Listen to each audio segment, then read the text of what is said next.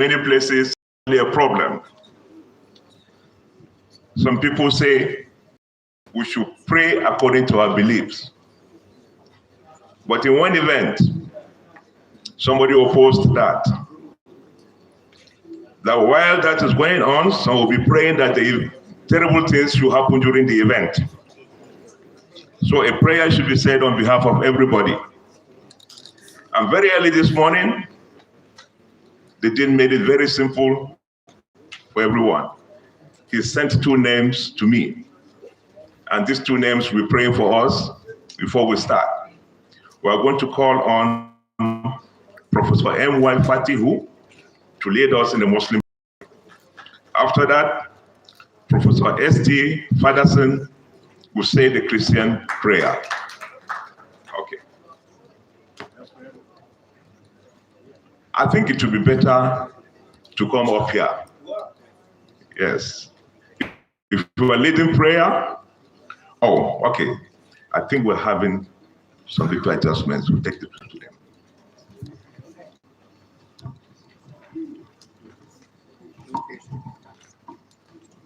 بسم الله الرحمن الرحيم الحمد لله رب العالمين الرحمن الرحيم مالك يوم الدين إياك نعبد وإياك نستعين اهدنا الصراط المستقيم صراط الذين أنعمت عليهم غير المغضوب عليهم ولا الضالين اللهم صل على محمد وعلى آل محمد كما صليت على إبراهيم وعلى آل إبراهيم إنك حميد مجيد اللهم بارك على محمد وعلى آل محمد كما باركت على إبراهيم وعلى آل إبراهيم إنك حميد مجيد Alhamdulillah, we pray to Allah subhanahu wa ta'ala to guide us in this event. We pray that we start in a good note and also progress and successfully and also end happily and successfully. Assalamu alaikum wa rahmatullah. Amin.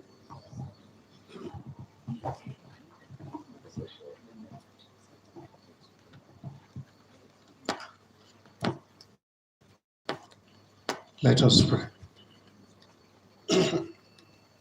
Our Lord God Almighty, the maker of heaven and earth, the one who is, who was, and will forever remain. We give you praise, we give you honor. We thank you for our lives. We thank you because there is nothing that pertains to us that you do not know. And we thank you for this special program that we are beginning. We ask that you will direct it. We ask that you will help us. We thank you because we know we will do this program with joy and happiness, and at the end we will return all glory to you.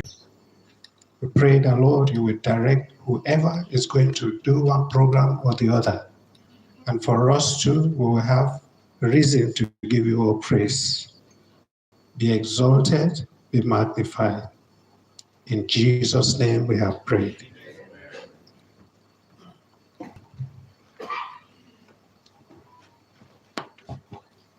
We would like to thank Professor M.Y. Fatihu and Professor S.T. Fadderson for taking us to God in prayer. We are now at the next event, that is introduction of our guests. Something very unique is happening here today. Our tables are not described by height, so we don't have high table here today. Instead, we have a front table, so it's going to be described by geography. Yeah. And introducing people usually to the high table or front people in many places is a problem. If you make the mistake to introduce somebody younger than other people, they'll take offense. Or somebody at a lower office than another person, the man at the higher office will take offense. Even when you want to do it in alphabetical order, you run into problems. In fact, there was this issue someday in an aircraft, a propeller aircraft that had a lot of luggage, and they were having problems. And the pilot said it was because of the weight. So they had to throw down luggage. It still didn't solve the problem. Then they decided that they were going to throw down human beings. And they wanted to do it in a fair way. So they looked around, and there was this black man, the only black man in the plane sitting with his son.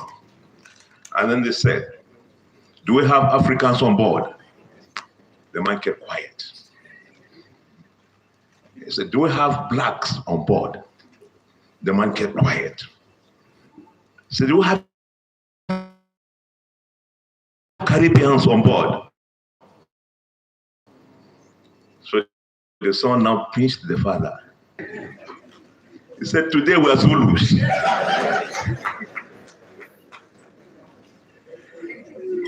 The dean has also made that very easy for us. That we introduce members of the front table according to the way their pictures are arranged in the book of programs. So we're going to start by calling the executive governor of Kaduna State, Senator Dr. Alhaji Obasani, or his representative, to the front table. Oh. The Honorable Minister for Livestock Development, Alhaji Idi Mukhtar Maiha. The Honorable Minister of State for Agriculture and Food Security, Senator Dr. Sabi A. Abdullahi, CON. Aha. Professor Shehu Usman Abdullahi, former Vice Chancellor, Ahmadu Bello University, Zaria. I wake up early.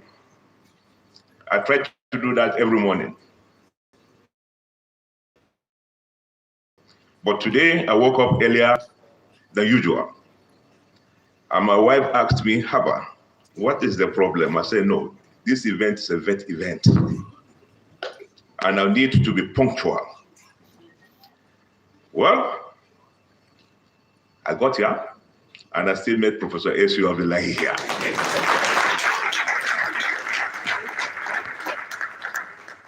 And you won't believe it. He was here with Dr. S.N. Saidu.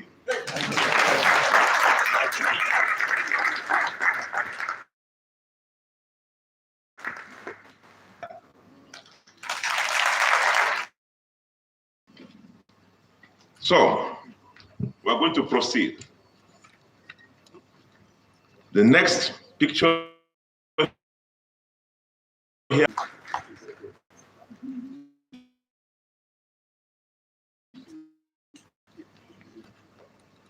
Chief Veterinary Officer of Nigeria, Dr. Samuel Akau Anzaku. Professor Abdullahi Yusuf Ribadu, Executive Secretary, National Universities Commission. Our chief host, Professor Adamu Ahmed, who is the Vice Chancellor of Ahmadu Bello University, Zaria, ably represented by Professor Raymond Bako, the Deputy Vice Chancellor, Academics. And of course, our host, Professor Mohammed Umaru Kau, who is the Dean of Faculty of Veterinary Medicine, Ahmadu Bello University, Zaria. Also on the front seat, President ABU Alumni Association.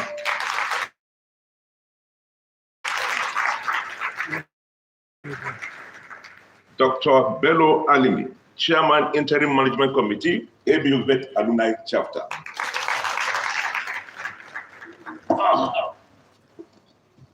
Professor Sani Adamu, Director of Veterinary Teaching Hospital, Ahmadu Bello University, Zaria. Professor Daniel Saro. You know, if there are two people here now, they will say, you're not pronouncing the name correctly. it is Sir O. Former Vice Chancellor, Ahmadu Bello, University Zaria, from 1991 to 1995. Professor J.U. Umar, former Vice Chancellor, Ahmadu Bello, University Zaria, 2005 to 2009. Dr. Moses Aroko, President, Nigeria Veterinary Medical Association, as a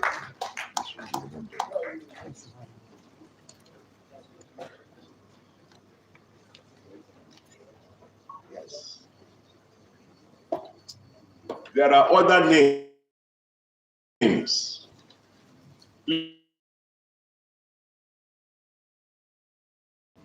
But we want to proceed very fast since we have started very late. So we are going straight to welcome address by the host, the Dean of Faculty. Then after the chairman's address, we'll be calling more names.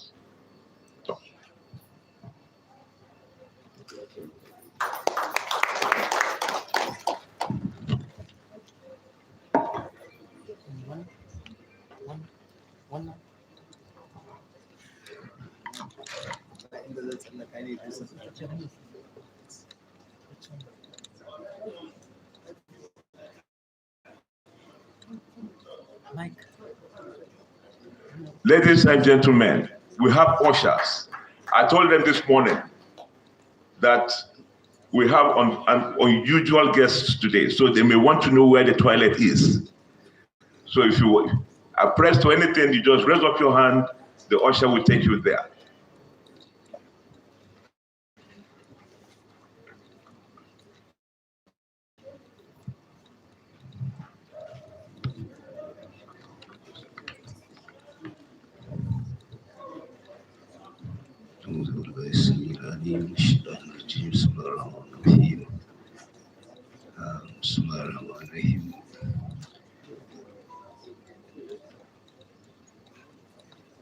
The distinguished guest of honor, His Excellency the Executive Governor of Kaduna State, Senator Dr. Obosani, CON, the special guest of honor, Honorable Minister for Livestock Development, Alhaji Idi Mukhtar Maiha, the keynote speaker, Senator Dr. Sabi Aliyu Abdullahi, the Royal Father of the Day, His Royal Highness, Mai Martaba the Emir of Zazzau, Ambassador Alhaji Ahmad Nuhu Bamali, the special guest of honor, His Royal Highness Dr. Josiah Kantiok,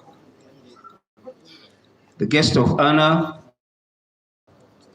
and Chief Veterinary Officer of Nigeria, Dr. Samuel Anzaku, the Executive Secretary, National Universities Commission, Professor Ewa Irbadu, the Chief Host of this historic homecoming conference and Vice Chancellor, Ahmadu Bello University, Professor Adamu Ahmed, ably represented by the DVC academic, Professor Raymond Bako, the co-hosts, Director of Veterinary Teaching Hospital, Professor Sani Adamu, the National President, ABU Alumni Association Worldwide, Alhaji Adamu Maman Kontogora, and Chairman, Interim Management Committee, ABU Vet Alumni Chapter, Dr. Bello Alimi, Principals Officers of the University, esteemed ABU Vet Alumni gathered here today, distinguished ladies and gentlemen, good morning. The Faculty of Veterinary Medicine, Ahmadu Bello University Zaria, was established in 1964. That is about 2 years after the birth of our dear university itself. In 1962, Ahmadu Bello University. 61 years down the line, the faculty has grown in leaps and bounds, thanks to the commitment, diligence, and professionalism of the foundation deans and staff of the faculty. True to its history of excellence, the faculty has produced outstanding veterinarians who have occupied leadership roles in the academia, public and private sectors, captains of industries and professional regulatory bodies, governmental and non-governmental agencies, and organizations within and outside the country. It is on record that this faculty is the only faculty that has produced 2 substantive and 1 acting vice chancellor of ABU. 2 substantive, I think, thank you very much. 2 substantive and 1 acting vice chancellor of ABU, 2 substantive and 1 acting NUC executive secretary. I'm sure I'm right. And then 2 presidents of the Veterinary Council of Nigeria, several chief veterinary officers of Nigeria, and still counting. The last 3 are from this faculty. The current one is from the faculty, and we hope when he leaves, the next person that will take from him will be from the faculty. It is also on record that the first male and female graduates of veterinary medicine from the Nigerian university system were graduates of this faculty. The first and only graduate of 1967 set, Professor Ikede, is the first veterinarian to be produced by the Nigerian university system. Professor Dr. Favomi, the first female veterinarian in Nigeria, 1969, was also produced from this faculty. Thank you very much. Including students who started in UI. You know, a few days ago, I had a graduate of UI Faculty of Veterinary Medicine in my office. They came with a group and we were talking. And they said, I said, ABU is the cradle of veterinary medicine. And they wanted to argue. They said, you got pregnant, you didn't deliver. You had dystocia, so you had to come to Zaria. So they didn't deliver, so they had to come to Zaria. And incidentally, just this morning, Professor Ikede said that he has the distinction of being the graduate of 1 course who had 2 certificates from the same course from 2 universities. That is Professor Ikede. You know, he got the certificate of ABU and also of UI. Ordinarily, I don't know why UI gave him a certificate because he didn't graduate there. But you know, maybe they didn't want to lose the fact that he started there. So they gave him a certificate also. And I think a number of them like that, including Professor Aire, also got 2 certificates. We're all in contact with them this morning, and they will be joining us virtually. This includes students who underwent 2 years of preclinical training in University of Baden, who were transferred to ABU for clinical training and eventually graduated from the faculty. No wonder, and this is really true, the faculty is referred to as the cradle of veterinary education in Nigeria. Appropriately, some of these outstanding and historical alumni achievers will be honored here today. Justification. The chairman, distinguished ladies and gentlemen, this homecoming, being the first in the 61 history of the faculty, was therefore organized to bring together the alumni of this great faculty to celebrate our outstanding history of achievements, appreciate progress made, and identify challenges to be addressed to ensure that the faculty maintains its preeminent status as a center of excellence and cradle of veterinary graduates and education in Nigeria. The homecoming will also provide an opportunity for professional and social interaction and networking amongst alumni for the purpose of rekindling past classmates and post-graduation work and family experiences, reconnecting for future life endeavors, and improved professionalism through lifelong learning.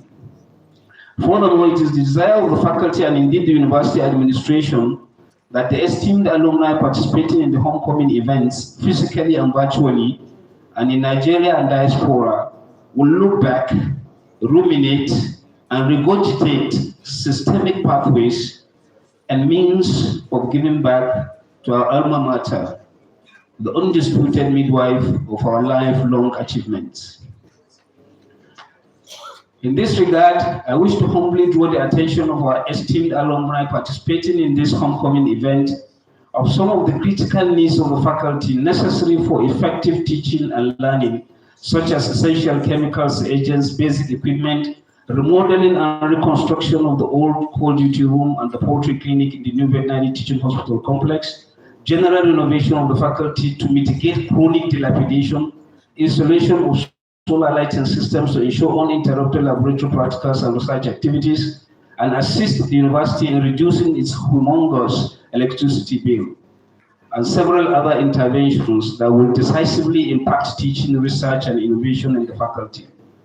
At this point, and on behalf of the faculty and the Vice Chancellor, I wish to put on record the faculty's appreciation for the support received from some alumni and friends of the faculty in the last couple of years, and urge others to emulate them. Ways and means. In order to put in place a sustainable system to cater for critical and emerging needs of the faculty, and to facilitate mobilization for intervention by alumni and friends of the faculty, the faculty alumni committee and the interim management committee of the ABU alumni chapter is working assiduously to establish a robust and functional ABU alumni chapter as a strong affiliate of the ABU Alumni Association worldwide, and a functional website and database of all ABU alumni worldwide, as an important and reliable platform for data generation, information dissemination, visibility, and most importantly, as a tool for mobilization of the teeming alumni to give back to the faculty and by extension, the university. Mr. Chairman, distinguished ladies and gentlemen, permit me at this juncture to pay glowing tribute to the founder of this university, the revered first and last Premier of Northern Nigeria, Sir Ahmadu Bello, the Sultan of Sokoto, and to those trailblazers, as the legendary late Professor Idris Abdul described them, lecturers, technical and administrative staff, who contributed to making the faculty the cradle and center of excellence in veterinary education in Nigeria. May their souls rest in peace. Amen. I recall that recently we lost Professor Adene. He was also a 1970, I think, graduate, or 69. And then many others that we have lost in the faculty, Professor Wayo Aliu, and many others. We pray that God will, their souls will rest in perfect peace. In conclusion, finally, esteemed alumni and Abusites, naturally ahead, friends of the faculty, distinguished ladies and gentlemen, welcome back home in Nigeria. You are welcome to the first inaugural ABU Alumni Homecoming Conference Dinner and Award Night. Long live Faculty of Veterinary Medicine ABU Zaria. Long live ABU Zaria. Long live Federal Republic of Nigeria. Thank you and God bless.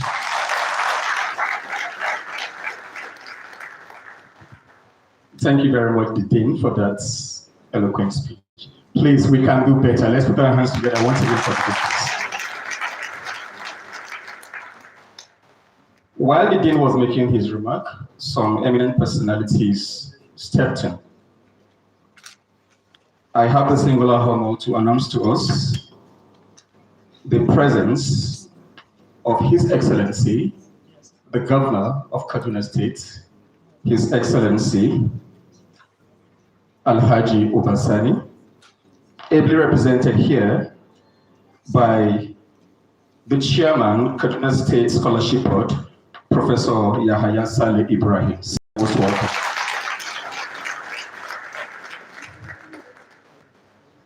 Also in our midst are special guests from different faculties that have come to felicitate with us today. The Dean of Faculty of Arts, Professor Sule Mohammed, most welcome. Please let's put our hands together for him.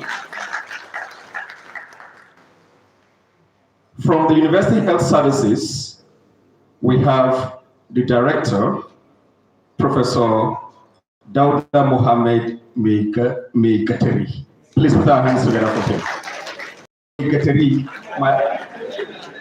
Megateri. Oh yeah, so, but the good thing is this, the spelling is correct, I suppose. So thank you. Here in our midst again is a representative of the Chief Security Officer, under whose auspices we are well protected. Representing the CSO of Ahmadu Bello University is Malam Abubakar Kabiru. Please put our hands together for Malam Kabiru. In our midst again is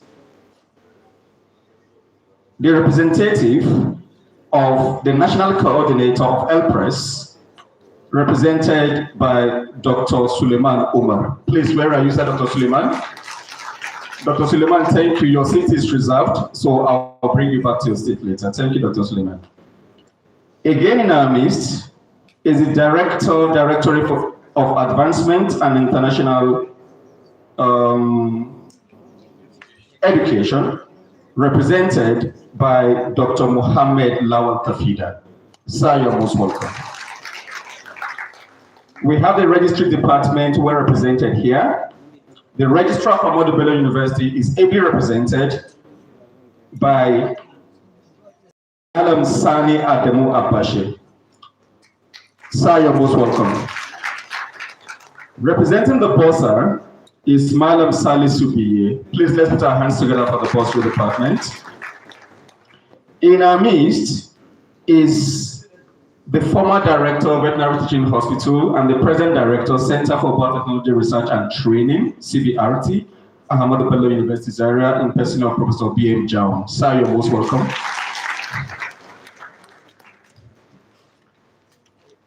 I have the honor and privilege to stand before you to co-anchor this great event with my teacher, Professor L. Alam, and he's instructed me to please ask those of us behind to please move forward a bit because we have some interracial spaces, so you kindly help us fill up. Let's just ensure that the first 3 rows are still reserved. Please, ushers, kindly help me bring them back. May I respectfully also announce the presence in our midst of our teacher, is Surgeon par Excellence, Professor Hassan Zoka. Please let's put our hands together for Professor Hassan Zoka. He's seated right at the extreme end. Prof, good morning, sir. Nice to have you here. We have former deans of the faculty whose presence have been well announced. But just to reiterate that we have our father in our midst, Professor K.A.N. Esevo. Sir, you're still welcome. Thank you so very much for finding time to be in our midst here today. Also with us again is one of our fathers, Professor N.D.G. Ibrahim. Sir, you're most welcome again. Seated very close to him is Professor J.K.P. Kwada. Sir, you're most welcome once again. Seated next to him is our immediate past dean, a mentor, Professor Junaidu Kabir. Sir, you're most welcome.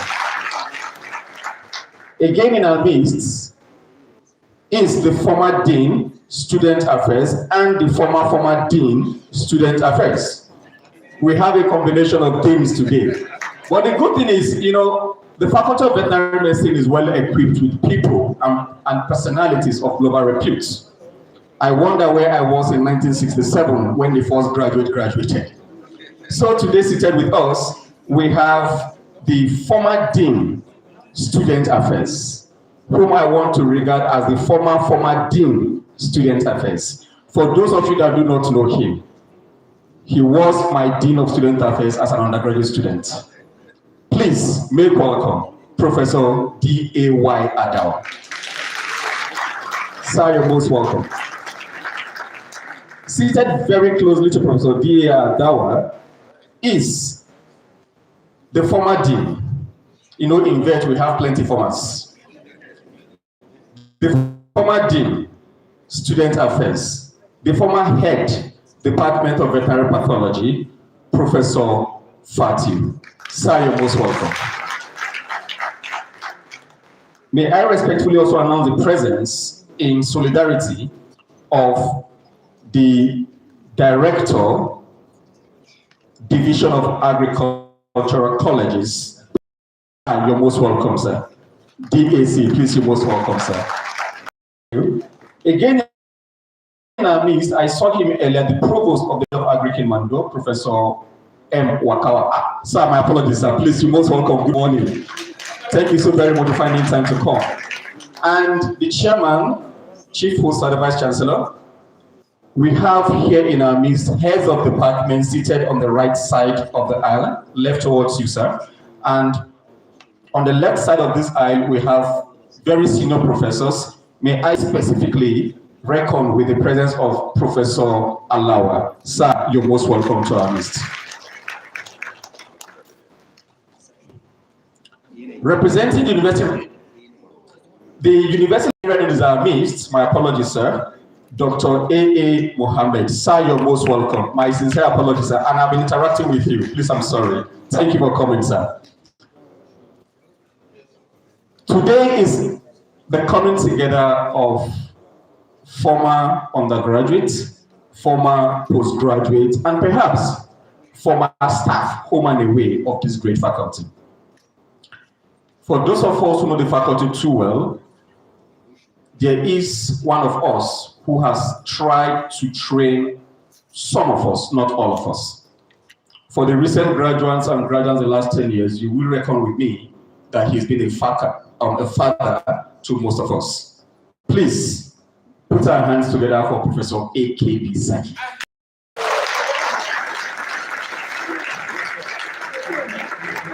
Sir, you're always welcome to our midst. Again, a very senior professor of the faculty, former head, and former assistant dean, or deputy dean thereabouts, a very senior mentor to most of us here, Professor J.O. Ayo. He's right seated at the extreme. Please pardon me for as many faces whose names are in my head that I cannot see, but may I specially identify with the efforts of the local organizing committee of this great homecoming, and may I most importantly announce the presence in our midst of the chairman, local organizing committee, who has been running day and night to ensure we're all put together here. Please put your hands together for Professor Natana. Sir, we're most grateful for all the efforts. The Vice Chancellor, sir, with your kind permission, may I also acknowledge the efforts of the administrative staff of the Dean's Office. They have tried to ensure we're here today. The Dean's Unit, we are most grateful. Mr. Jaffet and the faculty officer, we are all saying thank you to all of you. All heads of departments that are here, please, we extend our affection and gratitude. May I at this juncture pass the mic for continuation. Ladies and gentlemen, there is no teacher student here. Yes, we're just anchoring the events together. Don't mind Dr. Wotiri. Before we call on the chairman to give us his opening address, I would just like to say two things. One of our great alumni went somewhere and rose to the rank of Deputy Vice Chancellor of that university. I saw him here yesterday, and he said the reason he's here today is this event. Professor Clement Alao.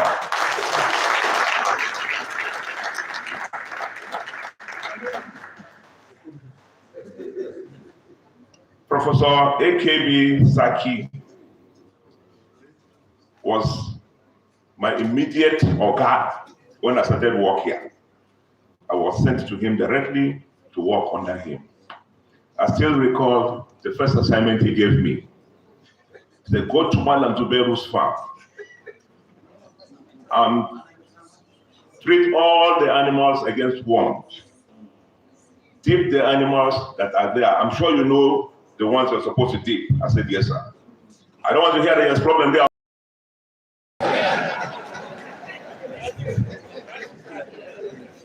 And make sure Alhaji Zuberu pays us all our money. He's owing us 4 months. I went, I saw Alhaji Zuberu Raka, but he wasn't feeling very well that day. So I didn't ask him for the money. So I came back, said, where's the money? I said, the man is not feeling well, so I didn't ask him. He said, okay. The next day in the morning, we were told Alhaji Zuberu Raka had died the previous day. So I came to work. I said, you see what? You didn't collect the money, what? You know? I said, what happened? So the money is gone now. So we had this driver attached to us, Alhaji Ahmadu Zaria, of blessed memory. And we were going to Kiru in Kano. Apparently, Alhaji Ahmadu Zaria heard my conversation with Professor Zaki. So on the way, he fell into 2 potholes at the same time. And that was very unusual thing to do. So Professor Zaki asked him, Alhaji, then Alhaji turned back to him and said, Kana Soroni? Maka bizuwero na kakakaraba kudin kama.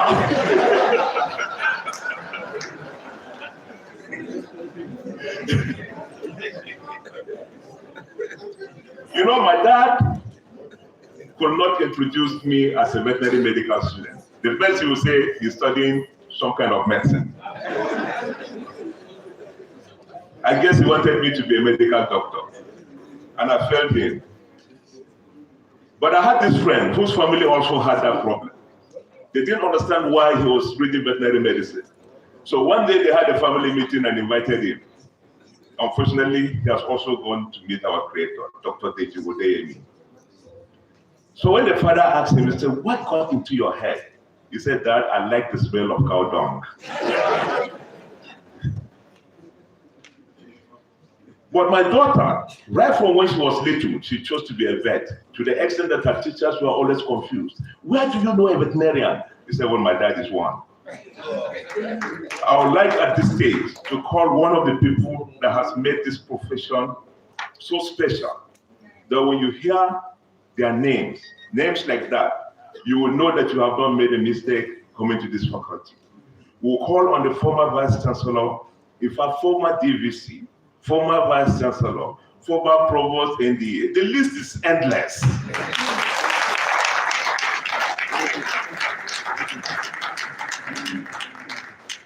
One other thing about him that most people here don't know. We had another Abdullahi, but instead of SU, was US. So he used to call that one my fake or my mirror image. We are going to call on Professor S.U. Abdullahi to give us his remarks as the chairman.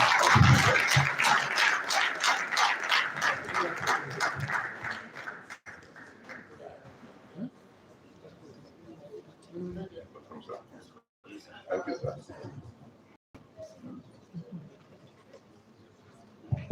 He's just trying to get me.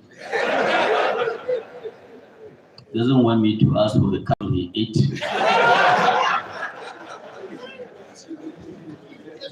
And this morning he showed me his daughter, who's also a vet.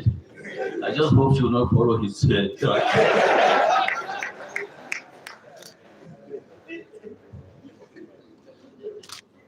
Ladies and gentlemen, it is my pleasure, my privilege and honor to be made the chairman of this great occasion.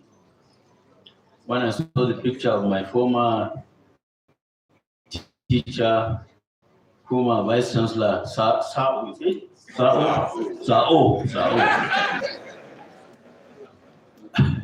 I started wondering why they made me chairman. Luckily, he has not come. It is always a pleasure to go over to ABU. ABU made us what we are today, and we're always proud to be part of ABU until the end of our lives.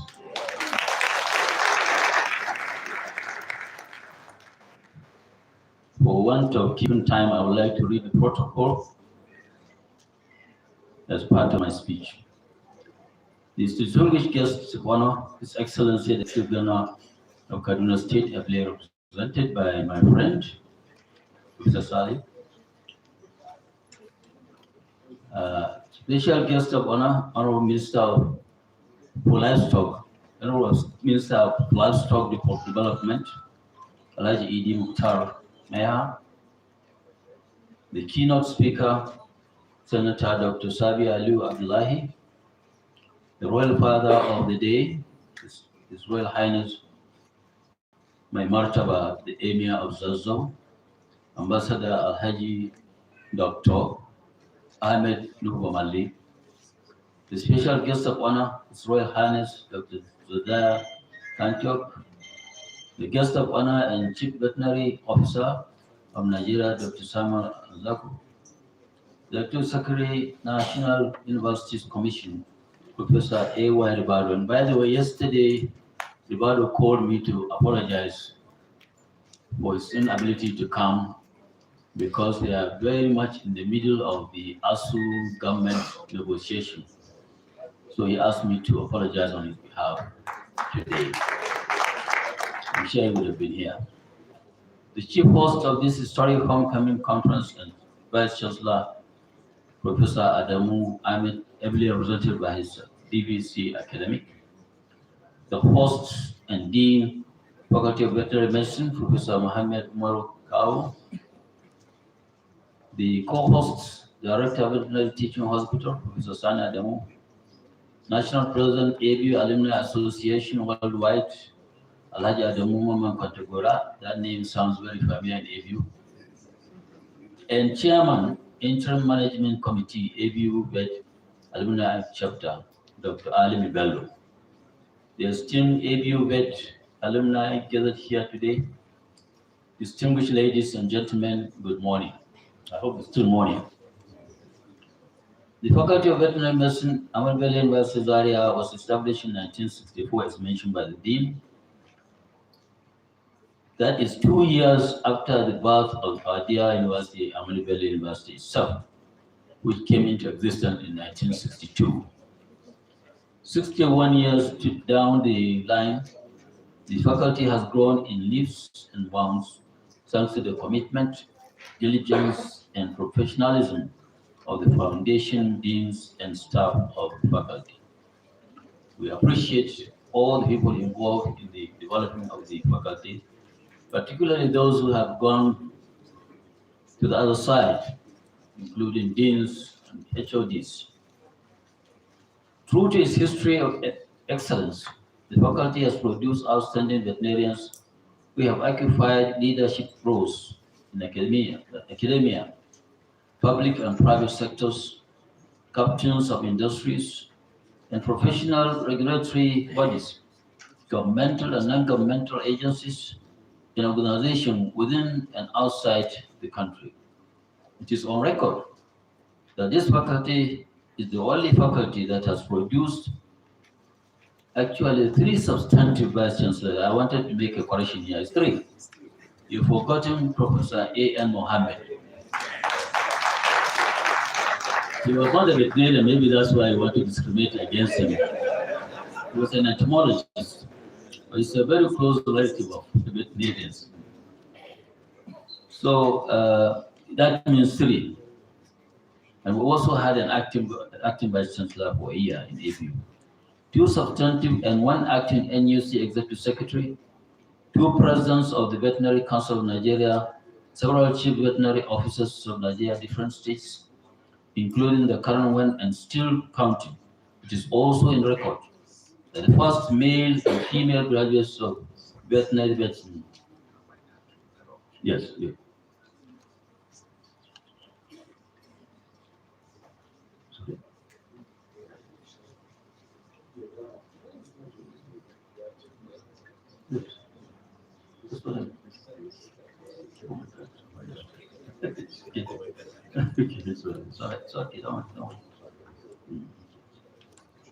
Sorry, we have a little confusion here. Call it a glitch. It's Just like I call it confusion. In the light of what I mentioned, the faculty and its alumni, and by extension the university, deserve to roll out the drums of celebration. This homecoming is expected to provide an avenue for the faculty interface with its alumni to establish a mutual beneficial relationship, and also as a reunion of classmates to ignite long-standing friendship and comradeship that were midwifed during our undergraduate and postgraduate students in our esteemed university. I was happy to see my classmate, Professor N.A. Sabidu, who we graduated in 1976 together. For me, it is therefore a privilege to serve as the chairman of this historic gathering, being the first of its kind since the inception of the faculty in 1964. Before I conclude, let me just say 1 or 2 things.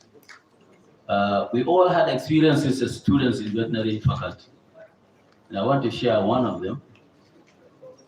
This was 1976.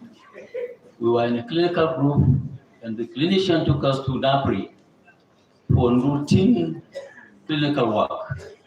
And then we were told that there was a mixed breed animal that had dystocia. So we went into the barn to see it, and it was indeed exhausted trying to deliver on its own. The clinician then decided that we need to do a CS, and was prepared to do it.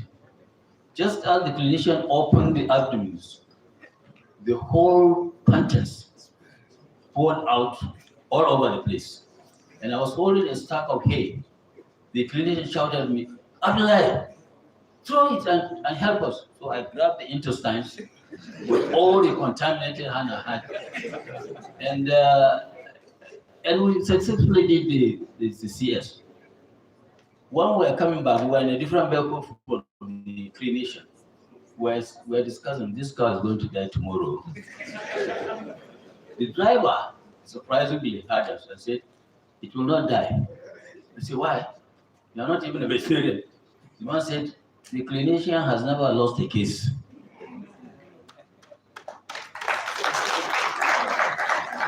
Okay, we'll see by tomorrow. The following day, we came back to Napoli and confidently entered the barn where the animal was. And guess what? The animal charged. Not only was it alive, but it was able to charge at us. Luckily, I was behind, so I was able to run away. But our clinician, he was a hero that day. We didn't know he was an athlete. The way he, with the lightning effect, scaled the wall. We are all surprised. Maybe you want to know the clinician, Professor Olu Akerajola.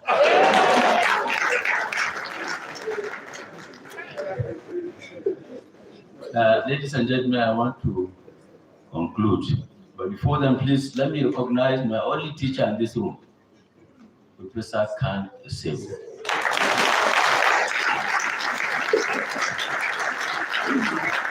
Thank you.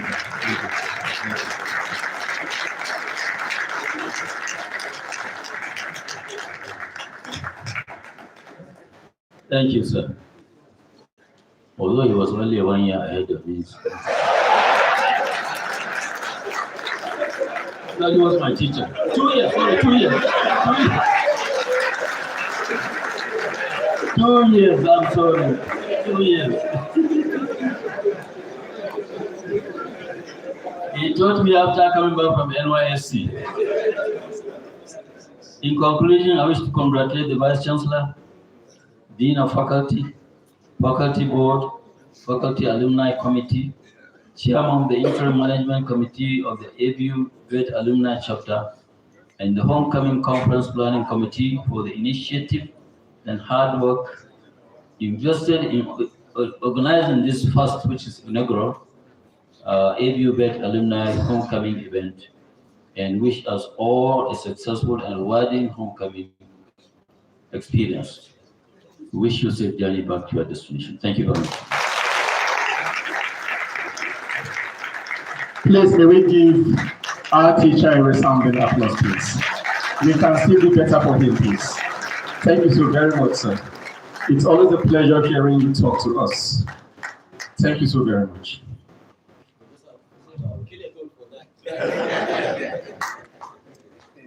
Thank you so very much, sir.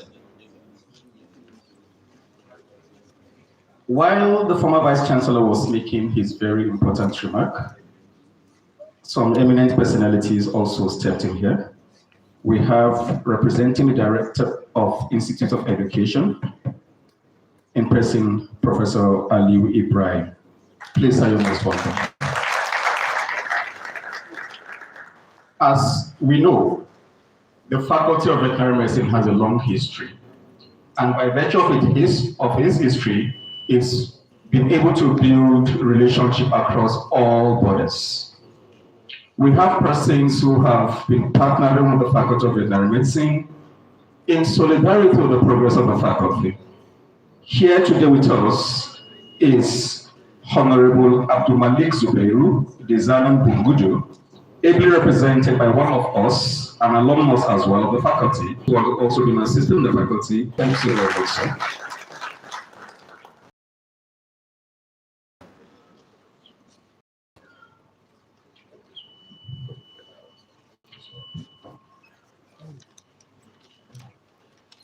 Next on the agenda of the program is the keynote address, which is to be delivered by the National President, Ahmadu Bello University Alumni Association, who is also doubling as the co-host one and also one of our speakers for today. Please, let's make welcome Alhaji Adamu Maman Kantabora. Please, let's put our hands together for him as he comes to stage. Please, let's put our hands together for him as he comes to stage, please.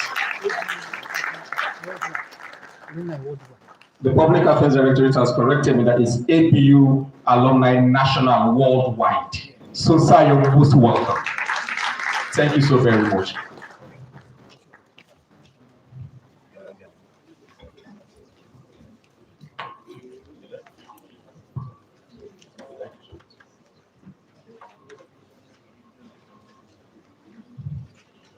His Excellency,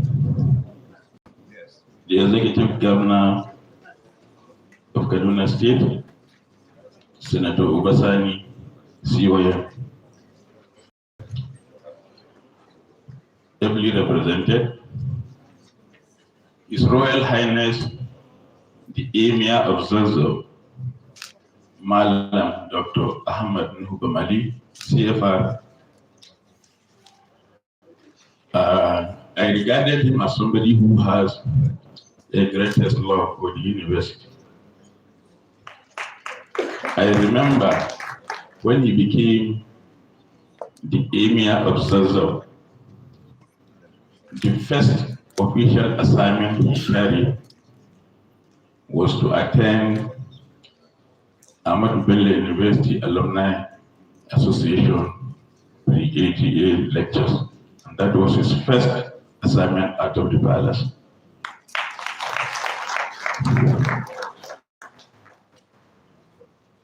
My Vice Chancellor,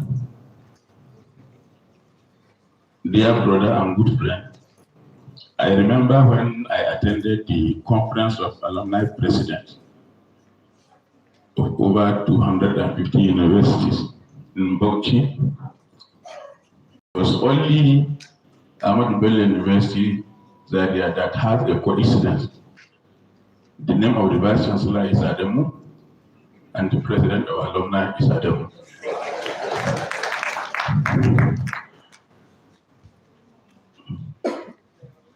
Let me recognize the former Vice Chancellor, A.U. Abdullahi, and Sheikh Saidu. I didn't attend Faculty of Veterinary Medicine, but I got 2 things from Faculty of Veterinary Medicine. The first mentorship and assistance I had when I joined the university came from the Faculty of Veterinary Medicine through my brother, U.S. Abdullahi. And he too were alumnus of primary school, but he left before I was born. So when I came, there was no accommodation because I came through direct entry. And let me tell you, I'm the single individual. That's why when people say naturally ahead, it's correct. I'm the 2 single individuals in Nigeria today that stand to be the president of 2 universities. I'm the president of Ahmadu Bello University. I'm the president of Federal University of Education, Kwantagora. So I met U.S. Abdullahi. I said I didn't have accommodation. He said, let me see your papers, credentials. And he saw we attended the same primary school. That is where mentorship started, and that is what our paper will speak about today.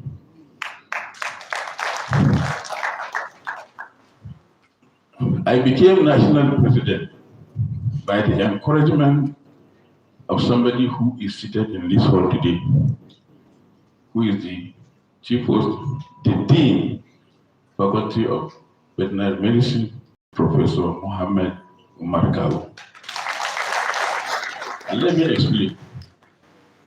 For those that were aware, there was a certain situations, there were a lot of situations between the Alumni Association and the university itself. And as at that period, the entire team became a kind of discouraging. And the matter became so serious and it became a council matter. And the council decided to form a council committee. And in that council committee, we were asked to meet with them. I never knew Professor Karu from Adam, but from our own side, we had an impression that probably maybe because of the situation of that time, the Alumni Association will be muzzled by the representative of the council. It was Professor Karu that expressed to us the university cannot live without an alumni association, just like alumni association cannot live without the university. The only thing you people should go and do your homework and see how you can come back and make the progress for the university. And that gave us the courage. We went back and said, let's do away with the situation. And I was seen as the person that can bring an excellent relationship with the university. And I defeated an incumbent looking for the second time, and I'm elected as national president.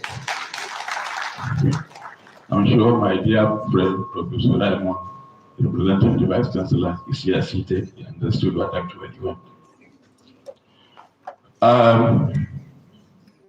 Let me go into the content. That is why when the dean invited me, I honestly had a program to represent Nigerian government in Angola, and I said, I have to step it down. And I have to clear myself. Just like what I said, I wasn't in vet. I graduated from the Faculty of Science, Department of Mathematics, Ahmadu Bello University, Zaria. And when we are there, we are familiar with alumni matters and alumni situations. I was the one that tried to make sure the Association of Mathematics students came up, and I was the one that created the motto you see in the Department of Mathematics, critical thought for critical mind. And that motto, as at the time I created as a student, it was just an association motto. And when I came back for the reunion, I saw that the department has taken that as their motto. And as we speak today, over 30 Nigerian universities, including Nsukka, Ibadan, all their mottos in my department is that critical thought for critical mind.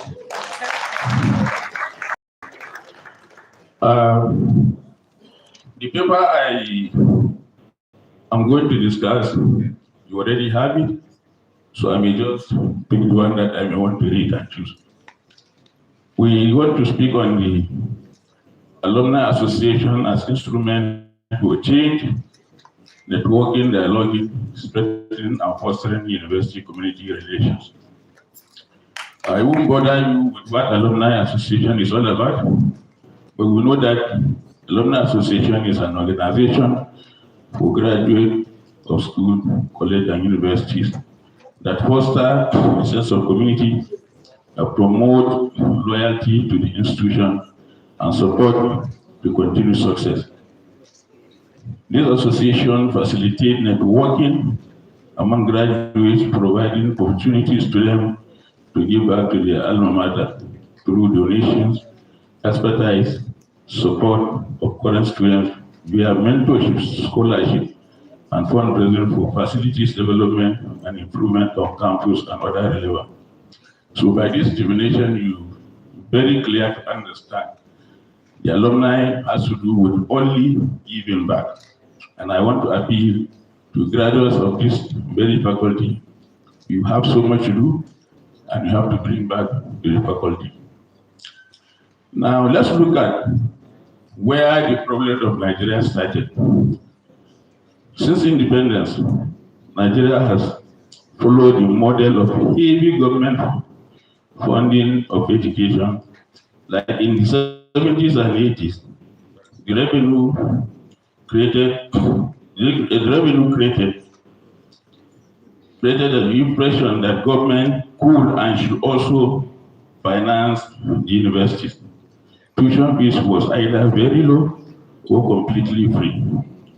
Students were given subsidies, accommodation, even meal tickets.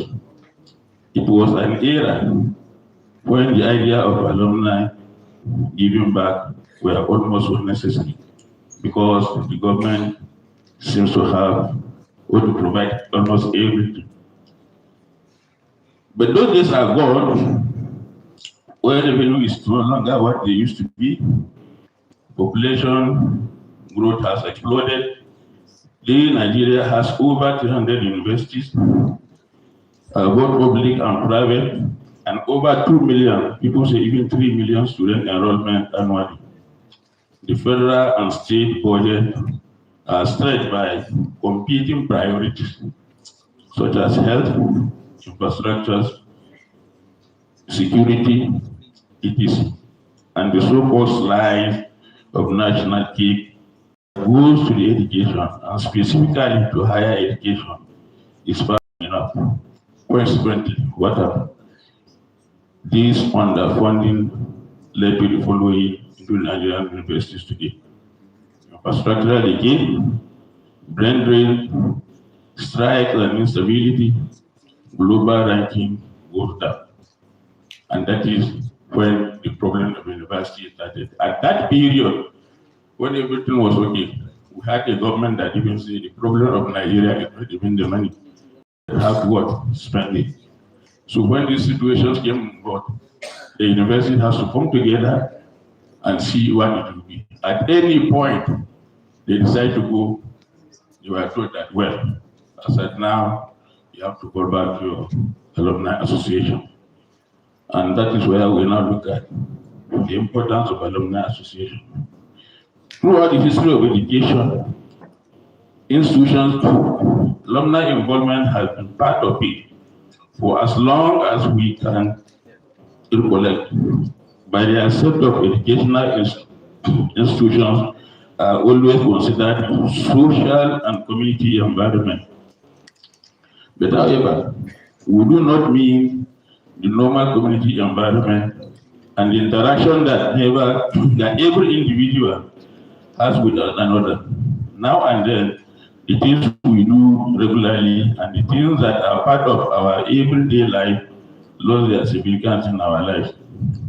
We so often do not appreciate how valuable something it is until we lost it or it is gone. This is the case with places like schools and colleges, etc. What makes the educational environment special as the bounds that make the feelings we ascribe to the places we live in our regularly state, the ability to partner with someone or something is substantive major makes the institution special in the student's life, and this is essentially for the healthy functioning of our society. It is after we have lost the opportunities in these places that we make all efforts and do our best to restore them once in a while. That is the simple romantic thinking behind setting alumni association. The alumni engagement, it is important for universities and institutions. There's one key factor that requires support and encouragement that brings strength and expansion to an institutional reputation and progress, and that factor is alumni association. We must therefore know that alumni engagement is not only about organizing social events, it is about fostering long-term partnership with graduates, offering values to alumni and involving them in activities that advance the institution's mission, since the reputation of any educational institution depends upon good curricular activities, visibility, environment, and investment. To achieve this meaningful relationship between educational institution and their former students is very important, because generally speaking, people ascribe the role of partnership and resource mobilization to the alumni. Universities therefore need to engage alumni to help to contribute to the institution's reputations, fundraising, potential networking opportunities, and support for academic and strategic goals. This is vital to any institution or universities for a long-term success. Now, we have a common goal of success and effective alumni engagement. Alumni serves as a connection between the terms and goals.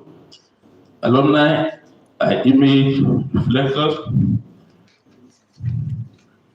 Alumni mobilize human and natural resources for the university through fundraising efforts by encouraging alumni to contribute financially and provide essential funds for scholarship, research, and campus improvement. Alumni association create linkages, professional career building, enhancing the infrastructure, institutional reputations by showcasing the value of the educational provided. They can also influence the nature of the teaching and professionalism in the university. They can offer their skills, experience, and expertise to support the institution's academic and strategic goals, such as serving in committees and different mentorship to students. To provide support service. If we keep, what I'm trying to say, like your alumni here from your department, if we keep them well informed and engaged, the alumni are our most loyal supporters and our best ambassadors, offering individual marketing and promotion across their personal professional network.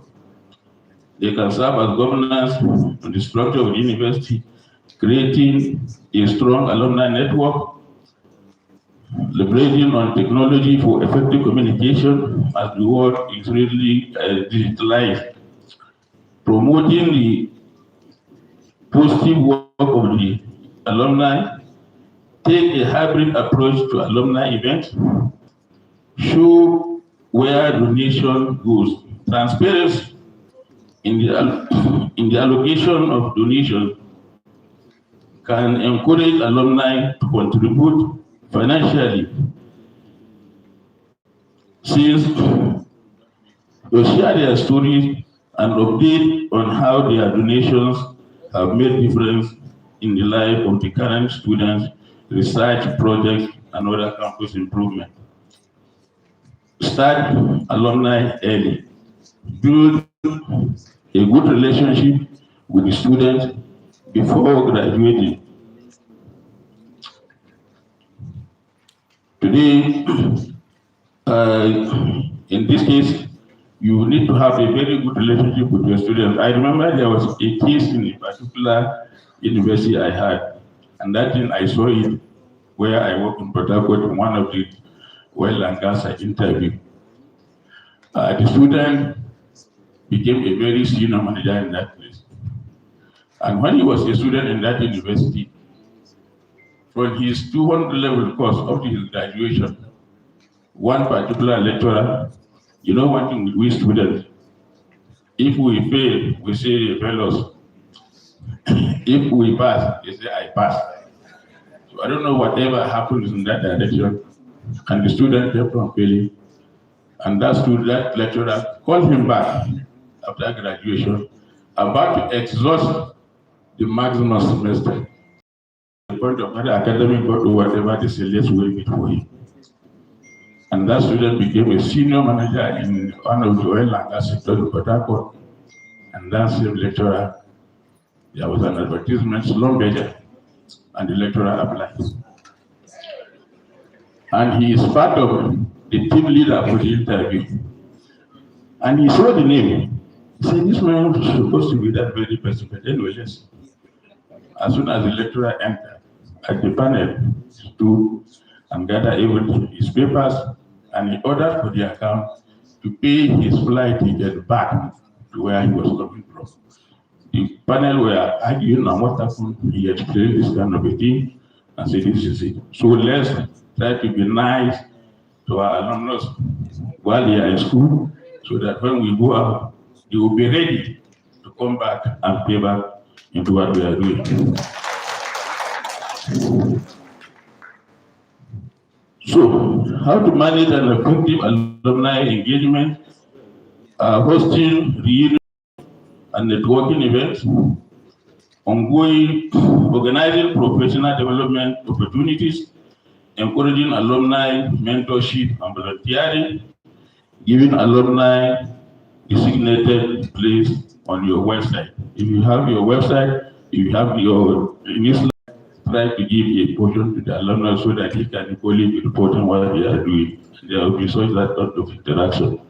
Some of the most effective alumni engagement is setting clear goals and objectives.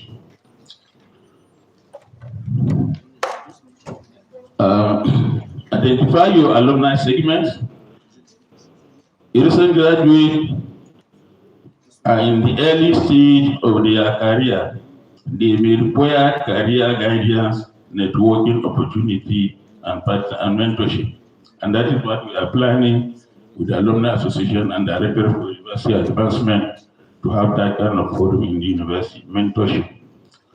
Alumni with financial capacity and willingness to contribute significantly to the institution and can become major donors.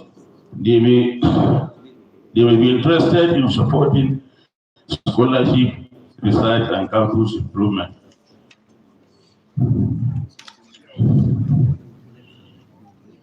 The above are just examples of key alumni segments universities may target in their engagement strategies. Still, they all share something in common to establish live connection between the universities and their graduates. We have to look at the importance of alumni association to students themselves. Link with the jobs market and assistance for the employability, mentoring, counseling, scholarship opportunities, choice of institutions to study.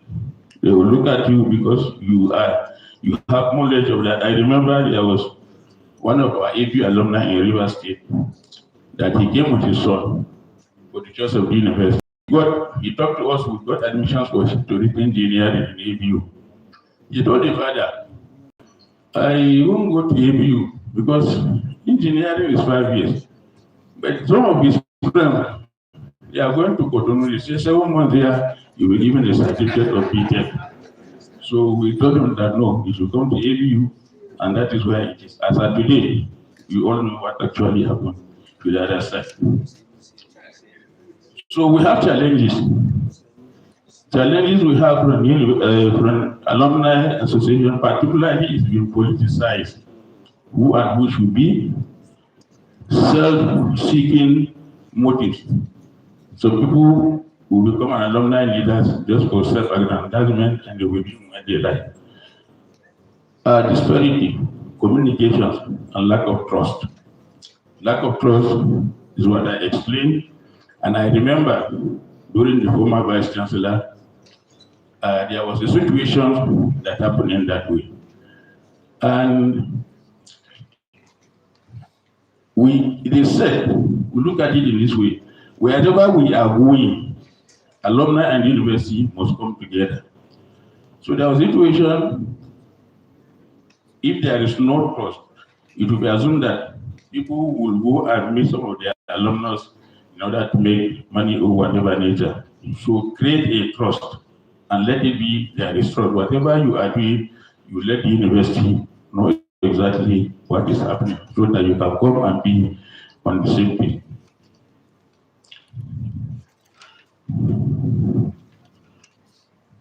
Some probable solutions for improving alumni engagement.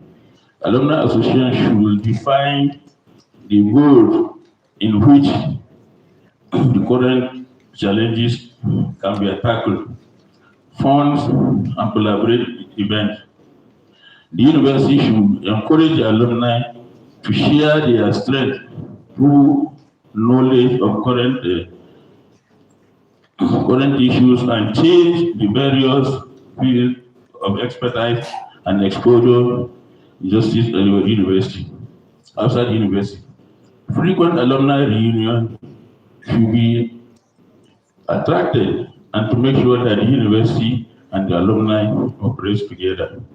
In my conclusion, I want to thank the university, particularly the Vice Chancellor, Professor Ahmadu, for the wonderful support he has for the university, for the Alumni Association, and continues working together with us. And I thank the faculty dean who gave me this very opportunity, and thank you so much. I appreciate it. So my class was very low, and I'm struggling to pick from what I have. Thank you so much.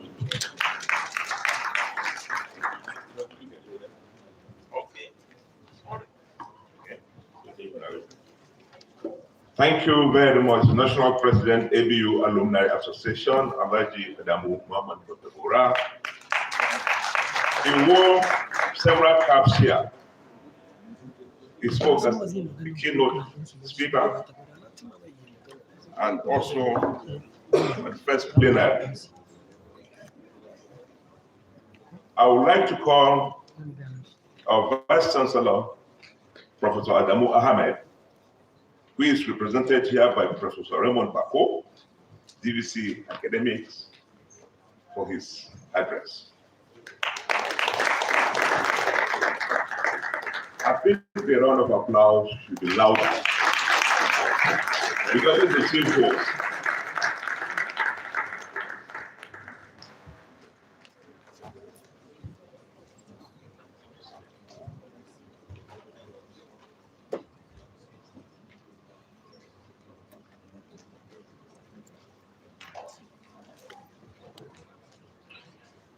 The Executive Governor of Kaduna State, ably represented here, the Chairman of this very important occasion, Professor Esu Abdullahi, and former Vice Chancellor of this great university, the Dean, Faculty of Veterinary Medicine, Professor Kau, distinguished invited guests, deans, directors, heads of departments,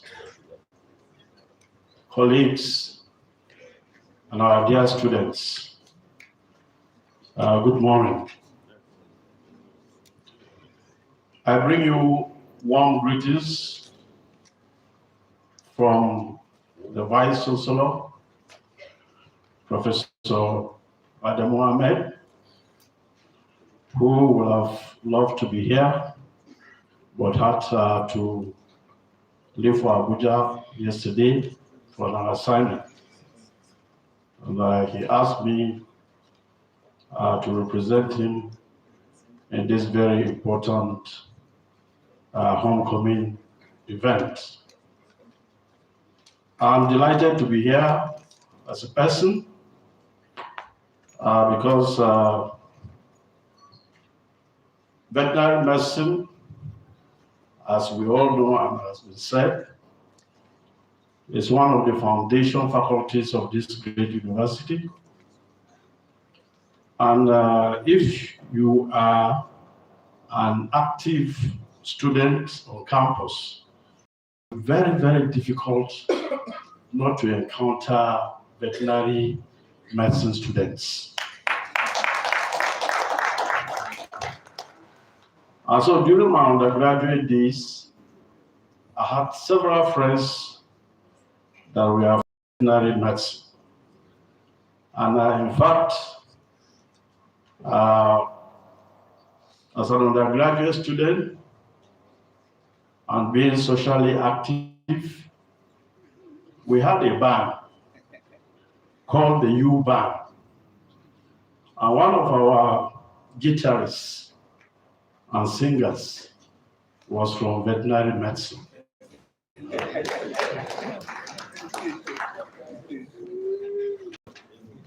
So veterinarians are all over the place doing different things at different times. I'm particularly excited because this is the first inaugural Vet Alumni Homecoming gathering. And it marks a very significant effort and investment by the faculty to mobilize its alumni to contribute towards the development of the faculty and the development of the university. It is also an opportunity for meeting former classmates, seniors, sharing banters of all this, and getting to reconnect with each other. The university places a lot of premium on our alumni.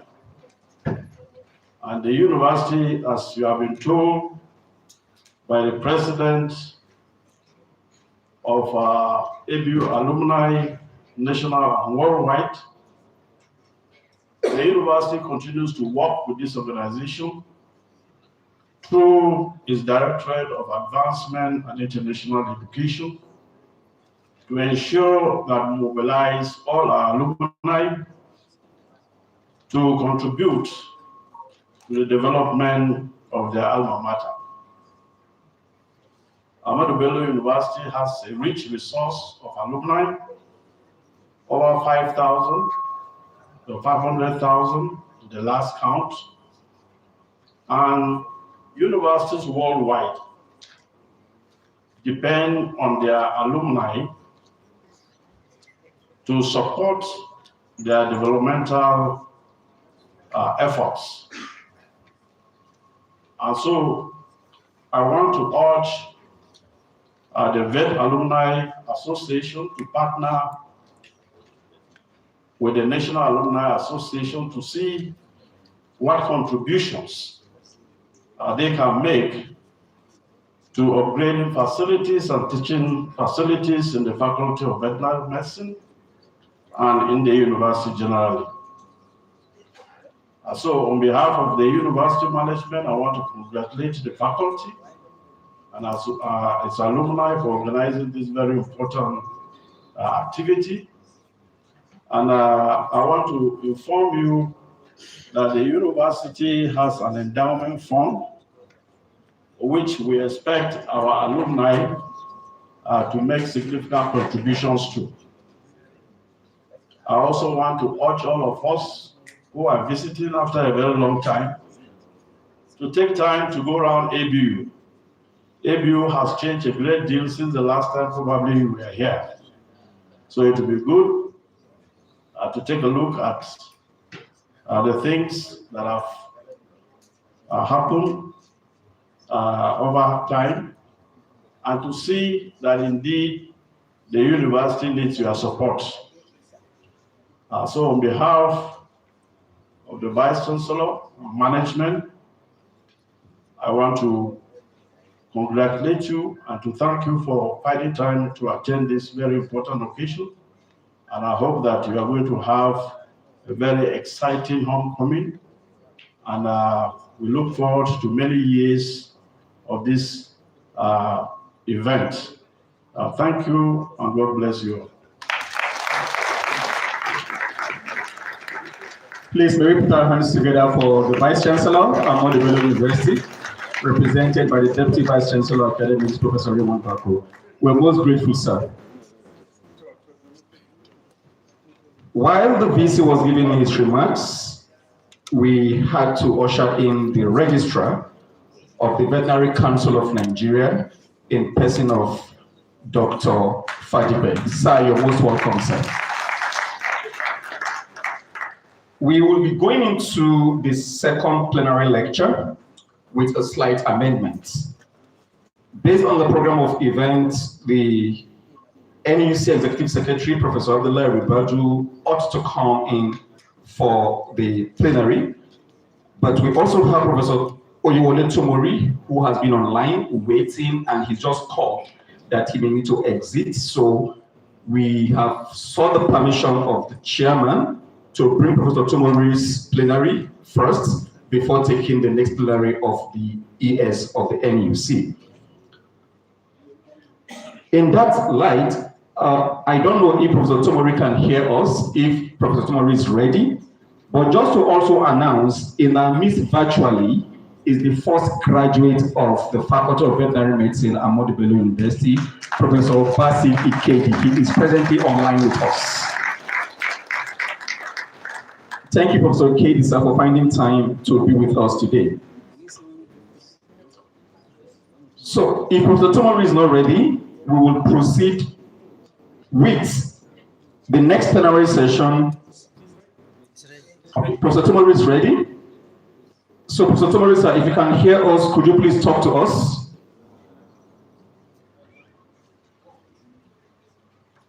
Professor Tomori, sir, if you can hear us, kindly speak to us, please.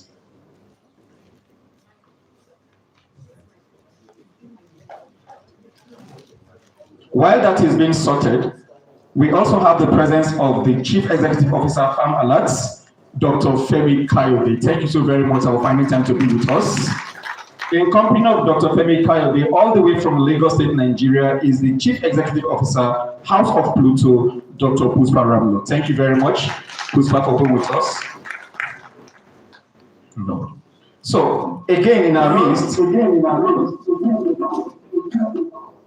is the Chief Executive Officer, Agri Project Concept Limited, Dr. Yila Umaru Lakarok. Thank you very much, sir, for finding time to be with us. IT, please, this thing is echoing.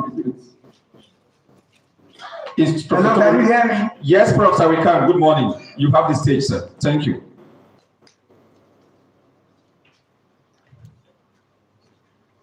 Prof, you can go ahead, sir. We can hear you clearly. Hello? We can hear you, sir. Prof, sir, we can hear you, sir. You may please go ahead. Can you hear me now? Yes, sir. We can hear you clearly, sir. You can go ahead, sir. Okay, now. I wanted to share my slides, but I don't know how to. I've not been given permission to do that. Can I share my slides? Hello? I'd like to share my slides. Yes, sir. You can go ahead, sir. Share your slide. If you Can you can. help me? Somebody's, I can't find the. It's not allowing me to share. Please, IT, can you help handle this? Allow Prof to share, please. Are you? Yes, Prof, sir, we can hear you. You can go ahead to share us on your slide, sir. Yeah, that's what I've been trying to do. I don't know what is happening. Google Meet or Zoom, sir. IT, please, which one?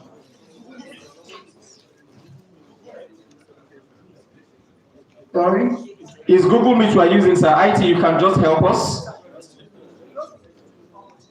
I have just shared that somebody is blocking me from sharing. That what it says.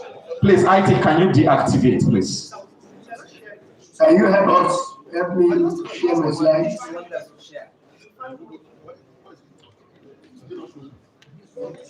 Prof, sir, it's a Google Meet link.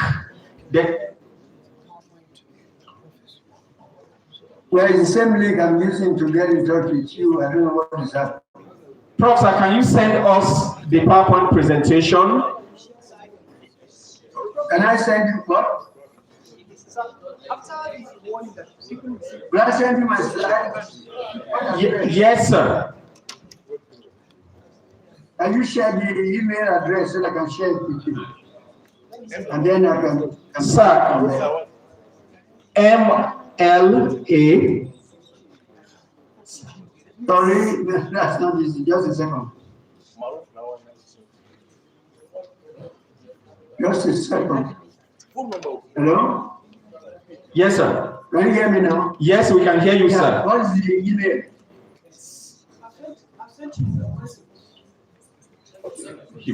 To my email. MA. Just a second. Yes, sir. Okay, and everything in capital or small letters? Small letters, sir. MARUF.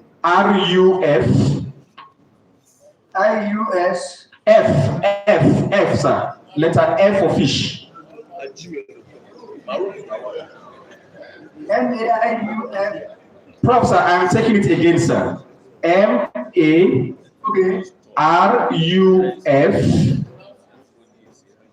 Maruf. Lawal. Maruf. Maruf Lawal. LAWAL. Lawal. Please. Oh, Prof, sir. Yes, Prof, sir. Prof, you can hear us, sir. Alternatively, sir, without your slides, can you just speak to us from your screen?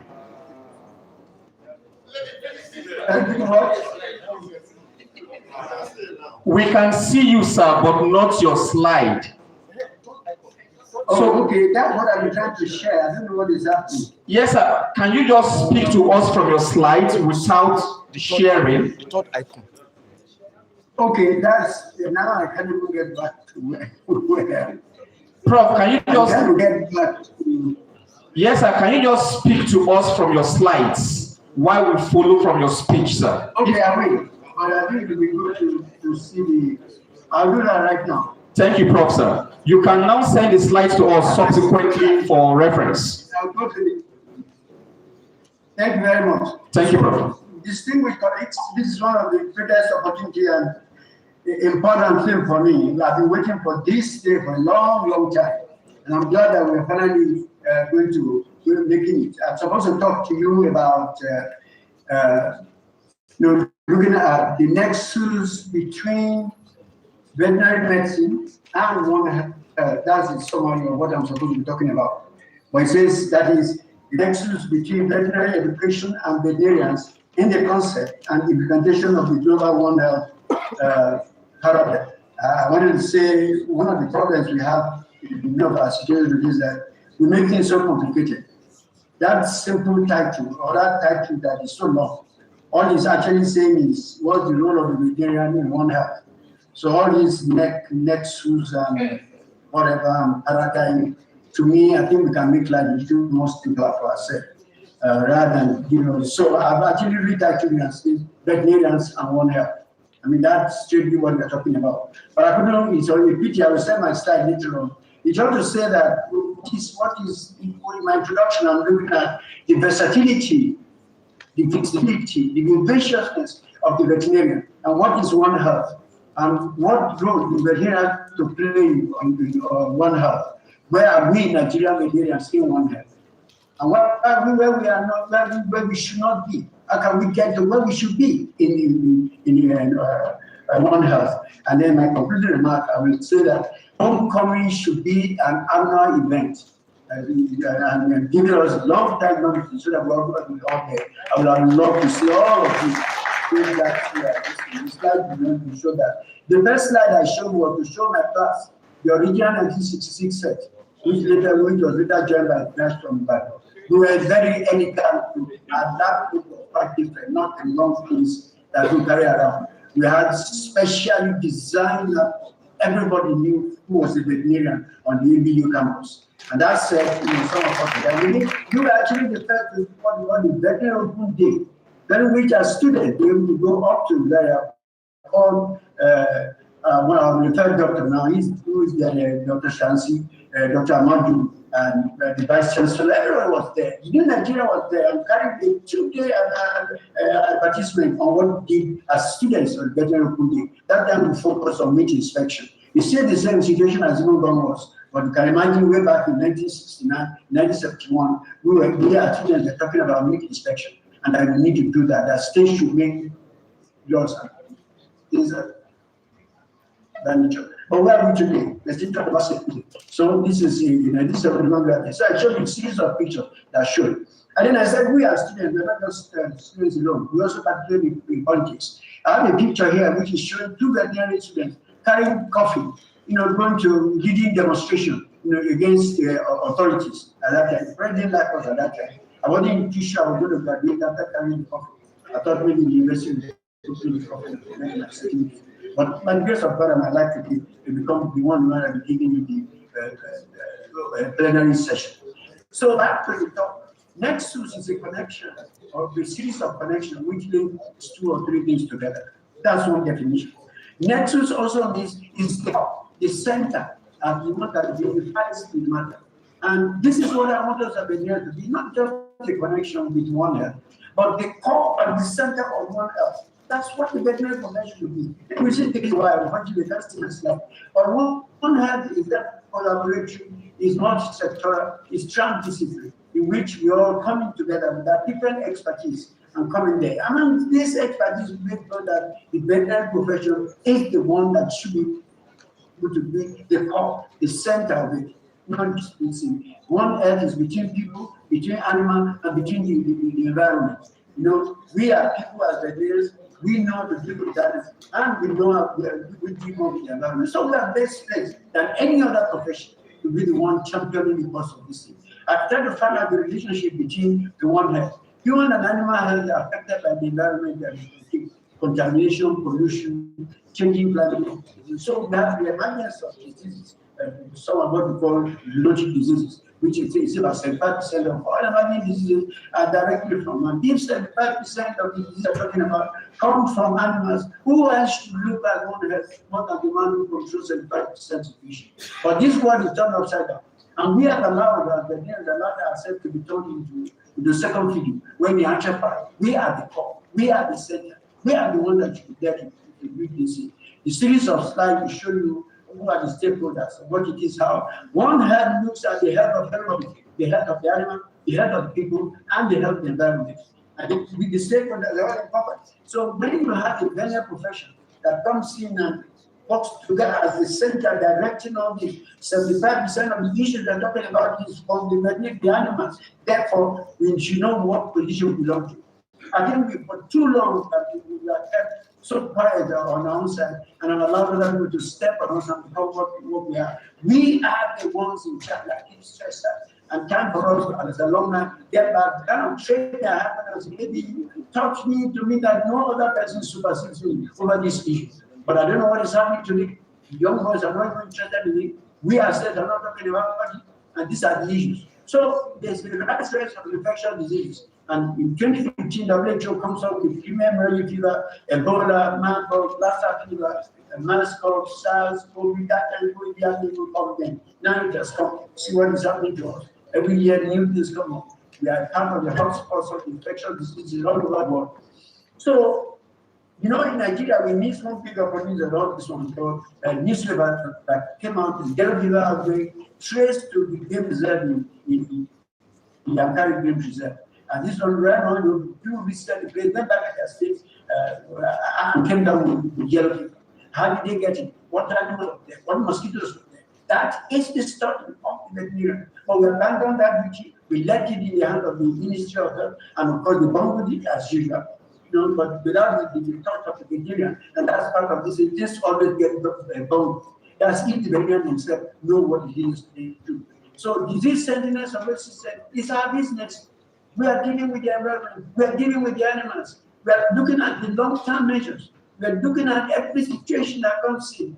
Research and development one that should be part of the things we are doing. The best research that we do should be from the veterinary profession, not from any other place. And then that's why we must play our role. And if you don't do your role, of course, you can never play your role. And that's why I'm saying this younger people, we need this homecoming is good. And those of us who are, I'm glad that the appeal by the Vice Chancellor that we together can see our own center, see what we can do. As a long run, we are going to make that better than the place made. So that generations coming after us can be exactly better than we are. So I'm looking at that and come to a quick conclusion that there are cross-cutting issues in research and development, in the health securities, in the priorities of various of disease structure, where we are talking, and at the center of these cross-cutting issues is the veterinarian. And I think we need to understand our role and importance in this interdisciplinary thing. We are the one that should be taking the leadership, and not letting another person come around as well. I've talked a lot to some of our colleagues who I said they are taking us, they are removing us from this. They are not removing you, you are the one removing yourself. You are the one who do not realize your position. You are the one who doesn't appreciate what you are. And until you begin to do that, until you begin to see what you are, important you are, you will never be in charge. So let me quickly run the issues which affect us. Then you often hear that we are from resource-limited country, that we are resource-constrained. And I'm asking the question, is Nigeria poor? Is Nigeria poor? No, we are not. We have turned ourselves into all our resources and made it become to this. We are resource wasteful, we are resource country. And if you don't know your problem, you will never find a solution to it. There's one saying from one of the old people from the East Africa. He says a child can play with the mother's breast, but certainly not with the father's testicles. We are the players that allow people to play with our testicles. And they're not going to strangulate us and look to be there looking. We need to take back our vision. We need to take back our vision. Age is the bond, which as grows age, it turns to bondage. You get a bond, you get an age, as it goes, it becomes a bondage to you, and you are forever on that only that this is. India was like us in 1947, begging for everything. Today, India has changed. Everybody is doing things that they don't buy vaccine. What did they do? Because they knew what they are capable of. They knew what is their position. And that's why it is important for you as the leader to know yourself, to know your capability, to know your training, to know what you are looking. I always say that we are the best doctor, and I know I'm the best veterinary doctor in the world. Why am I being pushed to the back? Because I allow myself to be pushed to the back. So, colleagues, friends, this is a call. Let's come back to it. Let's get that veterinary profession. Let us backward to be one of the best in the world. Let it be a center of excellence, a place where you and I can go back to and say be confident that the ones coming after us are better. Let me give one. I have the message away that we must be flexible in that thinking. The way we enter things, our relevance, our importance become so much that make a change in the life of our people. Thank you very much for this opportunity. I'm sorry you couldn't see my slide, but I was saying for that I ended up by saying I will always be a proud advocate, any day, any place, anyhow. Thank you very much.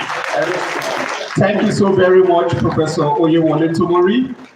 God bless you, sir, and God keep you continuously in strength for granting us an opportunity to hear from you again. God bless you, sir. Please, may we once again put our hands for Professor Oyewole Tomori.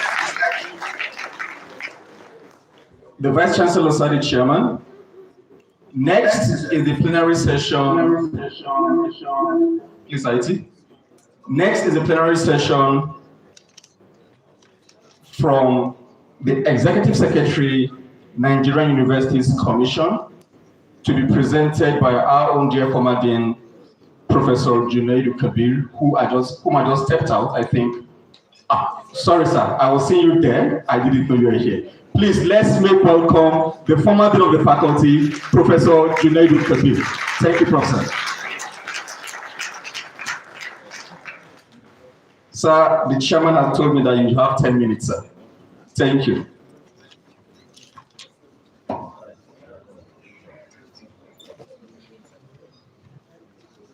Well,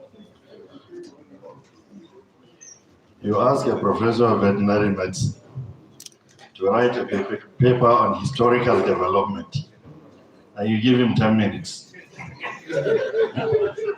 is not fair.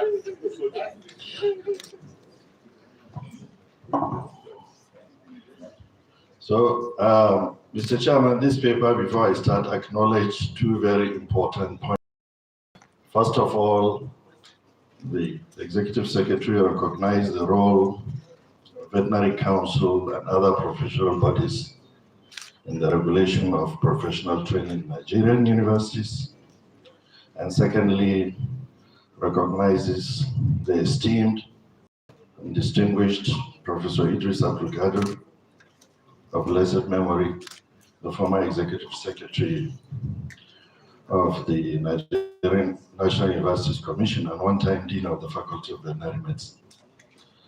So the paper is entitled Historical Evolution of Veterinary Curriculum and its Impact on the Quality of Veterinary Education, Clinical Services, and Livestock Production in Nigeria by Professor Abdullah Yusuf Ribadu, Executive Secretary, National Universities Commission, Abuja. Mr. Chairman, all protocols duly observed. I'll do my best to summarize. It is an 8-page paper, single line spacing.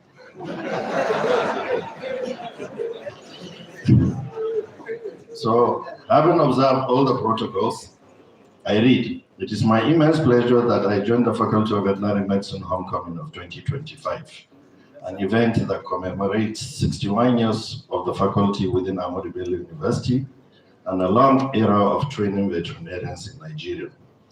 As the foremost veterinary school in the nation, the faculty has fostered a community of outstanding and impactful veterinarians both in Nigeria and abroad.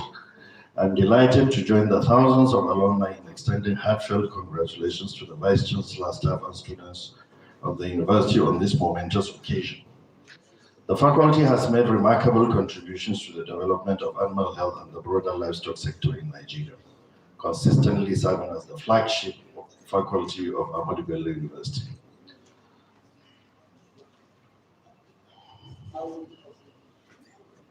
The faculty's esteemed reputation and inspiring history in the academic and professional arenas stem from the solid foundations laid by its founding fathers.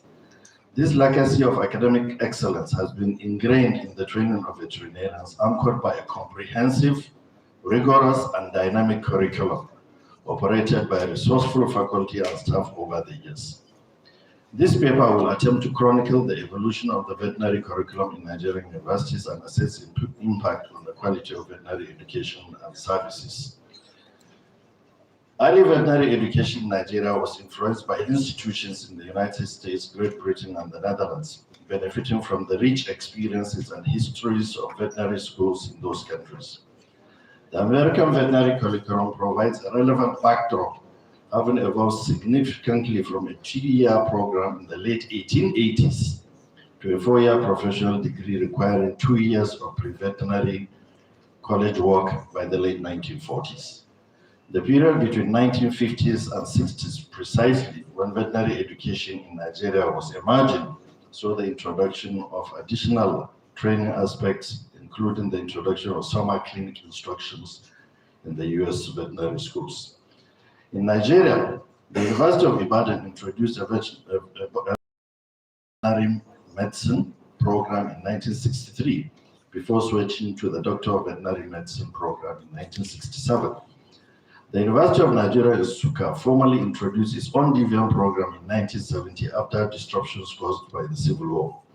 By this time, degree awarding veterinary at institutions like Kansas State University in the US have been established for over 60 years. This extensive experience made KSU a natural choice to assist and nurture the new faculty in Zaria, which began operations in 1964. National Universities Commission and Evolution of Veterinary Medicine. By the time veterinary education was expanding in Nigeria, the NUC had already been established in 1962, initially as an advisory agency within the Cabinet Office. It became a statutory body in 1974, solidifying its role as the primary regulatory body for university education in the country. The NUC's responsibilities evolved from a purely advisory function to encompass critical areas like quality assurance, accreditation academic programs, and coordinating the orderly development of universities. Before the NUC introduced the minimum academic standard, MAS, in 1989, following the 1985 decree, the structure of university training and curricula in Nigeria was largely determined by the individual autonomy of each university, heavily influenced by their international founding affiliations. The course credit system was introduced in Nigeria in 1987 alongside continuous assessment, with a formal commencement in 1988. The course credit system was at variance with the term system that utilized mid and end of session examinations. This system was implemented to modernize the university structure, expand course offerings, and align Nigerian education with international standards. The paper then looked at the evolution of the curriculum in ABU, and which I will skip, and then the larger evolution of the veterinary curriculum in Nigeria. Present-day veterinary education curricula in Nigeria are more diverse than they have been in decades, driven by economic factors, changing animal demographics, and the growing importance of areas like zoonotic diseases and public health. Key drivers of this evolution include the explosion of knowledge and shifts in societal needs, moving from a focus purely on public and livestock health to incorporating companion animal medicine and the One Health initiative, which emphasize the interconnectedness of human, animal, and environmental health. This evolving landscape demands dynamism in the curriculum, operational structure of veterinary faculties, and staffing. Before the introduction of the course credit system,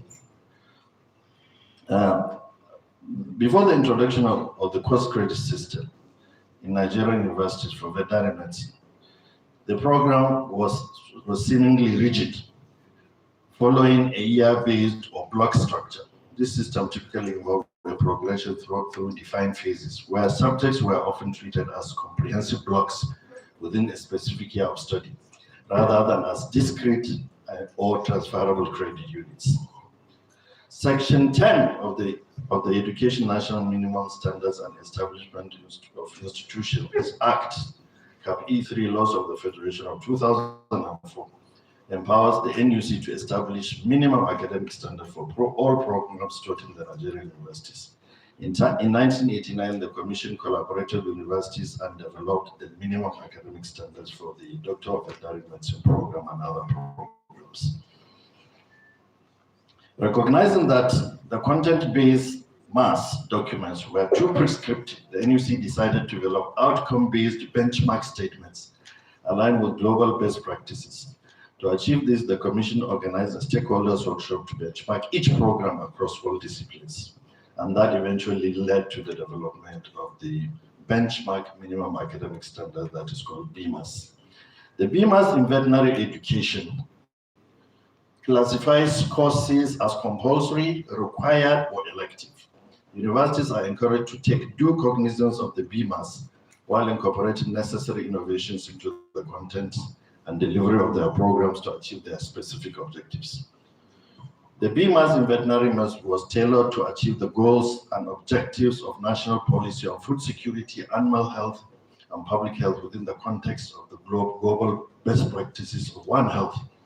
Therefore, graduates must be resourceful, creative, knowledgeable, and capable of performing the following functions. 1, applying and comparing knowledge of the normal human body, the things that students are expected to do after going the program are itemized up to from number 1 to number 8. The core professional courses of the Doctor of Veterinary Medicine program are designed to prepare students for three main areas of emphasis. Preclinical, paraclinical, and clinical, which collectively satisfy the students' learning objectives. In 2018, fulfilling its mandate to align Nigerian university education with societal needs, the NUC initiated a significant overhaul of the BMAS. This resulted in the creation of what is now called the CCMAS, Core Curriculum and Minimum Academic Standards, a forward-looking framework designed to integrate 21st century realities into all academic programs within the Nigerian university system.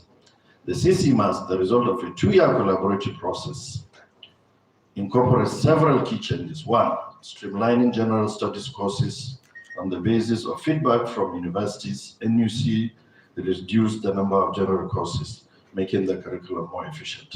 2, emphasis on entrepreneurship. 3, modernized program. The NUC unbundled some existing degree programs and established new globally relevant specializations to produce fit-for-purpose graduates. Structurally, the CCMAS uniquely allocates 70% of core courses for each program while granting individual universities the flexibility to develop the remaining 30% with innovative courses tailored to their specific strengths. In line with the dynamism in higher education provision, the Commission took cognizance of the complaints by the universities on a high number of these general studies and reduced them initially in the BMAS and later in the CCMAS. Now, the CCMAS documents are uniquely structured to provide this flexibility, and consequently, the Commission is optimistic that the 2022 CCMAS document will serve as a guide to Nigerian universities in design of curriculum for their programs with regards to the minimum acceptable standards of inputs and process. These were necessitated by some very important key drivers of change. Now, the next section talks about those key drivers and the future of veterinary education. The future of veterinary education and curriculum requirements is shaped by the technological advancements, evolving societal expectations, the global health challenges. Curricula are moving toward integrated outcomes-based models that emphasize not only biomedical knowledge, but also core professional, business, and technological skills to prepare fit-for-purpose graduates for diverse career paths. Now, these key drivers include technological integration, the rise of artificial intelligence, telemedicine, wearable health monitors, and 3D printing for surgical models, the transforming veterinary practice and education. 2, global and public health focus. The profession is placing greater emphasis on One Health approach, which recognizes those interconnectedness mentioned earlier, particularly regarding zoonotic diseases, food safety, and ecosystem health. 3, changing societal needs. There is an increased focus on animal welfare, ethics, and sustainability in agricultural practices, requiring veterinarians to be advocates and educators in this area. 4, need for business and communication skills. The economic realities of practice and the need for effective client interaction demands stronger business acumen. Now, in conclusion, Mr. Chairman, the evolution of veterinary medicine curricula in Nigerian universities, culminating in the recent adoption of the CCMAS by the NUC, demonstrates a proactive effort to align the profession with current societal needs and global best practices. These reforms, alongside the strategic establishment of dedicated Federal Ministry of Livestock and Fisheries Development, underscore a governmental recognition of the critical role veterinary medicine plays in food security, public and national economic development. The future of veterinary training in Nigeria will be defined by several key drivers: the integration of advanced technologies like telemedicine and AI, a reinforced commitment to the One Health paradigm in the face of emerging zoonotic diseases, and the demand for graduates who possess robust business, communication, and ethical reasoning skills. To successfully navigate this future, the following recommendations are crucial. 1, embrace the course flexibility within the NUCCC structure to introduce specialized training relevant to local challenges and global advancement. 2, prioritize technology integration. Curriculum must systematically incorporate training in data analytics, digital diagnostics, and modern farm management technologies. 3, strengthen industry-academia linkage.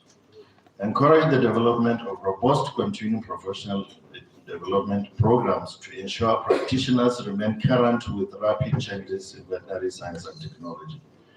By implementing these strategic adaptations, Nigerian veterinary education can produce fit-for-purpose graduates capable of driving national development and addressing complex animal and public health challenges. Thank you very much for your attention.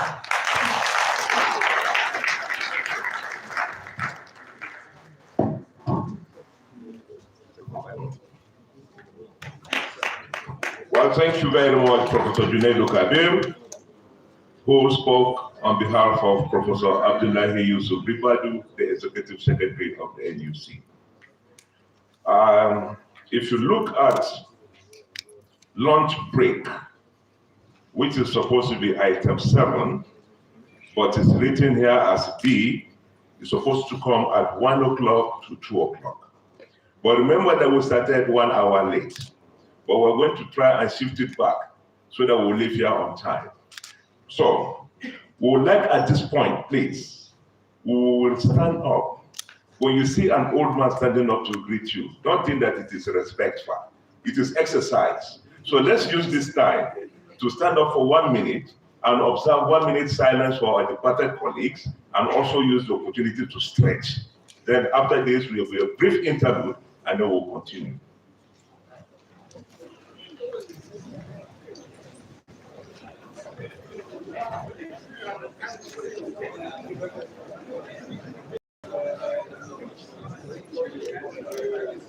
Please, while standing, we are to observe 1 minute of silence in respect to all our departed colleagues, classmates, seatmates, teachers, and mentors.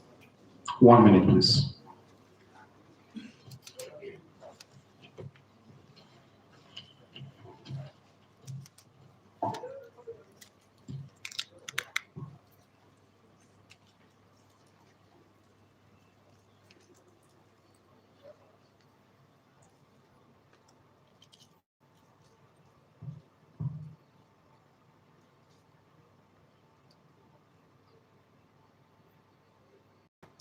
May God have mercy on their souls, and may their soul find peace. Amen. Thank you. You may please be seated.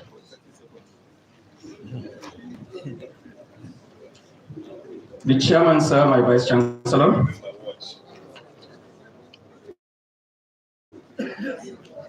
Speeches have been made.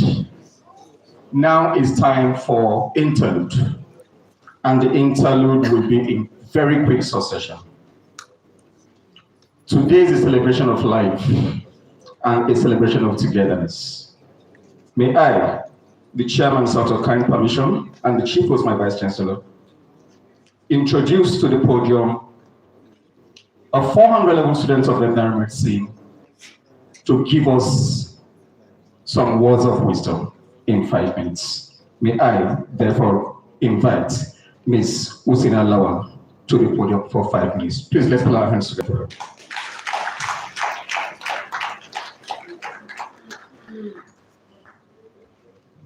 Please, 5 minutes, ma'am. The team members from Theatre Performing Arts, please, you are next after this. Kindly be on standby.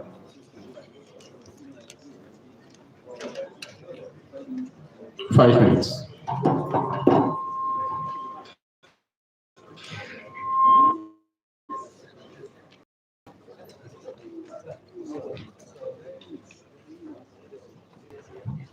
Good afternoon, ladies and gentlemen. It is such an honor to be amidst you this afternoon. My name is Husseina Saeed, and I humbly request your attention as I present a piece titled Awakening Memories.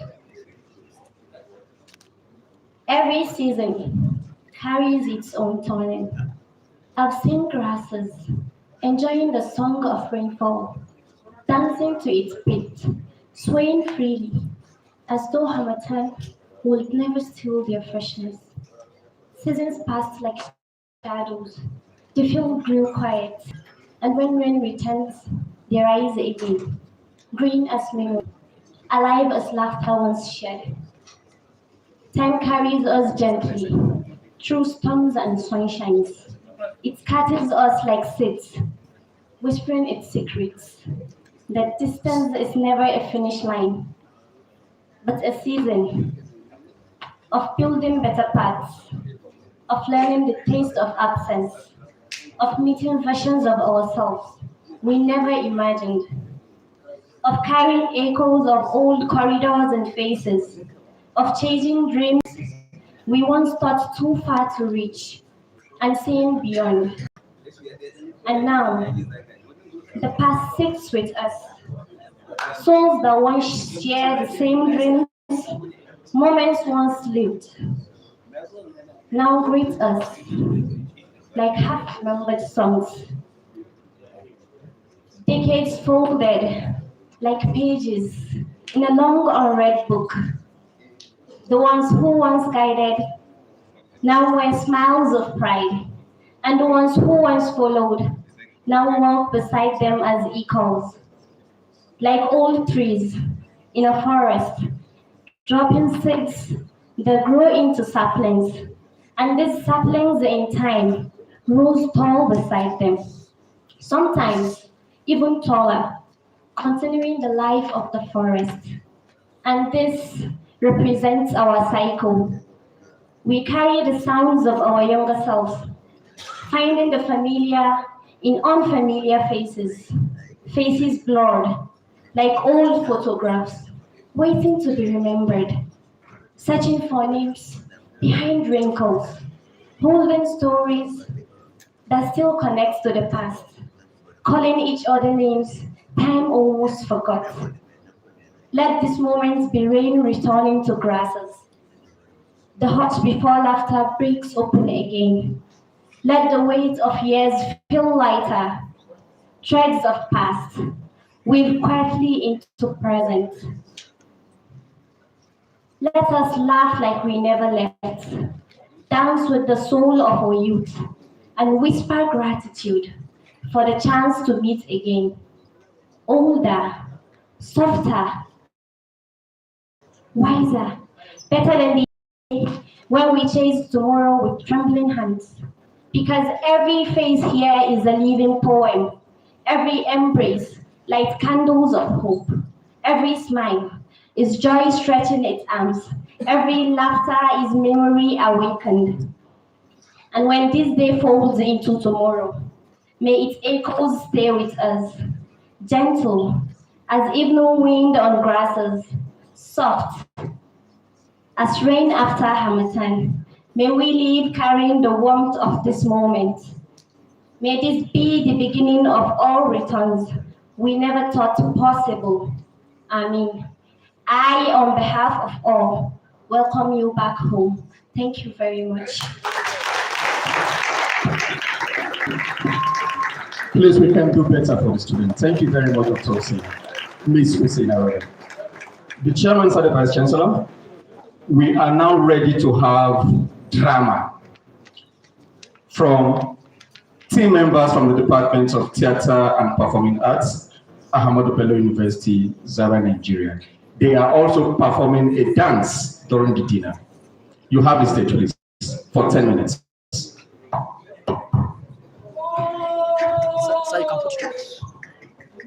Please, let's be silent on this, please, quiet.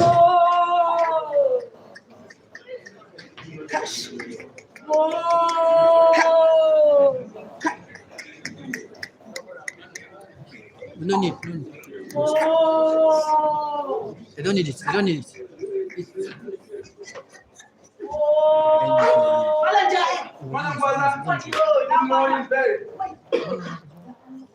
You are taking the cattle for grazing. Grazing?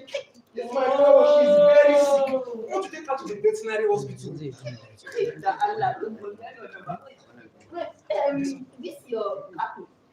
Cattle has been pregnant. That one is very active now. That one is very active. Why you can see that? You see what this cattle that is to give it every day? She's the one who. Wait, she's not feeling it. Jankanwa. No, now. My friend, Jankanwa is not good. You see, they are well-trained people for this. They are called the veterinary doctors. Yes, you see, they are called the veterinary doctors. These people, they are like angels to our animals. They are God sent. Yes, anytime your animal is sick, all you have to do is to locate these people. Yes, locate them, they will examine them, and they will give you the right treatment they need. You see, my people, these are the mistakes we make even as human beings.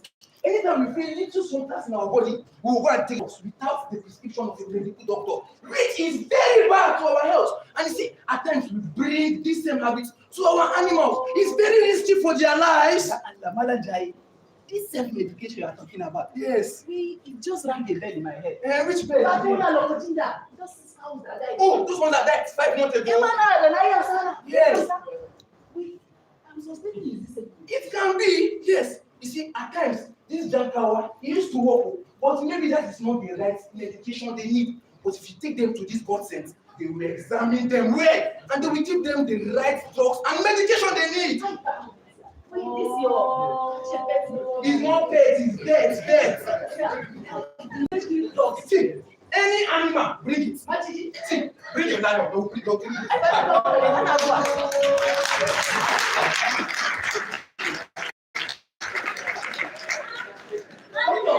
Good morning. Good morning. Doctor, this is my cat. She's very sick. She's very sick, doctor. Doctor, she has been leaking out saliva from my mouth. Yes, doctor. Since when? Doctor, that should be around like 2 days ago, doctor. Okay, was she poisoned? Doctor, now I'm not sure. Doctor, see, I saw my wife. She wanted to give her pamoye to drink. Pamoye? Yes. Hey! My fellow doctors, does it even make sense that you give pamoye to a sick animal? Because I've never heard of that. Doctor, I've never heard of when that. I saw the pamoye, I thought she wanted to cook rice. So I saw her like this in the mouth. I was not afraid.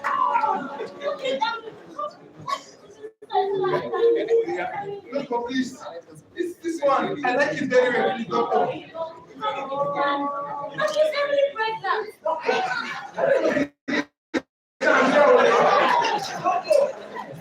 For 10 months now, and I know the normal thing is 9 months, 10 days. Yes. This is 10th month, doctor. Okay, did she show any sign of labor?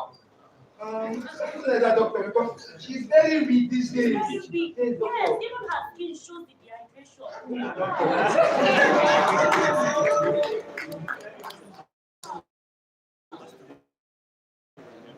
But she will be fine, doctor. She'll be fine, don't worry, don't worry. I like this place. They are very good, doctor.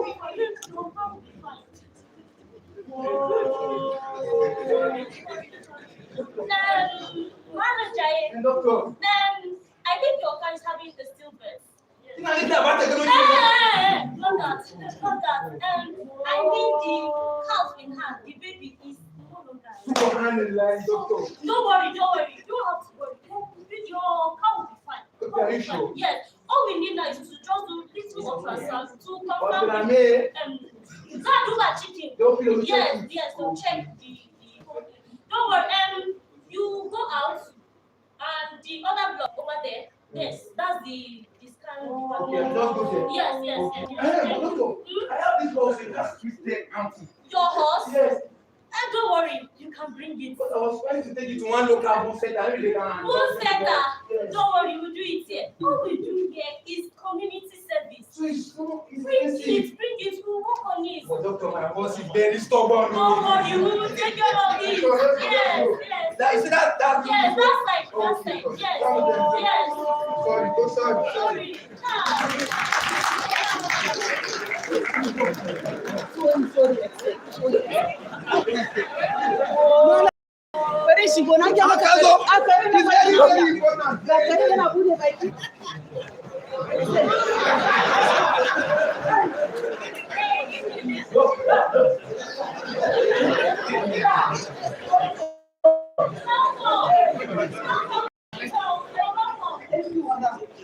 I'm not the only one. We are here to help criminals and make sure they're fine. Yes. How can I be of help, please? Look at the head here now. When you are so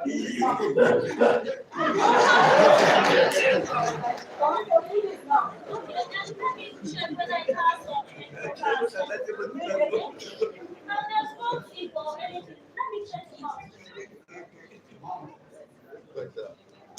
Oh, I see. what are you seeing that I'm not seeing? One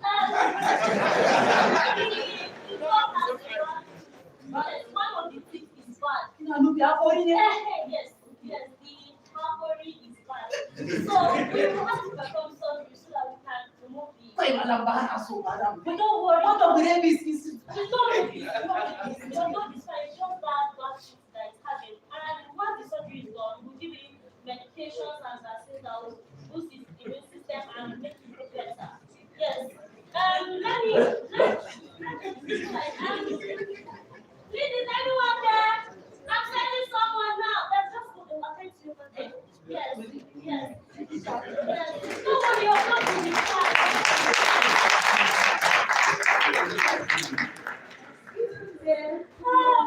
Welcome back. Oh, you're blooming. Thank you, ma. Welcome back. So how can I help you, ma? Doctor, it's my chicken.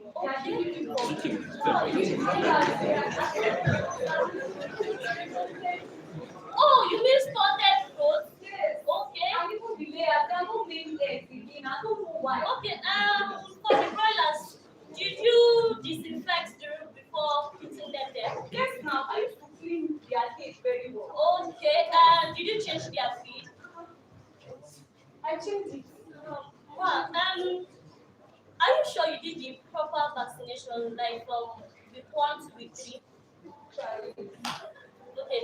Vaccines are drugs that are given to animals to help them boost their immune system. Okay. Yes. Did you do that? No, I did not do it. Okay. The thing is that it's very, very important for you to vaccinate your animals. Yes, to help them stay healthy and to fight any disease that will want to attack them. Doctor, Yes. when this chicken is giving me problem, there was one man, he told me that I should buy shark apashe, that the chicken will be growing very well. Help! My people, please, what's the shark apashe again?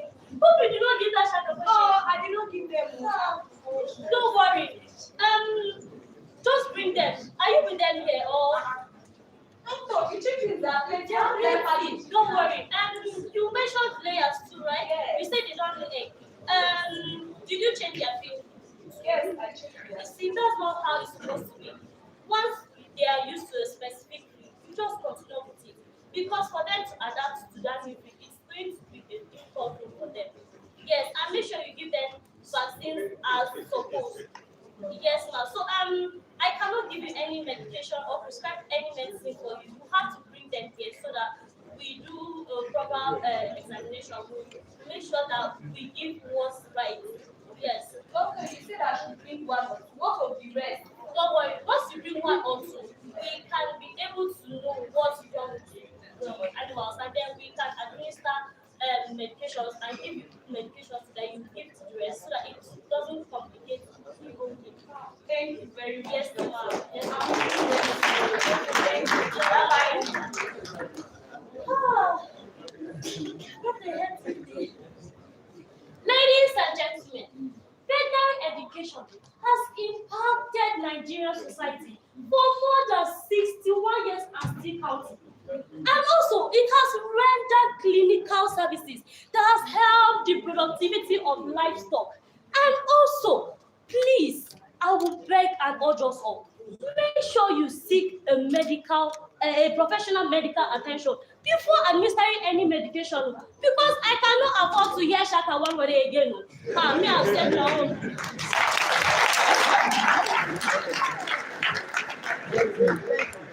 Ma. And the next one is Shaka Walwale. And they will tell you Kasha Apashi.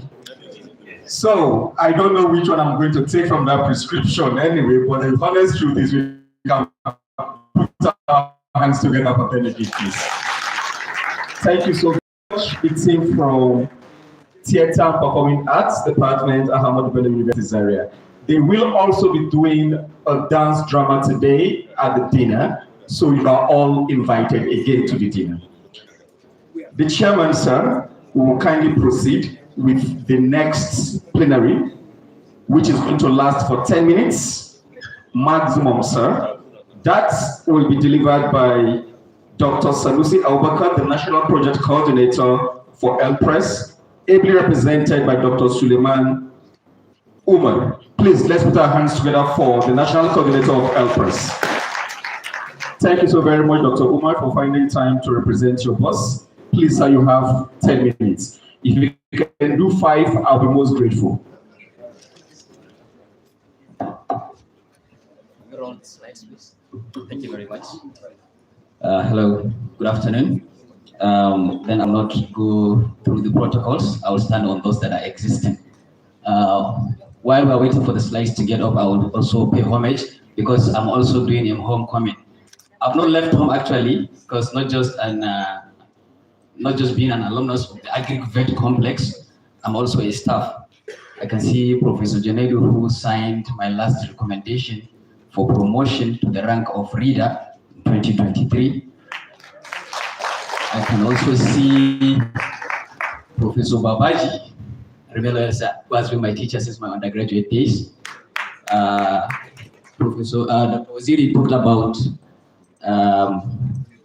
Professor Adawa, Professor Adawa, who was the Dean Student Affairs. Then I knew that probably we could be contemporaries because I was also undergraduate, also an active SUG member. We were the last set to have SUG before SRC. By that, you will know that Professor S.U. Abdullahi was my Vice Chancellor when I was undergraduate. So I'm going to talk about the mandate of LPRES and its role in enhancing veterinary education and practice in Nigeria. This is a little bit tweaked and amended title. So I'll go to the next, which is the boring part, to tell you what LPRES is. LPRES is Livestock Productivity and Resilience Support Project, which is a 6-year World Bank project with the support of the federal government of Nigeria through the Federal Ministry of Agriculture and Food Security. Now we have moved to the new Ministry for Livestock Development. Next slide, please. So it deals with the whole value chain. It's an all-encompassing project. They told us, I don't know of any livestock project sponsored by World Bank or these partner organizations that is specifically tailored to World Bank, to livestock. So this is the first one they said in about 3 decades. 3 decades, I was not a student, I don't know. So this is the only one. So we take it very serious. And you as stakeholders, we want to also tell you what we are doing in our little baby steps to support and enhance veterinary education and practice in Nigeria. So here, just to show you that the impact we are making and what we are doing to change the home base, probably some people are aware of. This is at NAPRI here in ABU Zaria. All these structures are constructed and with the support of LPRES. At NAPRI, we have the hay barn, pasture seed drying shed, and pasture processing unit. This is in NAPRI in ABU Zaria. Next slide. Okay, so now the project developments of objectives of LPRES are 3. One is to enhance productivity. We all know that our livestock sector is bedeviled by low productivity. If you look at the statistics, our daily milk production per cow is abysmal. Our weight gain, when we come to fattening, our weight gain when we come to poultry is actually very marginal. So the project is trying to enhance productivity. And then when we have productivity, we are expected to have surplus. So the next one is commercialization. When there is more produced, there is surplus, then we go into commercialization. Then the last but not the least is also targeting resilience. We know that agriculture and particularly livestock is a very risky business. So the farmers need to be resilient. There should be resilience along the whole value chain. So resilience, we are talking about the whole climate change issues and then the elephant in the room, that is the conflict. So we want to improve the resilience of the livestock farmers to conflict and climate change. The value chains of interest are there. Cattle, where we deal in beef, dairy, and hides and skin. Sheep and goat, when we talk about the small ruminants. The poultry, where we're talking about broilers and layers. I will not bore you with the project components, but if you look at it, we have 4 components and a lot of sub-components. What this shows you is that we are looking at the whole system, from policy making, institutional support, productivity, and even things that are not there. If you look at 3C, is contingency emergency response. We all know how bird flu dealt with us and COVID-19 and other emergency responses. So under this, for now, this funders has put 0 amount there, but it's there. See that there is, whenever there is the project is allowed to pick funds from any other component or sub-component to support the system. Next one, please. Next slide. Okay, so these are some of the progresses that we have made so far. I just want to share a few of them because we are talking about how the project has supported veterinary practice and education in Nigeria. Our friends, apart from NAPRI, the next one is NVRI. I don't know whether I say from NVRI is NAPRI and then NRLS, because we're looking at the technical components of the project are the animal husbandry, animal health, and livestock extension. So these three institutions are very important to us. I won't say much about what we are doing with NRLS and NAPRI, but NVRI, we are supporting it to increase its capacity from 120 million doses of vaccine annually to be able to produce 850 million doses of vaccine annually. This has gone very long. We have done most of the civil works, the equipment purchase is on the way, and the project has so far delivered 13 million doses of doses of anthrax vaccine to the Federal Department of Veterinary and Pest Control Services of the Federal Government of Nigeria. The project has also supported that department in the procurement of animal health communication tools, talking about smart screen, GPS tools, and other gadgets. Next. Yes, then NITA, also here in Kaduna, we have done a lot of collaborations with NITA, including equipping some of their laboratories. ARCN, Professor Sharubutu, I was expecting to see him here because in ABU, I'm also a staff of IR, and ARCN is the regulating body of our principal institution or council. So ARCN also, this project has done a lot in equipping its clinic and providing ambulatory services for farmers around Abuja, Kogi, and neighboring states in the North Central. The project has also done something for VCN. AIG, I'm very sure attending the first Livestock Council of Nigeria, where my principal, Dr. Abubakar, is also there, and the minister is also there. That's why she's not here. But we have met several times, and they have made the proposal for the project to support them in digitizing licensing and registration, and the project has done so much in that regard. We have done a lot with, I don't want to talk much about what we do with the Ministry of Agri or Ministry of Livestock because that's our parent ministry. Let's go.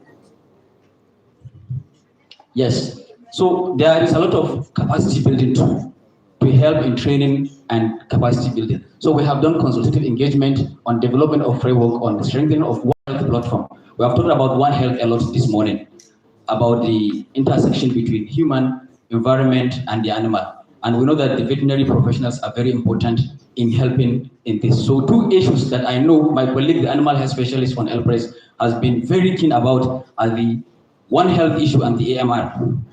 He made it in such a way that all of us know AMR a little bit. I'm not a professional veterinary scientist, but the way he was hammering of antimicrobial resistance and how it's going to affect all of us, everybody took it very serious. So anytime there's a proposal on AMR or any proposal on One Health, everybody, including the national coordinator, will take it very serious. Next one. Yes, these are more trainings. Some of my ogas here have been resource persons, some have been consultants, some have been beneficiaries, even at trainee level, because these trainings have been done by the national office and also by the 20 participating states, because the livestock projects have not been coming. So this is the project that came and said, okay, we want to open the doors to as many states as possible. You find that sister projects, let me say, appeals was in about 6 or 7 states. Most of these projects, you find that 6, 7 states. IFAD covered 7 states. But ELPRES opened its doors. 20 states are participating, and probably because we are going for midterm review by early next year, the World Bank may decide to open it with additional financing for all the states of the federation. Because if there is one in Adamawa, you can't say it cannot because there is a different state. So when we are doing vaccine, we don't say these are the states that are participating. So we will do Kazena and we will not do Kano, or we do Inugu and not do Anambra. We don't do like that, as you know better than I do. So there is training on animal quarantine officers and veterinary certification officers on improved border surveillance. There is training on biosecurity, health, other health. There is workshop on development sustainability plan for infrastructure. This workshop is very important because it has done a lot of infrastructure. You will see when we come to that, I will just allow them to roll the pictures because there are so many in the last 3 years. Next. Yes, another one is in collaboration with FAO, where we did the training of 100 federal and state veterinary public health officers on good emergency management practices. We trained with 80 veterinary officers and paraveterinarians and community animal health workers on improved disease detection, control, and eradication. This one is just recently in September 2025. We have done training of 25 federal epidemiology officers on data analysis and R. Let's go. Next. Yeah, so talking about infrastructure. This is a 40 million dose capacity solar-powered strategic regional cold storage facility in Sheda, Abuja. The project is constructing 6 of these, 1 in each geopolitical zone. This is the one for the North Central in Sheda. Next. It was launched last year by the minister. This was yesterday. As part of on the sidelines of the National Council on Livestock, the project launched a model veterinary clinic in Jambusu, Yola, Adamawa State. The minister is there and other dignitaries. That was just yesterday at the council, on the sidelines of the council. This is the model hospital. The plan was to also build 6 of these, 1 in each zone, but as we are talking about, 13 have been constructed, and the plan is to make it across all the 20 participating states. Let's go. So a lot of support for laboratories, upgrading of clinics and other veterinary hospitals. Next. So most of what I've said is from the national office, but bulk of the work is at the state level. On this, we see some of the participating states and some of the infrastructure they have done. You have seen Adamawa. Adamawa have done 227 infrastructure on this project. Down to the NCU, we only did 12 as of the time of compiling this report. So Borno did 3, Plateau did 5. This is across the states. And this is everything, not just clinic. Even if it is a feeding trough or a solar lighting or a watering point in a grazing reserve, we counted all of this. Next. So this, we will see the breakdown on the next slide. Yes, so these are all from cattle dip that we did only 10 of, to vaccine solar powered cold rooms where we have 11, down to drinking troughs where we have 328 of them, solar powered borehole about 300 and something, pasture development, hand pump borehole, pastoral community support, borehole repairs, and the next. Next. Yes, so it's not just about construction, civil works, and engineering. We are also helping to look at the system in terms of policies. What are the relevant policies? These issues that we're talking about, AMR, One Health, and other things, we know that we can't just do it without the governmental support. That is why the project, as part of its components, there is a lot of policy formulation. So it is developing 4 livestock subsector platforms. I know this is the animal health policy. These are from ILRI and Bill and Melinda Gates Foundation under the National Livestock Master Plan, NLMP. So these 4 areas, a policy is developed. I think what we are waiting for is the National Assembly and then the Presidential Assent for this to become national documents. Then there is issue of private veterinary practice. I don't know. They are saying that we don't have enough veterinarians in the country. We don't have it, and then even less of them are employed by government. So there is need to have a lot of private practitioners brought in and supported. And then we also need to have a lot of para-veterinarians. At least this is what I heard from AIG Aisha, from my colleague Mustafa, and the rest of them. So the project is doing a lot to support these private practitioners. 18 states out of the 20 have done training for 100 of them each, given right to 1,800. 1 minute. Then we have developed a strategic plan for control of bovine tuberculosis, a meat and hygiene legislation in Nigeria, and policy plan. I'm rounding up. Next.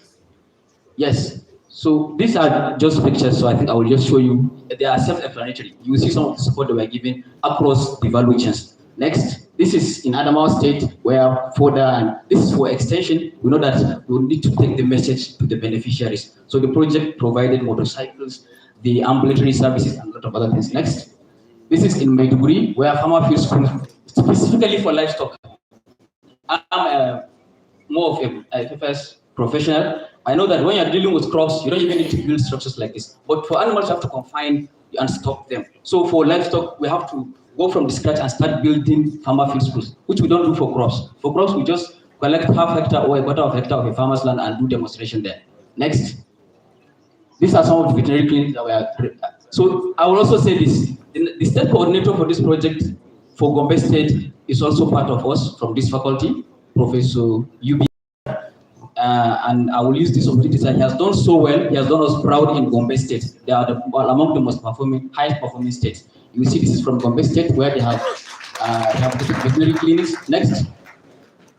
Also in Gombe, they have constructed live bird markets. Next.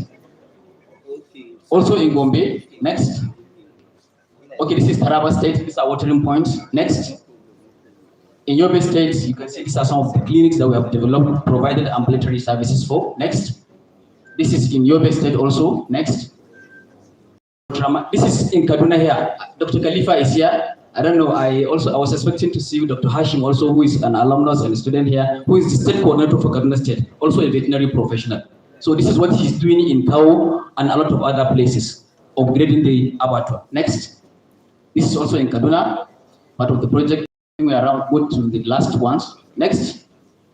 This is the one that I just showed you that has been launched. This was at the construction stage in Adamawa Jammu. Next. Next. This is in Sokoto. You will see, we have, keep going. We see Edo, you see Enugu, you see a lot of other states. Keep going. This is Borno, this is Plateau, this is in Jos, this is in Jos, this is in Kogi. Wait. Yeah, you can go. Yes. These are water points. We know that some of the conflicts are resource-based conflicts. Water, pasture, they are cause of the program. So we try as much as possible to have water supplied in our stock routes, in our grazing reserves, and even in the community. Next.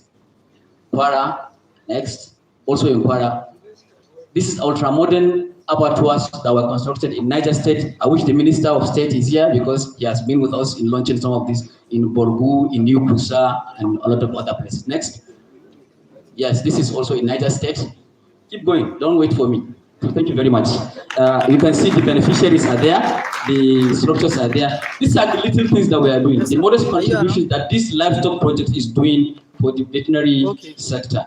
And this is also similar to what we are doing in the animal husbandry and also in the livestock extension sector. So thank you very much. On behalf of my principal, Dr. Sunisa Opakar, I'm happy to be here and I wish we will have successful deliberation. Thank you. Please, let's put our hands together for him. Next time, sir, I will tell you have 30 seconds.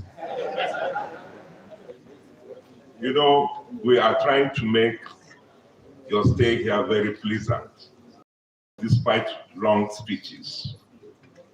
In one military country, the RSM had the duty to tell people who had lost loved ones, and they would try to make it so that the pain is less.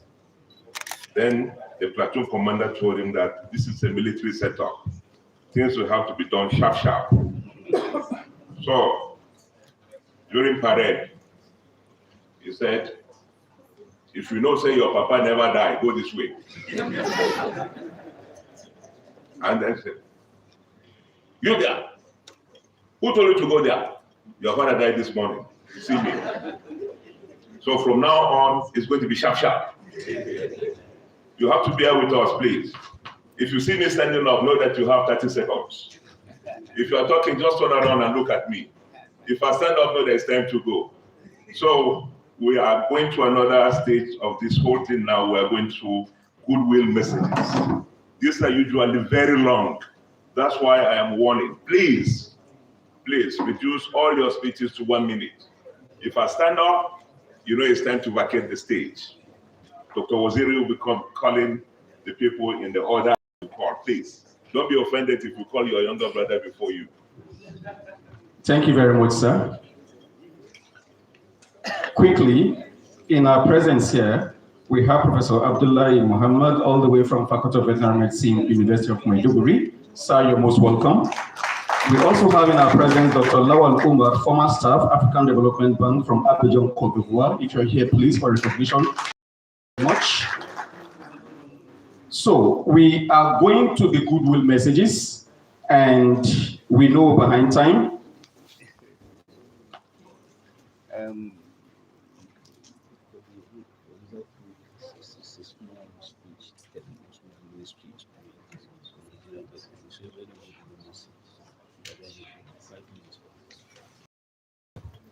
Thank you, my dean, sir, for pointing out something critical to us on the team. First, on the goodwill message, we have about 8 goodwill messages, 1 minute per goodwill message. First on the goodwill message is His Excellency, the Governor of Kaduna State, Senator Oba Sani, ably represented by the chairman of the scholarship board, Professor Y.S. Ibrahim. Sir, to the podium for your good message. Thank you. Please let's put our hands together for Professor Y.S. Ibrahim. Thank you very much, sir. Your Excellency, sir, the chairman has told me that you are also returning back to Kaduna immediately, and I know your car is running already, sir, and you know fuel, sir. So 1 minute, sir. Thank you very much. Thank you very much. The chairman of the occasion, my most senior brother, my mentor, who had always been giving me the advices on what I should be and what I am today, Professor Sheikh Usman Abdullahi Kara.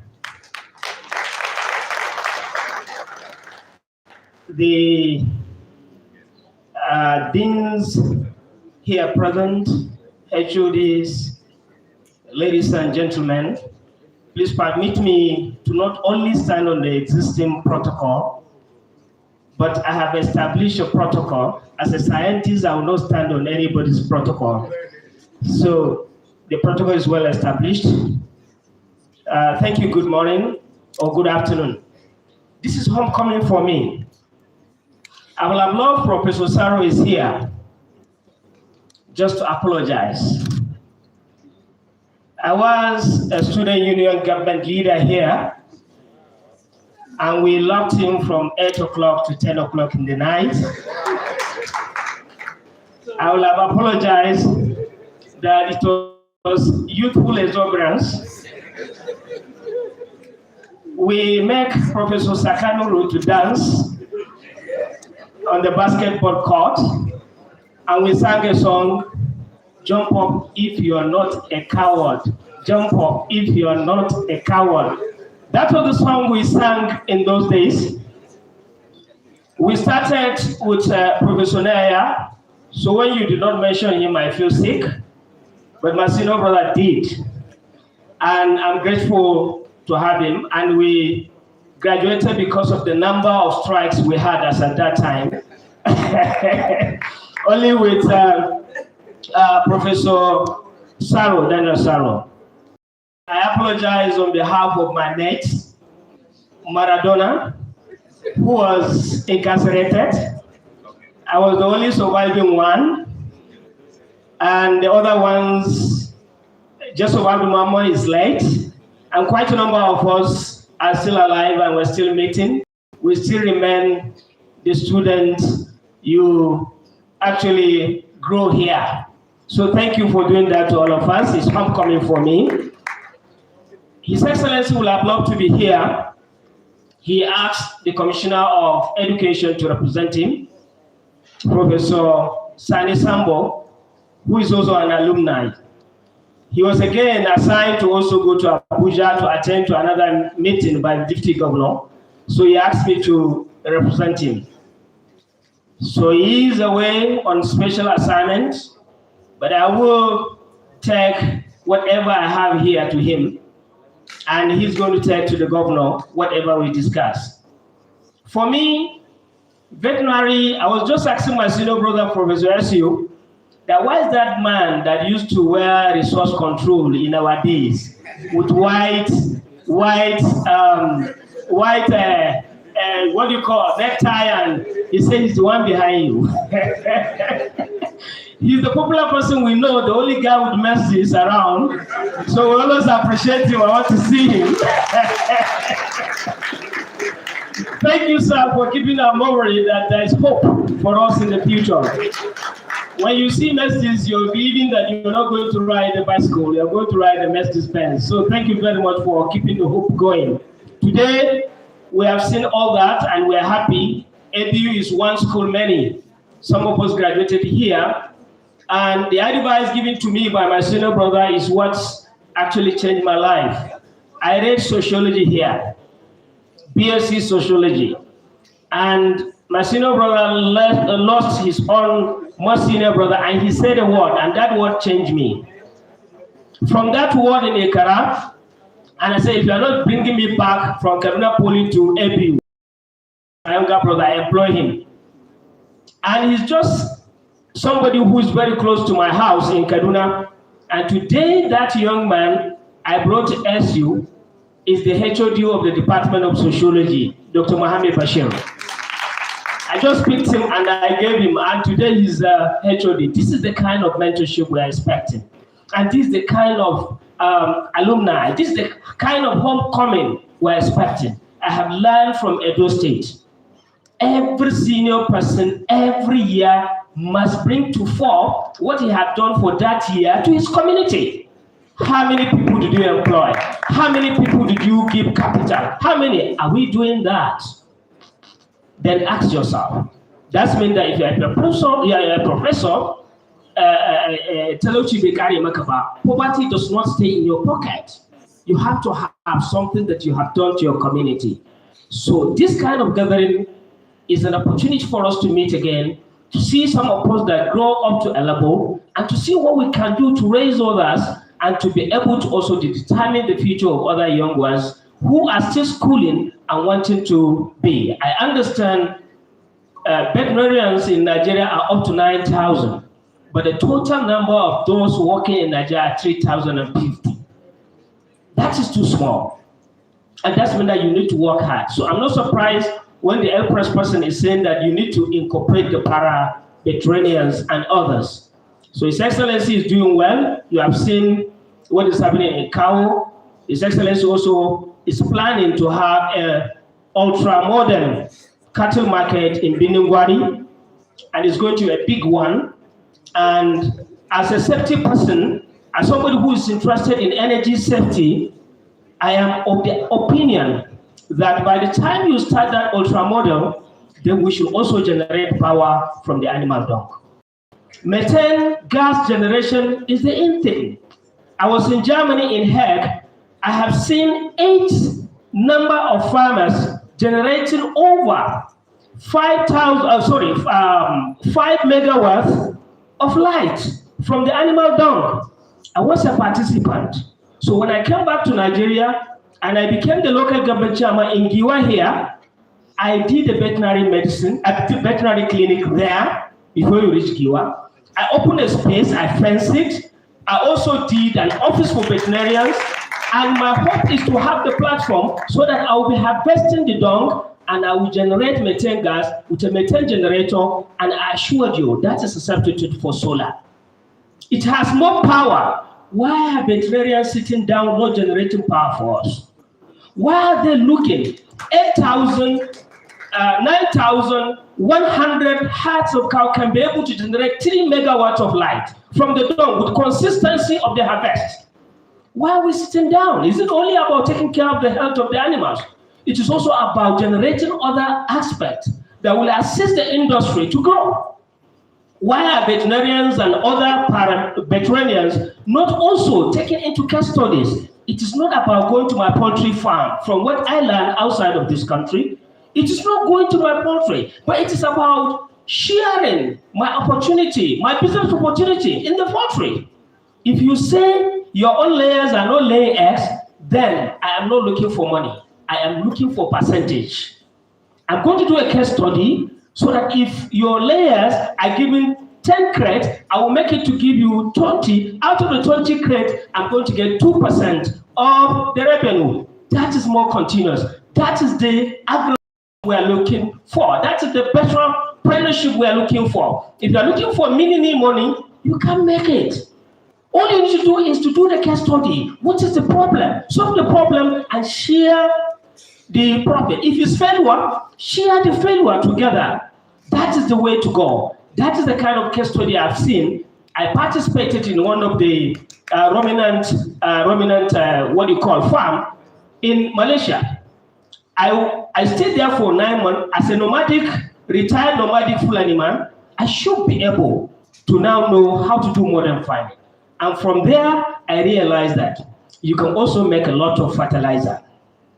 From the ruminant, you carry the dung, you add your own urine into it, because the urine contain how many? They contain what?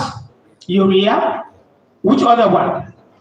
Ammonia and nitrogen. So combine it with a percentage and you can be able to generate a very good fertilizer. You can as well have ruminant farm and have a fertilizer that you can sell organic. I am here to tell you that we are lazing around as academicians and we are complaining of poverty. I'm an academician that do not believe in only living in the class, but in changing situations, in creating issues, in resolving issues, and that is what it means to be a professor. How many of us were able to resolve? I will tell you, His Excellency, this challenge, and I will also express to him that the veterinarians are ready to send in proposals to the livestock, and I'm going to talk to the DG of livestock. What I said here, he should accept proposal from the department so that we can be able to see what we can do to change the situation in Kaduna State. Thank you. Ladies and gentlemen, you can see why I was approaching him very slowly. He's also the governor of this state. But those coming behind him, you will not get this privilege, please.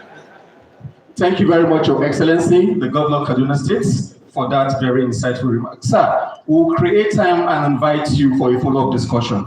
Thank you, sir.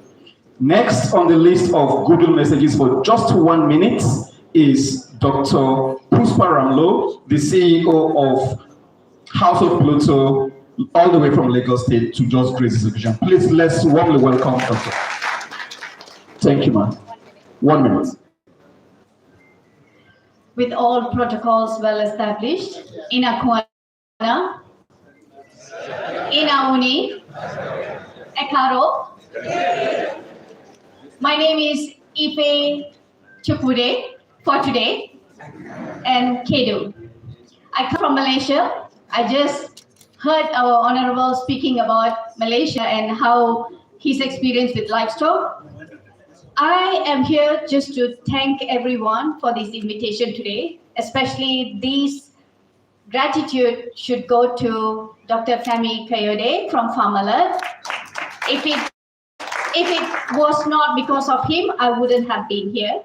And I had a great session with the students yesterday.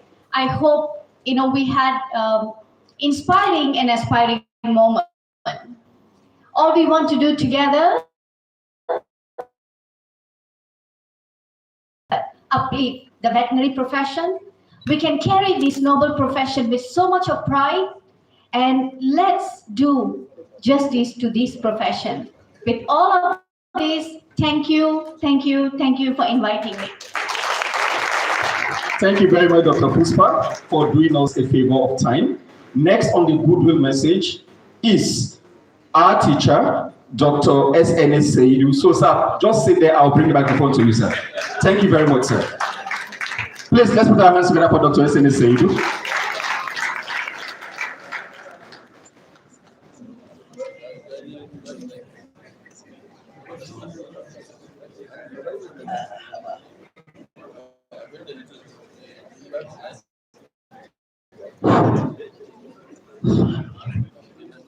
I really appreciate the gesture. I thought we are with people at home here. People who have come from far should have been invited. I really thank God for being a veterinarian. And I really mean it. I've said it many times, particularly of those that went through me in the faculty, either undergraduate or postgraduate. You don't need government job as a veterinarian. And please, I really mean it. And I explained it a lot to our students. I've done a lot of consultancies, be it establishing farms, pastures, name it. And I told my students they can do it themselves. And a lot of time when I was doing these consultancies, I took them together, or I took them along. Veterinarians, we should be happy with veterinarians, particularly at this age of World Health. Let me take you to TB, Brucella, Leptospira. We're in for it in Nigeria. We're in for it. I don't take our no. Because of the pieces that went through me, we have over 35% Brucella infection in our cattle. Yes, I really mean it. In the areas we did the survey. So please, we should be able to share our experiences, our research, and please, I'm calling on our alumni or alumnus, director, chief veterinary officer in FLD or former FLD, please get to the faculties of vet medicine, the research done in those faculties. Socialize yourself with these faculties and the research ongoing, and see how they can, the ministry or the department can bring in solutions. And I really mean it. I'm happy with the L-Press presentation, but again, we have to really look at the disease itself. Actually, if I want to really go into One Health, I wish everybody have a stay and safe journey back home. Thank you very much. I really appreciate my presence here. Thank you. Please, let's put our hands together again for our grand teacher, Dr. S.L.A. Saidu. May Allah continue to keep you in good health. Samungole Society. Next on the list of goodwill message, I'm being careful because of the former deans. Starting from my grandfather, Professor K.A.N. Estavo.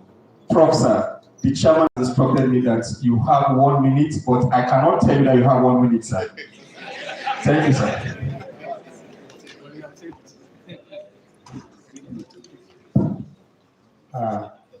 The chairman, distinguished ladies and gentlemen, and my younger colleagues, I think what I need to say is, when you see an innovation, you have to appreciate it. The one I do with English is innovative. It has never occurred like this before. So my good message is to the dean of the faculty, to standing on behalf of the faculty of veterinary medicine. I want to say thank you very much for being innovative. This is the first one. We sincerely hope it will continue. And we beg God Almighty to give you the wisdom, the good health, the strength to organize more. And we started every alumni session in this university. Professor Gaji and I, and a few others, we established the first executive of the ABU Alumni Association. And this is what we're looking forward to. This is what we're looking for. If you want help, the alumni is the best place to go to. We sincerely hope that you will achieve on this light and best wishes. I want to take this opportunity quickly to thank Professor S. Abdullahi. S. Abdullahi, he said I taught him. I taught him for only 5 months. I remember his necropsy. They don't teach continuously, they come every week. And so it came, intermittently for about 5 months. But one thing is that there's mentorship. When you're with a student, treat the student well. Beat the student if he has caused any problem. But while he's crying, hold him to your body. He cries and cries and cries until he stops crying before you leave him. That alone knows that he will know you love him. Oh. He was vice chancellor. He told virtually everybody that I was his teacher. And when I was doing, every office I entered, this is teacher. So I succeeded very, very well at it for 4 years because they took me as VC's teacher.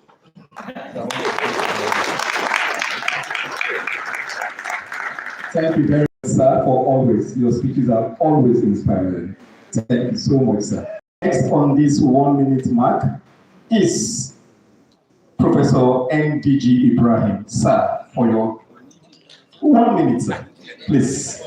Thank you, sir. Thank you so much, sir. I think, well, I don't know. Well, I don't want to say I stand on the existing protocol, but I don't have any other thing better than that. I congratulate the Dean of the faculty and the other deans, including our former Vice Chancellor, who has really made a lot of things with the faculty and the university, who was also the former director at Veterinary Teaching Hospital. He has done a lot getting us together. I will conclude by simply saying that may God bless all of us and take us back home peacefully and happily. And for the younger ones that are coming now, please don't let the faculty down and the university. Don't let the faculty and the university down. Continue with it, please. Continue with it so that everybody, as we were trained by them, remember that the faculty and the profession is more than selfish interest. Right here, I have my 3 colleagues who are my classmates sitting. I don't think because of their time. So thank you very much. Thank you very much. Thank you very much. Also announcing that in our midst, we have the Director of Public Affairs, Malam Awal Umar, ably represented by Malam Ahmed Waziri. Sir, thank you very much for your presence here with us. Next on the 1 minute is my teacher mentor, Professor JKP Kwaga. Professor. I stand on the existing protocol. It's a pleasure to be here.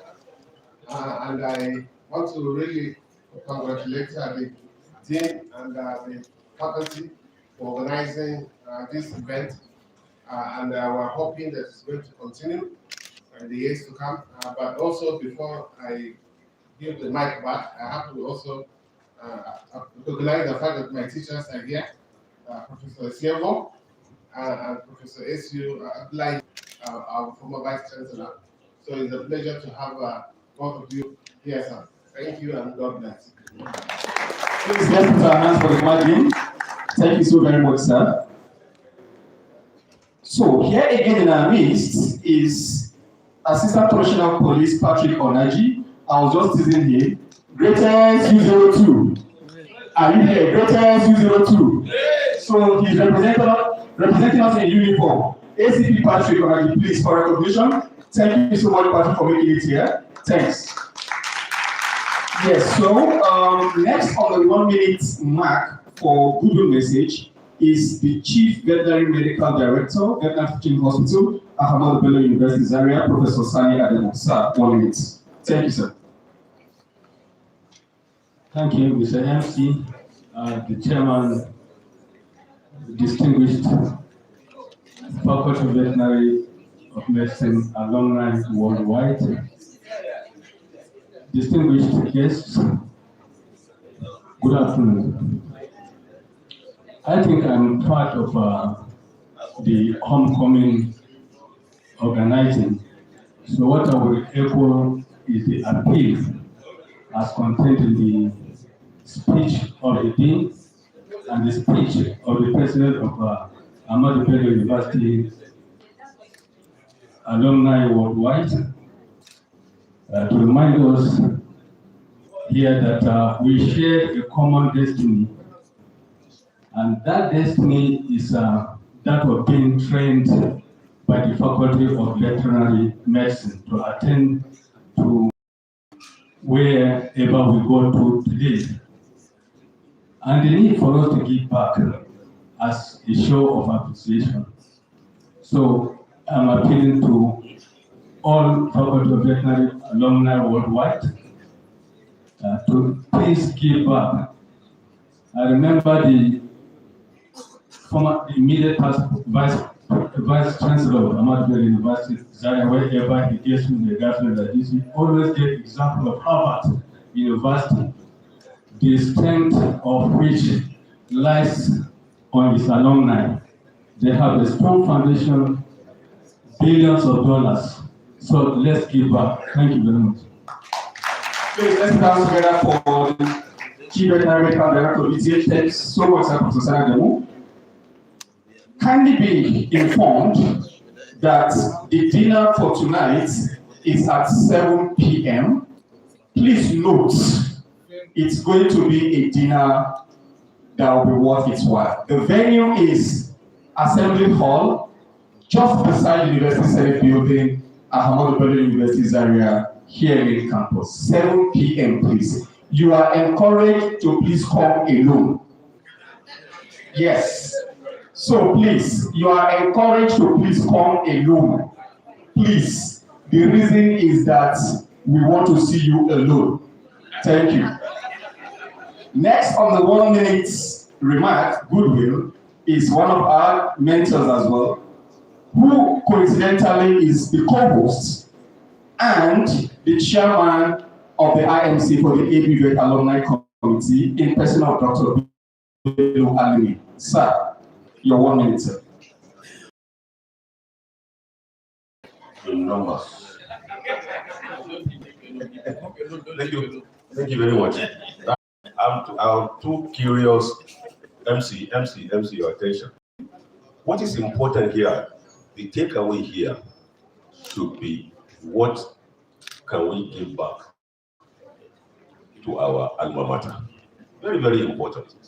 I expected that we're going to have a presentation of what the faculty is.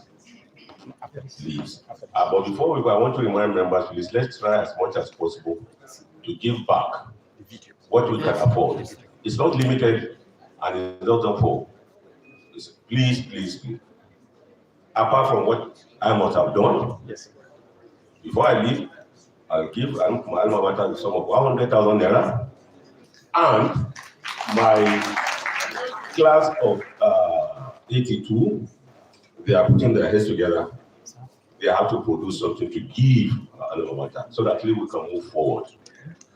Now, I have no regret being a vet. I'm a private vet now. I'm a manufacturer. And a vet can be anywhere. The only thing I will never forget, whatever thing we were taught while we were taught to veterinary medicine was of great importance, and I've shown it. I'm a manufacturer of animal salt block now. One thing leads to another. When I headed UAC Farm as a young vet, I faced so many challenges. We were importing salt block from Unilever in London. And I was challenged by Chief Ernest Shonekan, former head of state. I have to reduce my input and increase my output. I do everywhere. What can I do? What can I do? What can I not cut? So it's not limited to what we are taught, but just have to think out of the box. Now, the first thing I do, I was in salt block, which costs about 5 or 7 pounds per block. I took it to NAPRI. I took it to my chemistry department and did the proximate analysis. I thank God for that. When I said I want to stop importation of salt block, what is it that in salt block that we don't have in Nigeria? So I was invited on emergency ground to Lagos and said, you this young vet, you want to say what white men are doing, we cannot do? They all challenged me. It was Chief Ernest Shonekan that said, allow this young vet, since he said his job is on the line. By virtue of that, I started manufacturing salt block. Well, it took me about 5 years to get, and I had to import the machine. Since that time, Chief Ernest Shonekan said, which university did you graduate from? I said, ABU. And he gave me a mandate and said, henceforth on our farm, we want ABU vets. So the most people I employed came from ABU. When it comes to large animal, you can't fault ABU. You can't fault them at all. And we did very well. I manufacture animal salt block now, and my machine can produce 800 block an hour. 800 block per hour. And we are about to start exporting to Denmark. I also have to thank Elpress, the coordinator of Elpress in Kaduna. Yes. They really patronize or they came for business. I'm expecting the same support from Suleiman Omar, who we talked of. I'm just seeing you for the first time now. And you say you're coming to see my factory. I'm expecting an order from you. I want to congratulate you and thank the Dean, honestly speaking, for this initiative. I hope we can sustain it. Please don't let us leave this hall without giving back what we have taken away. Thank you very much. Thank you so very much, sir, the chairman of IMC.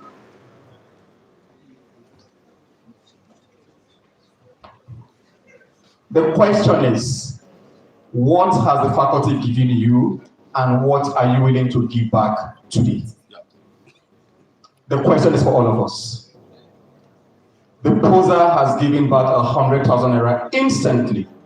This is aside all he's been doing for the faculty all the years.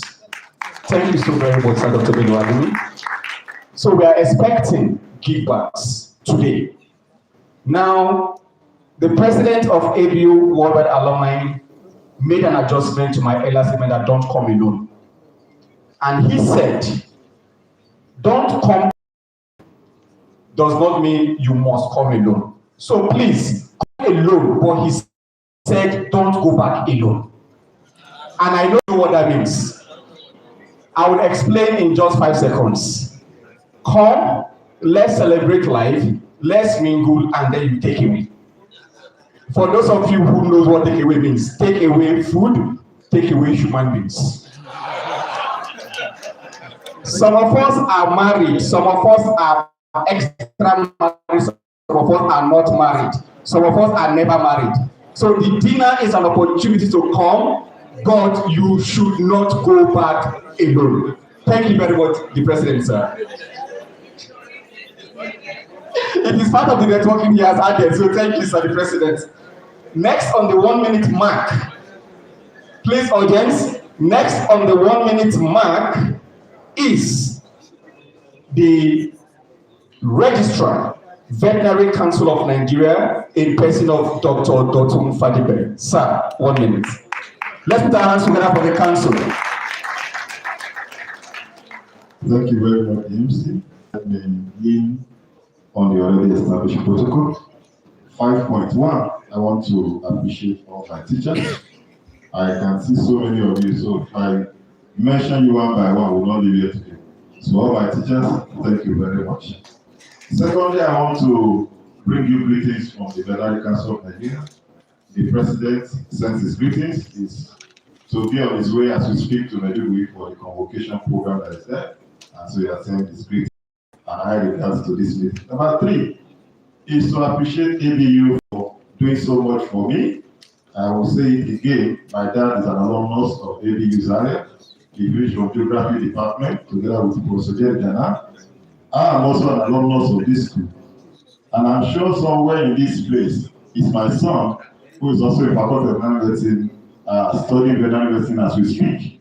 So ABU is a family line alumnus. My dad, myself, my son, his own son, and the continuity.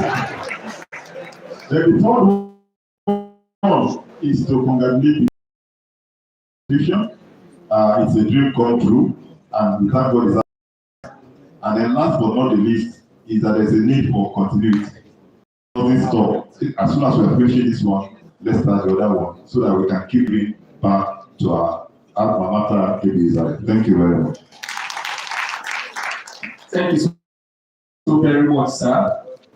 My teacher, and somebody I can always call at any time. Thank you so much, sir.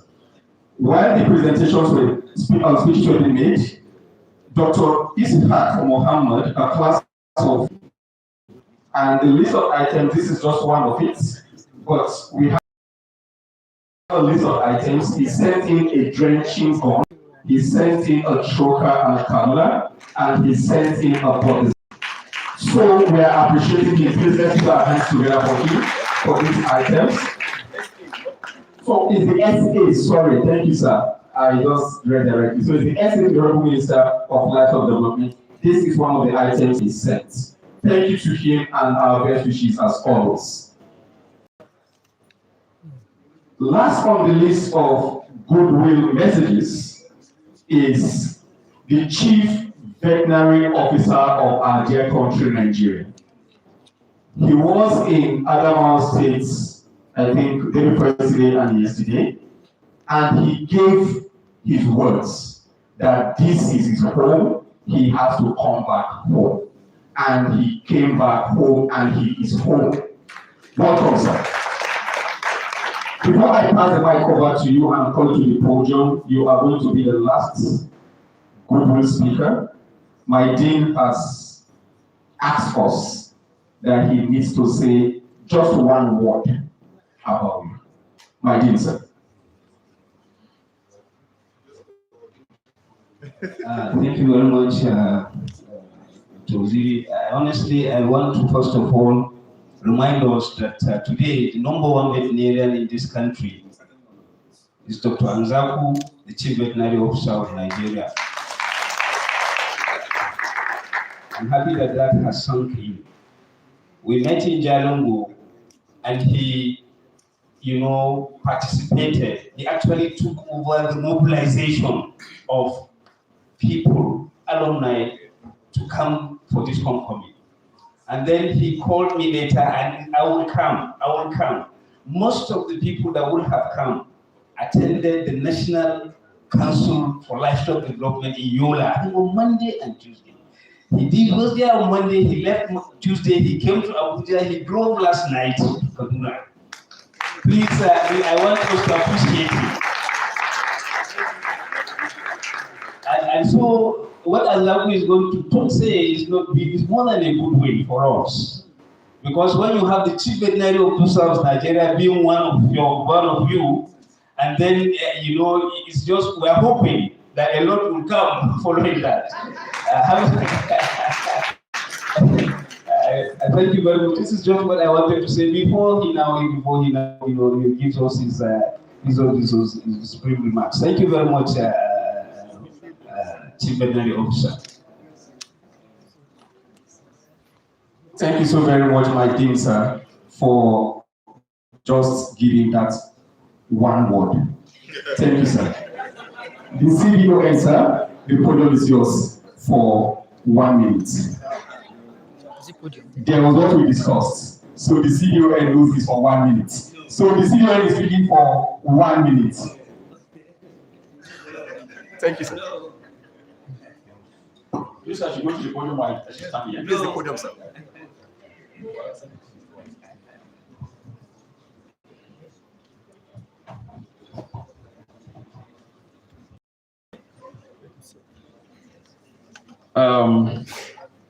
I don't know. I think Professor Kawa has made my job a little bit more difficult now. Professor Kawa, sir, my dean, yes. You have made my job more difficult. I actually wanted to just come and say 1 or 2 words, but again, I don't know how to. When I was coming here, was it a speech I was going to make, or a narration of my experience and my training in Ahmadu Bello University, specifically the Faculty of Veterinary Medicine? Then I looked at it. I'm sorry, I'm also going to speak as Chief Veterinary Officer and then the Permanent Secretary because she has given me the go-ahead. And that's why I'm going to say 1 or 2 words on some policy issues and things that affect veterinary medicine in Nigeria, and by the grace of God, with specificity in some instances to the Faculty of Veterinary Medicine. And that is why I'm happy that it was not Dr. Alam, Professor Alam, that gave me the microphone, because being my classmate, I know he would have stood up at any time and stopped. I have the protection of my father, Professor S. Abdullahi. Let me stop at that. So the chairman of this occasion, our respected elder statesman, a man that I will never forget. I came from a mission school, but a local school. When Professor S. will speak, you think it's an American. You really tear his, there's a way he calls it. And when he talks, we begin to wonder, who is this man? And we got a lot of trainings. I can't talk about psyche. In fact, psyche, it doesn't call me Anzaku, it says Zaku. And I can't mention all of you. So let me just say, and then Dr. S.N. Zaidu, who had a stint in the ministry, and by the grace of God, he was one that was actually led the final program on the eradication of reindeer pests in this country. He's a father, I've worked under him, and I'm proud. Now let me say this one thing about ABU. Well, I have apologies from many of my colleagues, like you said, directors in the ministry and some of the deputy directors. When you have the National Council of Life Council meeting, the ministry closes virtually. And I can tell you with all sense of responsibility, the Ministry of Livestock was closed almost virtually, as all of us, especially the management staff, had to be in Yola. And being the first maiden edition, I want to just report that I think it is, even for my over 30 years of service, this is one of the best attended council meeting that I have witnessed in my lifetime. Maiden, very, very, very, very productive under the leadership of no other person than a veterinarian by adoption, the Honorable Minister of Livestock Development, who is a passionate farmer, Honorable Idi Meha, and then a veterinarian, the Permanent Secretary, Dr. Ijoma Akujobi Chinyere. Incidentally, we worked with Dr. Ijoma before her upliftment. Again, I think before I say something, to tell you the kind of caliber of training that this school has produced. I remember about 2.5 years ago, I and Dr. Aisha Ndayako, who is also my classmate, we went for the permanent secretary exams, and it is normally based on, to the glory of God, at least one of us got it. Again, we did this last one, so don't say I'm a failure, but I want to just report that in all the 4 of us veterinarians, 4 of us, and 3 were trained in ABU. All of us made it to the last. We made it to the last. And because it was limited vacancy, only 1 from the geopolitical from the north got it. That is Dr. Ishaku Mohammed. He got it for the northeast. Very competitive. But again, something struck my mind before we wrote the exams. He said, look, one of the very old permanent secretaries said, look, they are reviewing some of these things. They realize that when you go for exams, there's no how if you put an exam. You see these veterinary doctors and human doctors, there is no how, when you rate humanity, you will ever beat them. And true to it. I'm sorry, with due apology to the chairman of the alumni, but that's the truth. It was something Dr. Kofa Mata, you can quote, from Kano State. Yes, and he said this is what it is. For me, I think it is because of the caliber of training received in veterinary medicine, but specifically in Ahmadu Bello University, Zaria. Now, like I said, mine is not going to be a speech, but like our uncle, Dr. Lima, has already said it. For me, there's nothing we can give out to ABU.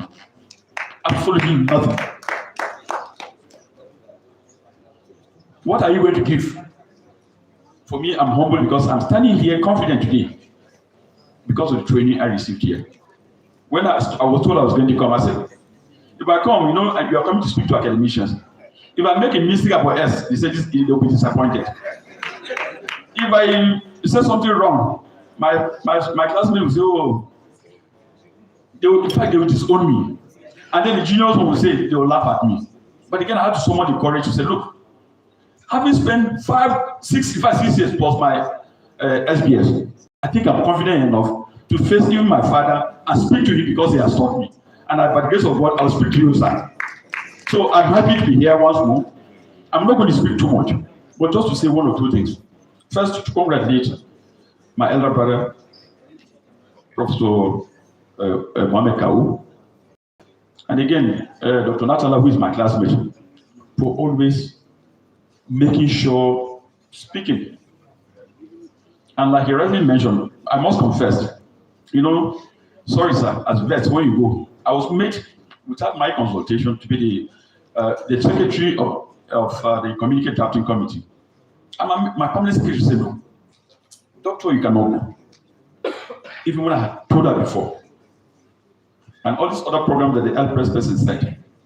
I said, man, give me the opportunity. I will do all that I need to do. But I have to go. X, Y, Z, this. And by the grace of God, I didn't finish. But having churned in what I... She said, okay, reluctantly, she said, you can go. And I had to leave. And to the glory of God, I am here today, no matter the challenges in the traffic gridlock in Kaduna, because I left, I am here just like the Prophet said. I'm happy to be here. I feel really honored and privileged.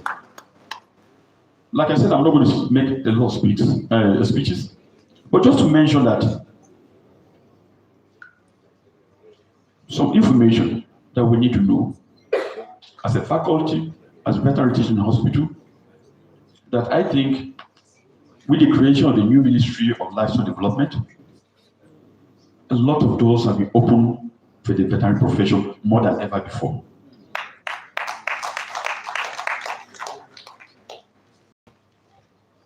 One of the major things that the ministry has done, which I think later on I can share, because it's good for us to know, so we can also know anywhere we can key in.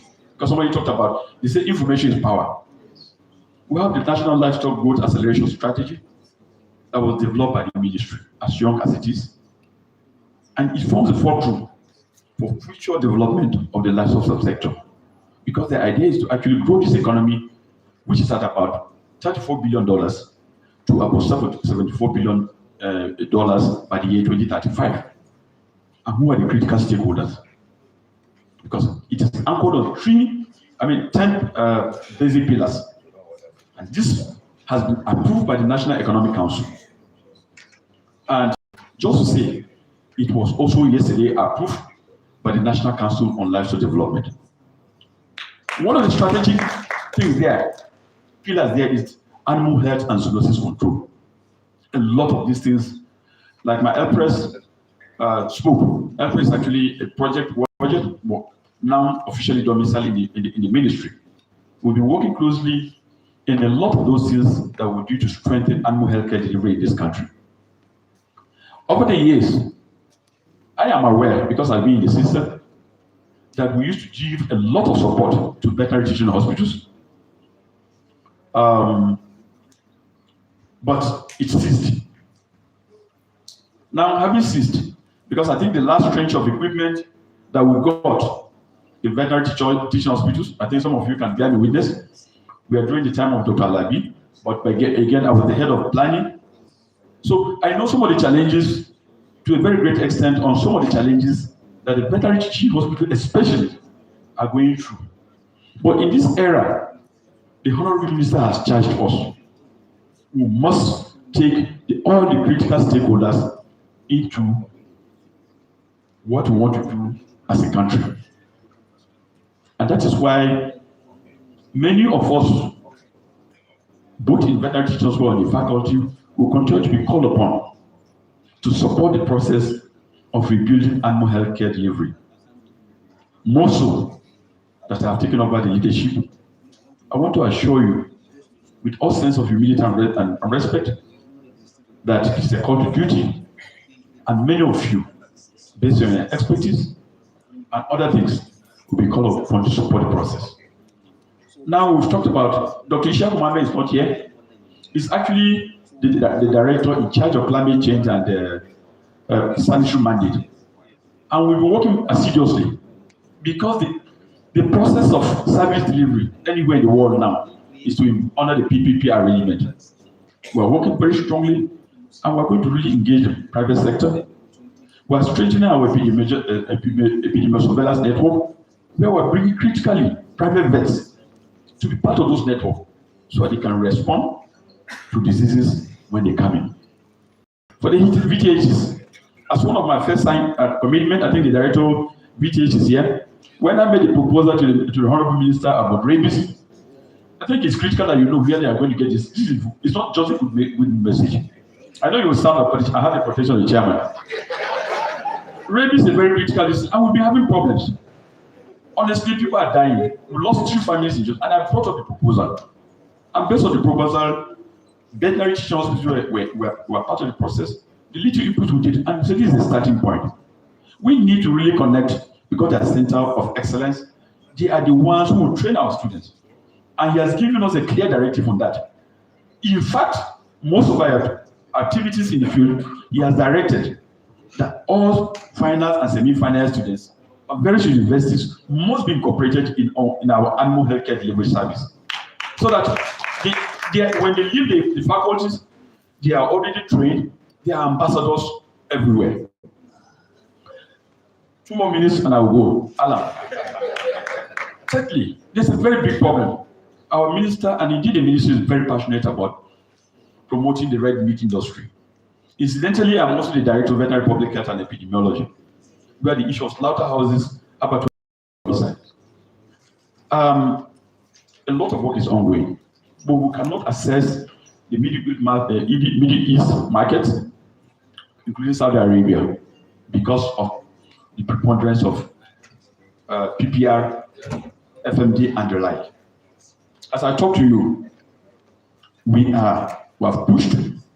I was in Kenya just a week ago, and normally they will just treat you as a country. This. I said no. Nigeria, they're going to take about 800 samples to verify the status of PPR in this country. And I said no. Nigeria cannot be treated the same way. We had a lot of back and forth, and had to do both online and offline presentation. And to the glory of God, I insisted that we're going to have at least almost 6 distinct agroecological zones in this country, and with different livestock density. By the grace of God, it's almost been approved. It has been invited, and myself, by the 3rd week of December, on policy advisory for PPR. We want to strengthen disease surveillance. We want to strengthen our support. A lot of things are coming the way for the veterinary profession in particular. Lest I speak too much again, let me just say it's been a very great honor as I come here. I feel a sense of fulfillment. Thanks to the dean, because they are sure my teachers, my professional colleagues, classmates, and the environment, the entire veterinary community, and indeed alumni, led by our elder brother, Alhaji Kontagora, that I, as the Chief Veterinary Officer of Nigeria, will never let my alma mater down. I'm determined to use both conventional and unconventional way to ensure that the veterinary services in this country is not just uplifted, but it can become a major force to reckon with. I say with a sense of gratitude. When we talk, it is because of the contribution. It is for the record. We have achieved more than together: human health, environment, and livestock. And it is because of this. Wakawa has given a very good account of himself, and there is no power, even as a ministry, that you can do anything about every influencer today without bringing Professor Wakawa. My uncle said that we should talk about what we're doing. I was thinking the little and the access. I wonder whether it is time to say something now or wait till later. If we're going to say something now, yes, I'll just say something now. Yes, but again, like I said, I tried to call. Sorry, can I have my this is sorry, my no, that's yes, no. Yes, there is. So as I was coming, I tried to encourage my colleagues that no, my teachers, Bello, like he says, Bello, like he says, and I said, look, I'm coming here. I left them in Yola and all the rest. Support faculty. In addition, he told me what he brought. I said, okay. He said, CVN, through you, I'm supporting with additional sum of 50,000 naira. Dr. Patience Odu is a director 2 working with me. He's a director 2 working with me, supported with 50,000. There's a classmate of mine who is a director. My staff, a deputy director, Dr. Mero Kachala. Yes, and they say, well, guy, you have done this. My own will be too small. I said, no matter how small, send it to me. She sent 30,000. I said, even if you have done a second degree, not necessarily a DVM, you are already an alumnus of the faculty. So please support. Dr. Abdulkarim Durusolom supported with sum of 30,000 naira. Dr. Adlakoyi, he said, look, he has sent to his elder brother and his uncle. He even showed me the receipt. I said, no, for now you are in charge of a planning cell in my office. You must show me a commitment that when I talk, they say, this man has some people. He gave me additional 20,000 naira. Nurella Abubakar, my classmate, I left him over there. I said, look, there is no how. We talked. To the glory of God, just this morning, he sent 100,000 naira. Now my brother, Dr. Ishagu, the new PAMSEC, cannot move. That is the rule. He can't go out of Abuja. But I continue to pestered him, and just short while I was seated here. He said, Anzaku, even without you calling me, but now that you have called me, and you know I've not been started, please, I'm going to send 250,000 to support the faculty. I just thought of it again. People like Professor Luong and my classmates.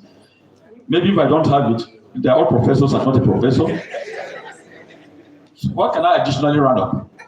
So on my own, in addition to what I've sent to my elder brother, Professor Kawu, and so I'm going to make it. What I have in total was 580. The total that people have given me. And I said, as a mark of respect, I cannot come and speak here, even though, and then just go back empty-handed. I'm adding the sum of 120,000 naira to make the total that we are giving from that block 700,000 naira.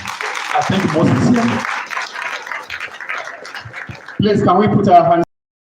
Chief Veterinary Officer of Nigeria, Dr. Anzaku, for this very sparkling remark. Thank you very much, sir. CON. I am most grateful, sir. Now I understand, sir, when I said 1 minute, you said no. Thank you very much, Joe, for speaking for 1 minute. Next on our agenda, we have 2 more agenda and then we close for this session. Next on the agenda, place your audience. Next on the agenda is a video documentary. After the video documentary, we have requests for donations, and we shall open a give-back session starting from my teacher and also the former dean of the faculty, Professor Junaidu Kabir. But before then, we are going to have a video documentary that ought to be for 30 minutes, but the documentary has been shortened for just 5 minutes. Documentary, please, if you're ready. Thank you.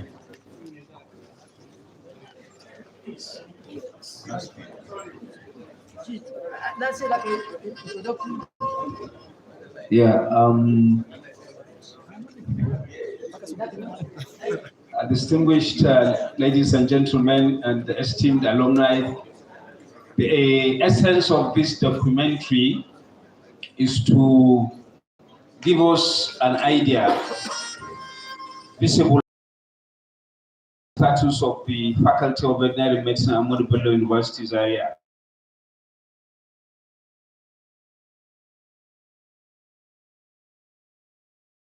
Know the old structures, they are still there. System as a whole, not just ABU, of limited funding and many other things that limit efficient teaching and learning. So prior to this homecoming, we decided to do what we call a needs assessment, going from department to department to give us an idea of what they require in order to perform efficiently in terms of teaching and learning. We decided to put together a document which we call a needs assessment document.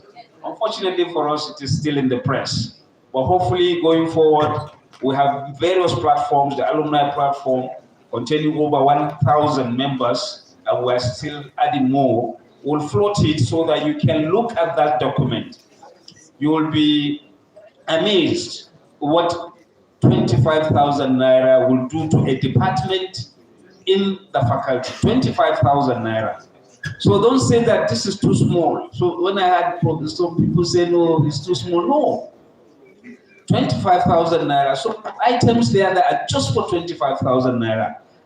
So you can pick it up, you can discuss with your classmates, what can we do? This is the document.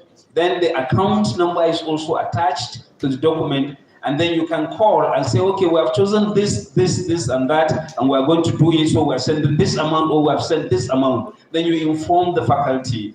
The numbers of a number of officials of the faculty are there, then we follow up, we acknowledge, and then we ensure that what you paid for is actually done, and we get back to you.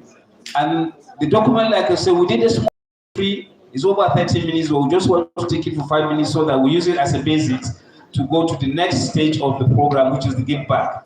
Various classes, U93, U89, Professor Junaid Kabir, former deans, are urging to donate and want to give them that opportunity quickly within a short period of time. The documentary, I don't know, I'm still talking here. It's okay, can we speed it up a little so that...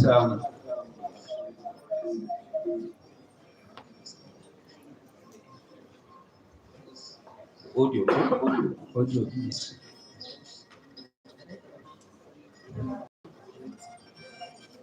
The audio is okay, this is the front of the faculty near the dean's parking lot. You can see the left. Well, certainly, I recall one of the alumni that came, specifically the chairman of the interim, and he said this place needs painting, and we said, well.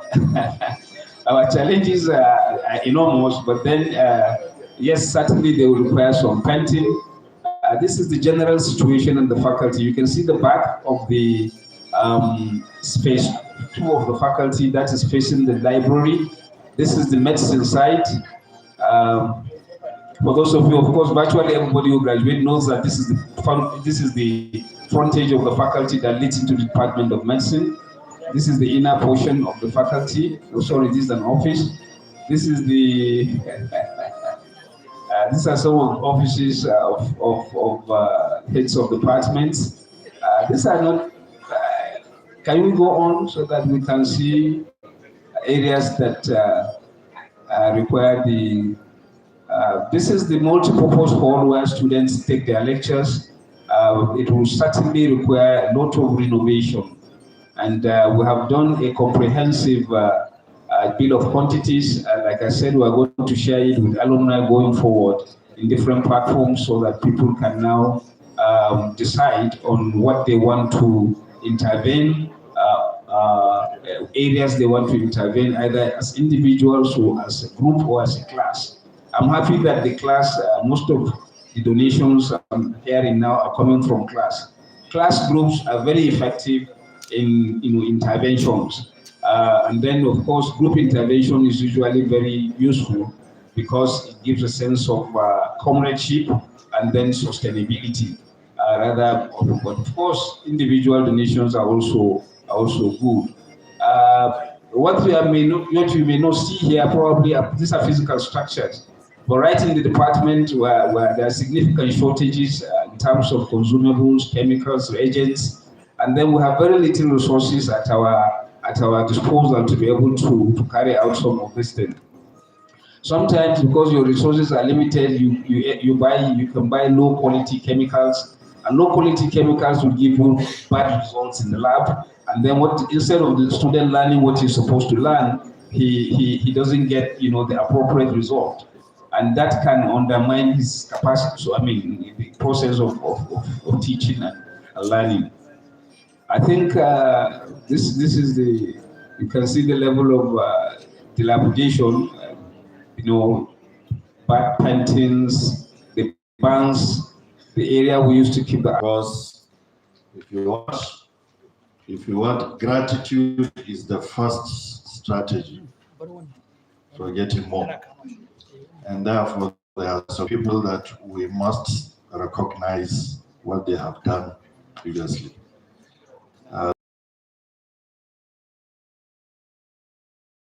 Requested me to come and make a presentation on their behalf. So starting from the first one, in sometime around 2012, when Professor Esevo was dean of the faculty. And that's where I want to start, because he's here.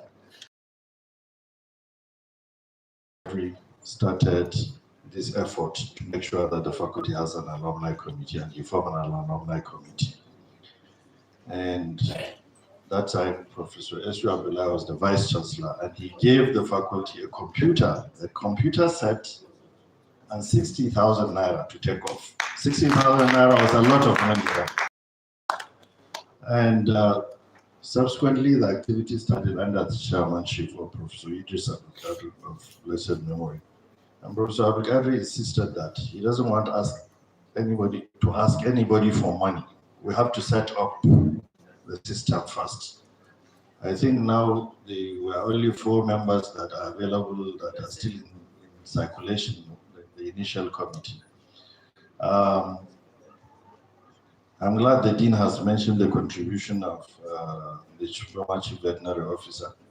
Actually, what she brought to the faculty is in the tune of about 200 million. And the class of 1982, and I still saw the members here, projectors and public address system for teaching. So I think it's important for us to catalog these issues from the very beginning, for those, for not only to say thank you, but also for posterity. Now, when I joined the faculty in 1991, 5 from my class, and sadly, I'm the only one alive today. I've lost all of them, starting with Deji Odemi, then followed by Shitu Suraj, that was in NARLS, Dr. Ben Olai of parasitology, and Professor Utimati that left ABU to University of Makurdi. And when I was dean, my class members came and said, what do we do to the faculty? I said, okay. I didn't want to give them a project because 90% of them are civil servants. We didn't have any PAMSEC. No commissioner, no minister. So I told them that I don't think it's sensible to give you a project. What you can do is raise what you can raise. And let me tell you, they have been raising it for many, many years. So just day before yesterday, they called me to say that they have raised some amount of money and they are sending it to the faculty. And I should send my account number for them to transmit the money to the faculty. And the money 50,000 naira arrived in my account yesterday. And I was discussing with the dean where to put it. The dean has instructed where the money should be put. But already there are indicators that some people are willing to add more. So I urge the dean, I will transfer the 650,000, but it is possible that some additional money is going to come. So I didn't want my classmates to be watching, and I have not presented their contribution. Thank you. Thank you so very much, my dean, sir. And my apologies. It was a gross oversight. I didn't see you there. Thank you, sir. So the floor is open for the next few minutes. Next is the class of 82 to be represented by Dr. Lawal Umar for the donation. Thank you so very much, sir. Please, let's put our hands together. Thank you very much and good afternoon all.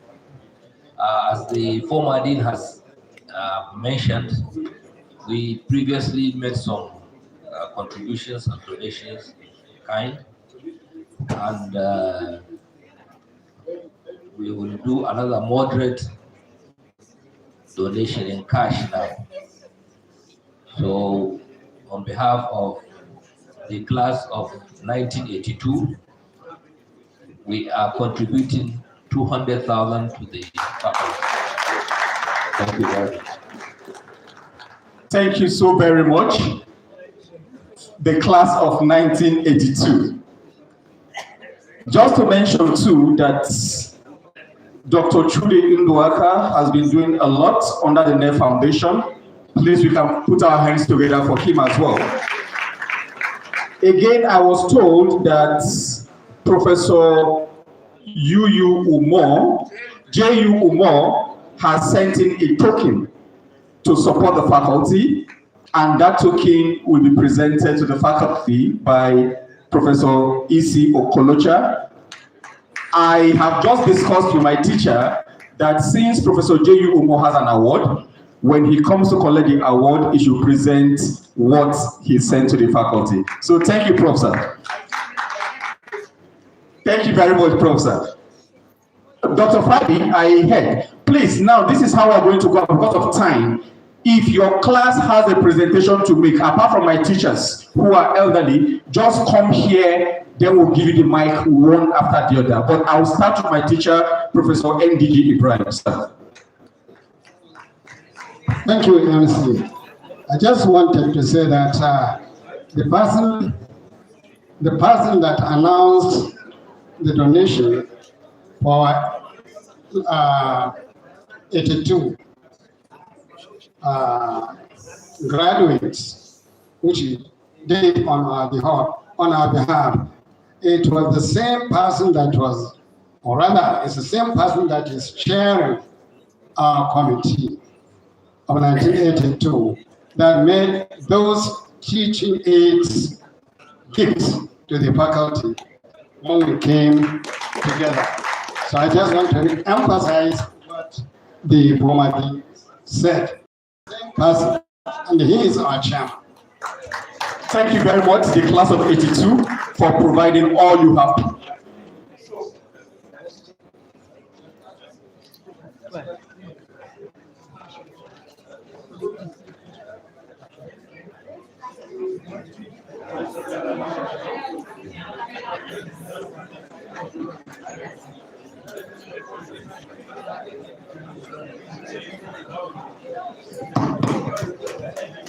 Thank you very much. Please, let's be quiet enough to listen to them because after this is going to be the awards presentation and there are awardees that are itching to go. We have begged them to please stay to receive their awards. Please, we are doing the awards immediately after this in 5 minutes. So, in no particular order, because once I am done, Professor, you have an award to collect, sir. You have to. Thank you very much, sir. So, in no particular order, the chairman, sir, if I can so proceed, I will start with those that are closest to me. And the set closest to me is the class of 93. Class of 93? U93. Sorry, even though I ate your rice yesterday. Thank you. U93 class, please.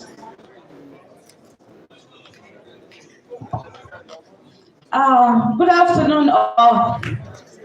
Standing here is the class of U93. We call ourselves the unique U93 VM. Yeah. we call ourselves unique because we pass through a lot while in the faculty. And we thank God because all of us are still standing and doing well in our various endeavors. As a class, we are here to make a donation of 2 million to the faculty.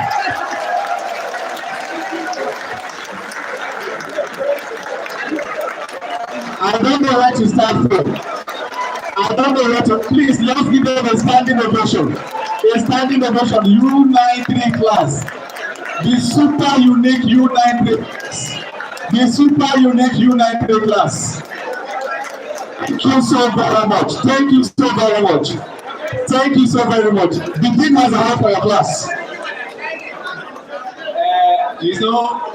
I wish that we had saved this class to the last, because now all the classes.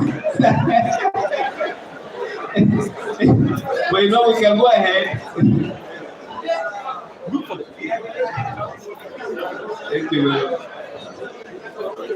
U93, thank you very much. Your rice was sweet yesterday, my mind was sweet, and now the one is better. Thank you so very much, U93. Now, U93 has set a standard. The chairman, sir, with your kind permission, the chairman, sir, no other class will go below U93. No other class will go below U93. So, next class, please do not go below U93, please. we stand on the already established protocol. We are a class of 2000 sets, U00, and some months ago, amongst which is the state of the lecture, the inverter system, which our class really key into, and we want to make a contribution. We are not dictating to the faculty on what to do, but that's the interest of the class. Giving out 1.3 million. 1.3 million. Come together for U00. Let's put our hands together. U00. Let's put our hands together. Thank you so very much, sir. God bless the class. Now, we have 2 million from U93. We have 1.3 million from U00. Can I get the set that just took vote last month? The set that just took vote last few months. What are you donating for us? Thank you so very much. Please, gentlemen and ladies, let's have one house, please. Let's have one house. I know the hearing of these funds makes us excited. Please, let's have one house because we are closing now. We are closing now. Please, let's have one house. Now we have the next. Please, well done for us. Now we have another set. This took for last week. Let's listen to them, please. Let's listen to them, please.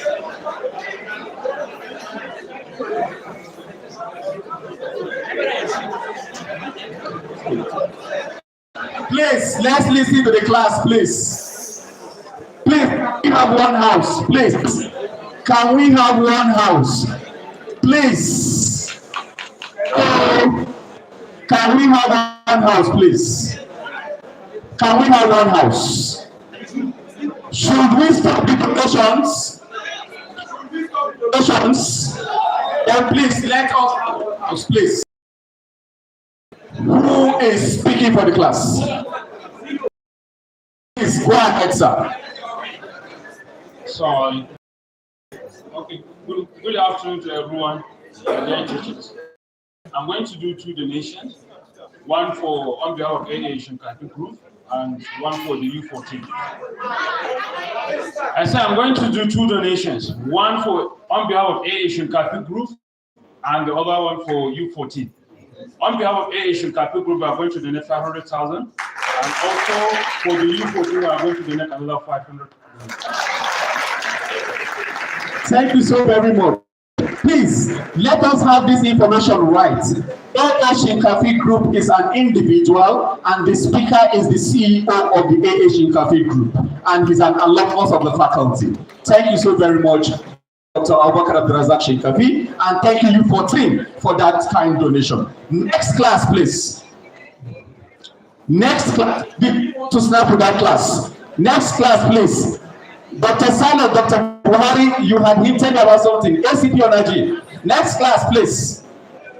Next class, please. Who is making the donation next? Before I close the session. Dr. Tawhid Adams Patel, please, next class. Dr. Said Tanko, sir, I am getting your message, so thank you, sir. Very big blue, but I just hold on for me there first. Because if you have 2 million, you are in trouble.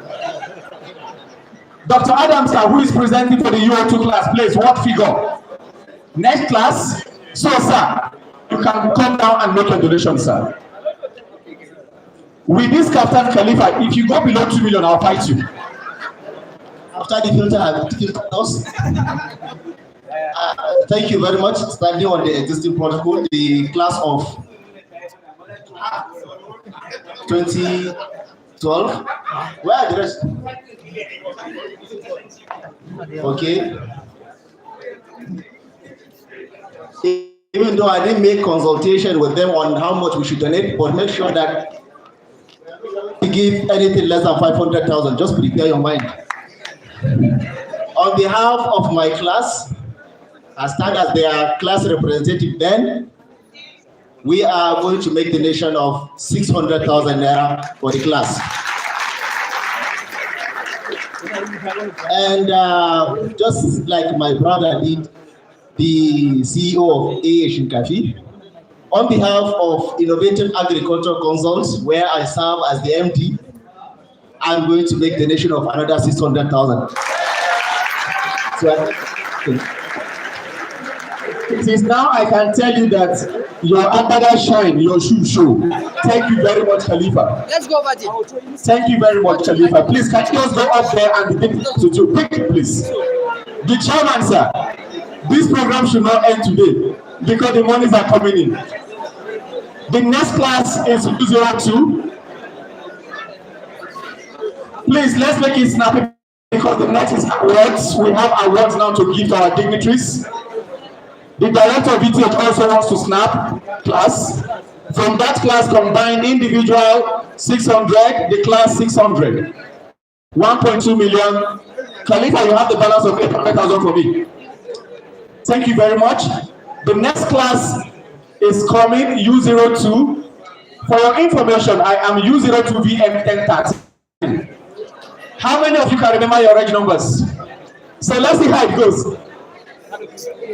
The class is so unique because we have one of the highest number of companies within the Nigerian security services. So, next class, U02 VM1030. Speaker, please, on behalf of the class.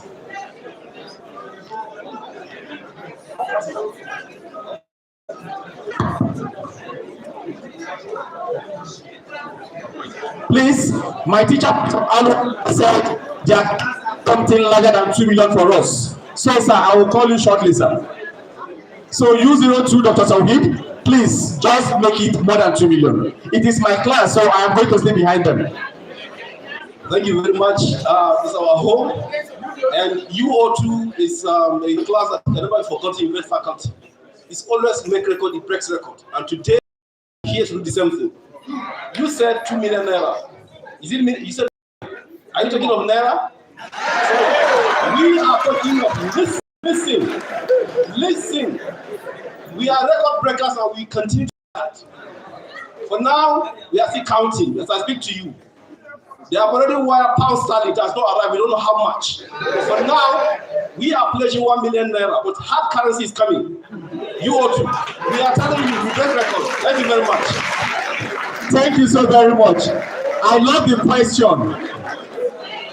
Please, let's snap with the thing. I love the question. Is it in naira? What is a good question? That class not the carry last. So they said I should drop the mic and join. Okay.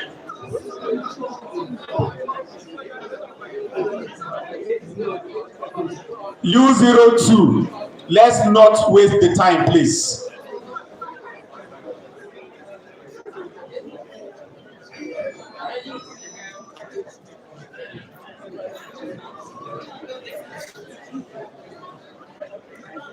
Please, the media team should ensure the 1 million naira appears in the picture. It's important for us as a class. Thank you so very much. Professor Alumni, sir, you said your class has concluded to give us more than 2 million. Professor Alumni, I'm waiting for you, sir. You called my attention. Okay, you are still consulting. Okay, next class.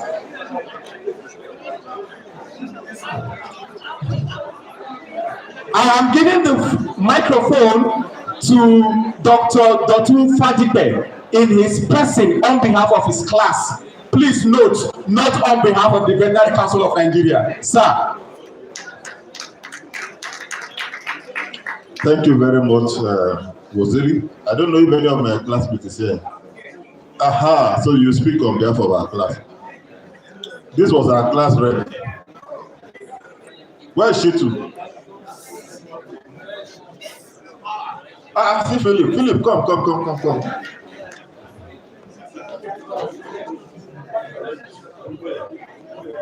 Before the class, we are passing to the class of the CBON. Sir. No, it's no longer the class of the CBON. There is my elder brother here. That is being coordinated by our class rep, Dr. Dangana, who is the United Kingdom.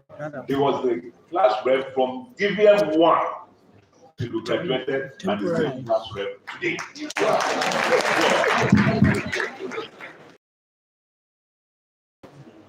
Put our heads together and bring an amount that all you will do is gasp. Thank you so very much, sir.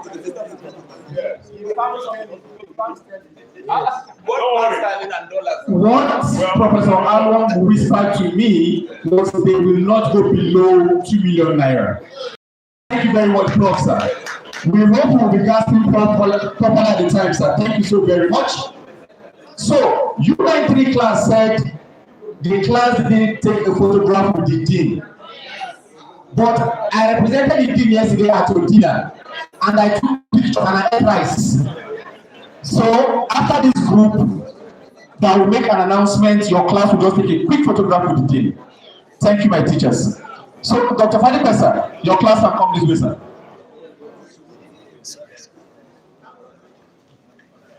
After this hopefully will be the last class before we swing to the awards and then we close for lunch. Sir, I'm handing over the mic to you.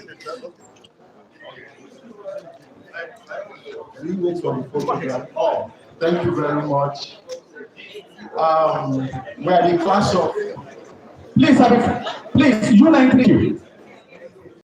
On behalf of my class, that is the class of U92.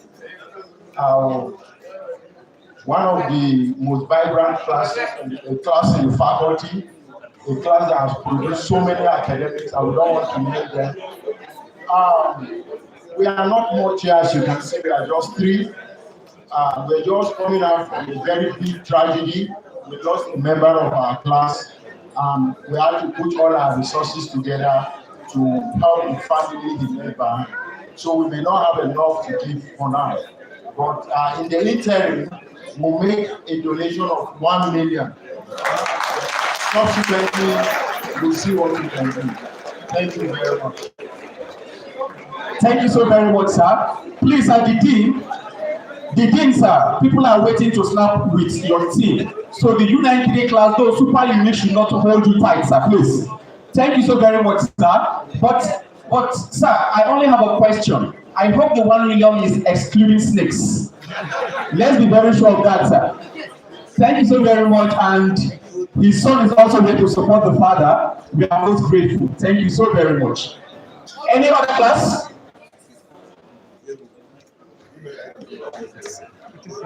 So I have the former president of the NVMA, Dr. Ibrahim, and my sister, Dr. Fatima, representing their class, and they intend to make a donation that is about 3 million.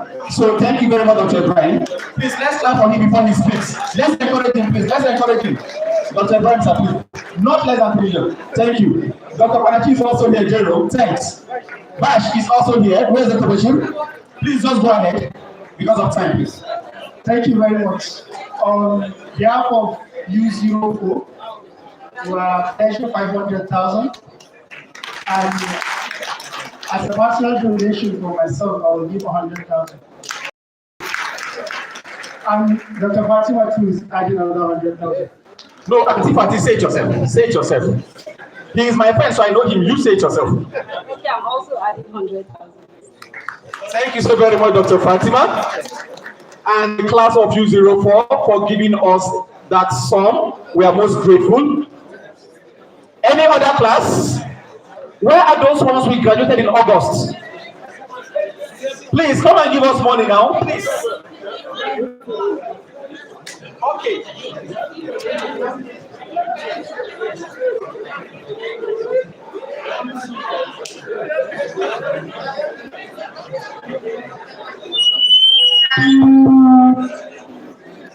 So, thank you so very much. U07, you are because of time. All donations subsequently can be sent to the faculty this way. I can see my HOD, Vet Microbiology with his nice cap. Prof, thank you very much, sir. Just 30 seconds. But Abdrazak, your class is a big class. Do not go below 2 million. Thank you. Quickly, please. Who is speaking for your class? Well, on behalf of of our class. Even though we started the conversation around this, I think about 2 days ago, but we are going to make a decision here, and if at the end of the day we are able to raise beyond what we are deciding, then we'll make sure we raise that. So we are pledging 500 to this time. Well, that's why I should make it 1 million. Thank you so very much. The eye of the class said 500,000, but a decision had to override that. The class has pledged 1 million naira, subsequent to further consultation to increase it above 3 million. Thank you very much, class. We are most grateful. The chairman has a kind permission because of time. We are pausing donations at this juncture. Donations will continue at the dinner by 7 p.m. Monday. At this juncture, we have awards for our dignitaries, and awards for some professors, and awards for some friends faculty. In the next 10 minutes, God willing, we should be out of this place.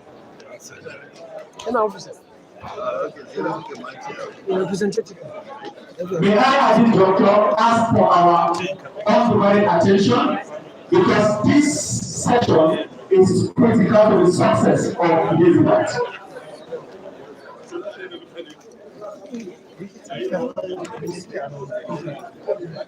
May I, most respectfully, please, audience, Dr. Brian, please help us to maintain some silence. Let us give respect to our teachers who have been here with us since 9 a.m., please. At this point, I have the single honor and privilege to most respectfully invite, please, audience from the back, to most respectfully invite to this podium the National President, ABU Alumni Association, Alhaji Ahmadu, to please come to stage. Please let's put our hands together for him. Loudly, please.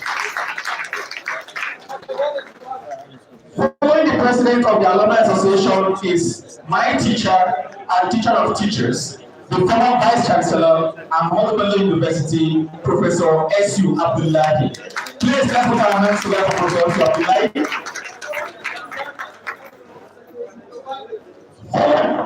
Abdullahi is somebody should please help him. Professor K.A.N. is Silver to please come to stage. Ushers, please. Professor K.A.N. is able to stage. Award committee, please, are the awards ready? May I have the award for Professor S.U. Abdullahi? That award will be presented by Professor K.A.N. Silver. Please be careful there, sir, please.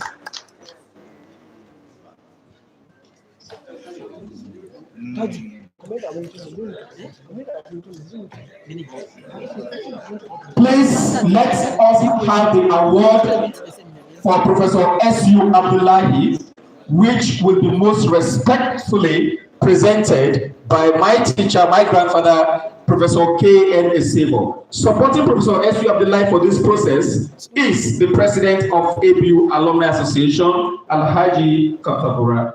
Professor K.N. Esebo said the award presented to you for onward transmission. The microphone is Prof. Bring it up. Let's bring it up. Okay, bring it up.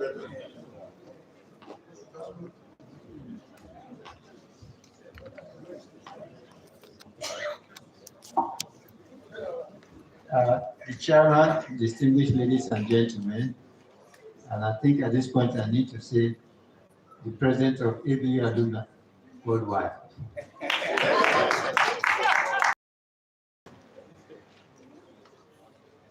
This gentleman, former vice chancellor of ABU, somehow he has a will continue to give me honor. He has done it again today. I think it's a privilege, a great honor. By the way, we once shared office together. Yes. And you, this man, you learn from him. I'm telling you the truth. And honor will continue to follow you. on behalf of the faculty, ABU, alumni, Welfare College Association, whatever, I want to present this to you. A well-deserved honor from them. I think this is just the beginning. We've seen a lot. May God spare our life to see more. Amen. Congratulations. Please, let's put our hands together.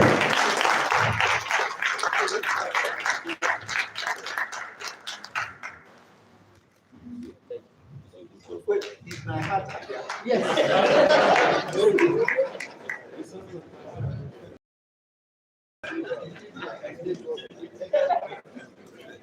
Thank you so very much, Professor K. Nesibu. Usher, please help my teacher, and just a word from the award recipients. Well, I'm most honored, as I said earlier. Interim was also having served the university at high capacity. I think I'm still very much honored by my own faculty, and I will never pay back now. But we'll do our best, inshallah. And thank you, sir, my teacher.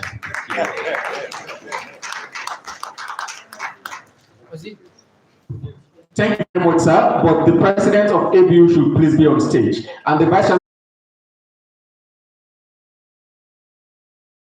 Next to be awarded is the president ABU Alumni Association in person of Alhaji Kantabura, and this award will be presented to him by the former Vice Chancellor, Ahmadu Bello University, Professor S.U. Abdullahi. Please let's put our hands together.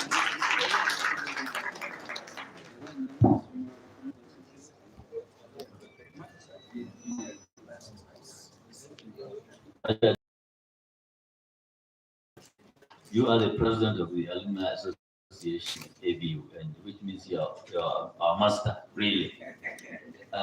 If you recall, when we were in office, we did as much as we could to encourage the Alumni Association. In fact, we established an advancement office at the time with the intention of mobilizing the who are all over the place. I know some might have retired, but we still have a lot of people in so many positions that can help the. We want to thank you very much for all you have been doing, and we hope that you end your tenure peacefully with a lot of productive contribution to ABU.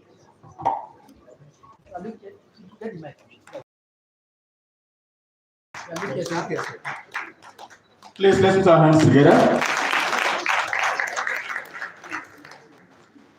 And just a word from the Audi.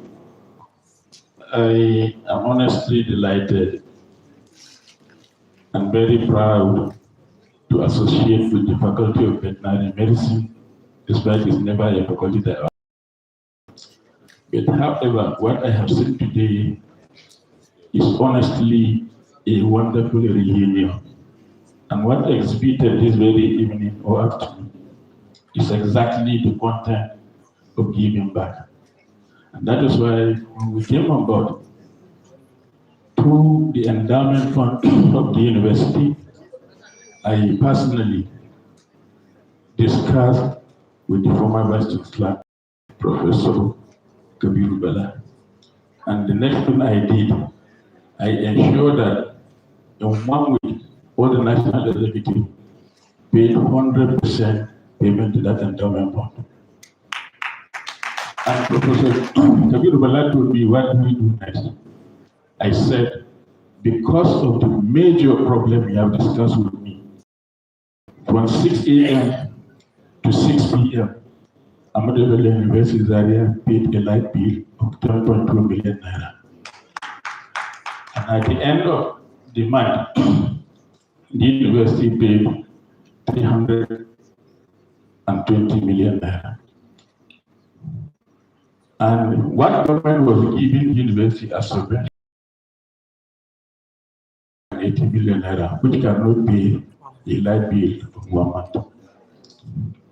So what I decided to do is to discuss and take community advantage from Mandagora and I spoke with Corazon Bello of mainstream. And I said, let's start with the endowment fund with Kabiru Bella seated, and I called him to that speaker. He said, we will give 20 million naira for the endowment fund. Kabiru Bella was saying yes. I said, no, Connor, it's very small.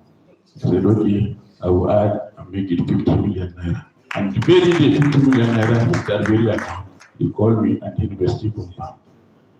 And as regards to the life situation of the university, I'm sure some of you will see the mainstream. They are coming to the university trying to see what they can do. And they are trying to renovate the 1,000 capacity center at the other side where we had the first eldest Supreme Congregational lectures with their own. So thank you so much. Thank you so very much, the President, sir. So as you may just kindly go have your seats. Thank you so very much. Next awardee is Professor A.N. Mohammed, former Vice Chancellor at Ahmadu Bello University, Zaria, ably represented by my teacher, the head of the department, Veterinary Public Health and Preventive Medicine, Professor Lawan Kabir. This award will be presented by Professor D.A.Y. Adawa. Professor, sir. Please, let's put our hands for Professor D.A.Y. Adawa as he comes to the podium. Thank you.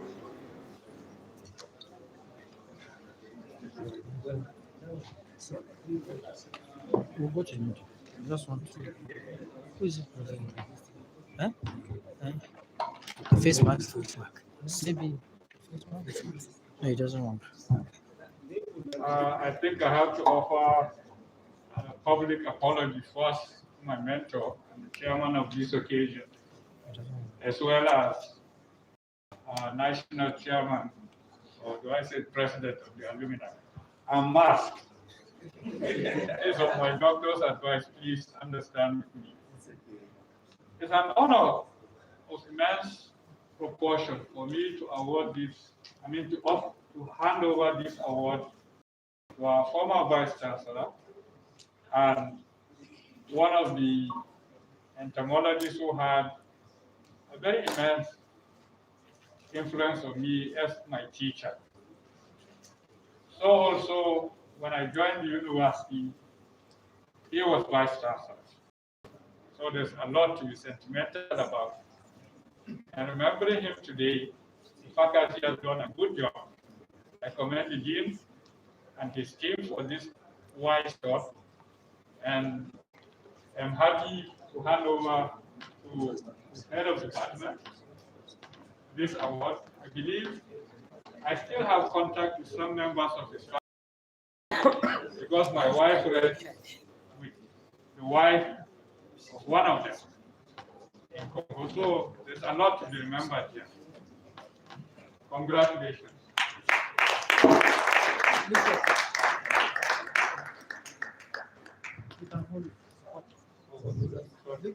Please let's stand for them, please. Thank you, sir. Thank you very much. The family would have loved to be here. I'm in communication with their father, daughter, away here. So, but they are grateful for the faculty to remember their late father. Thank you. Thank you so very much, my teacher, sir. May I respectfully call to the podium Dr. Bello Alimi, the chairman IMC. The next award to be presented by Dr. Bello Alimi is to two of our past vice chancellors, Professors D.I. Sir, you made a correction of that pronunciation, sir. Sarho. Saro. I grew up knowing Saro. Twisting my tongue now will mean years of reversal. The award will be presented to the former Vice Chancellor at Ahmadu Bello University, Zaria, Professor D.I. Saro, and Professor J.U. For Professor D.I. Saro is Professor N. Allen. Put your hands together for him, please. Thank you so very much, sir.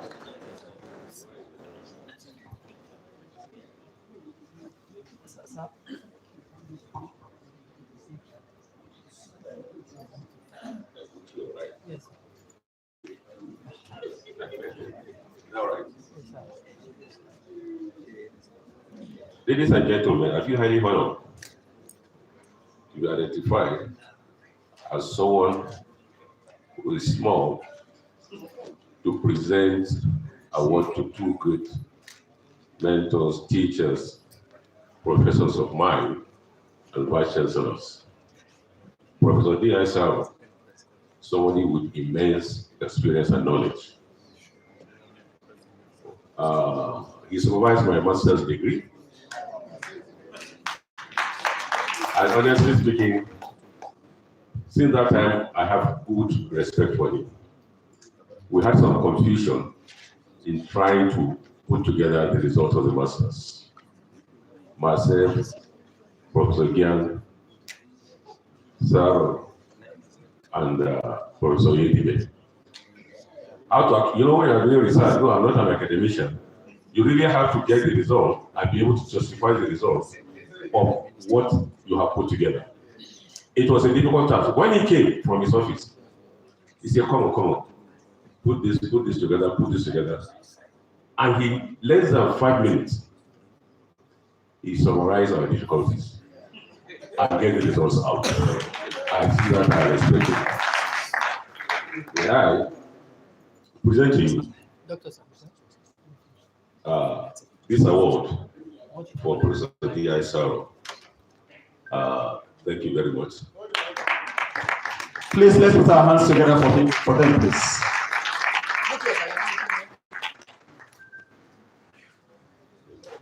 Thank you. Just a word on behalf of Professor D.I. sir. Ladies and gentlemen, I think this is an ambush.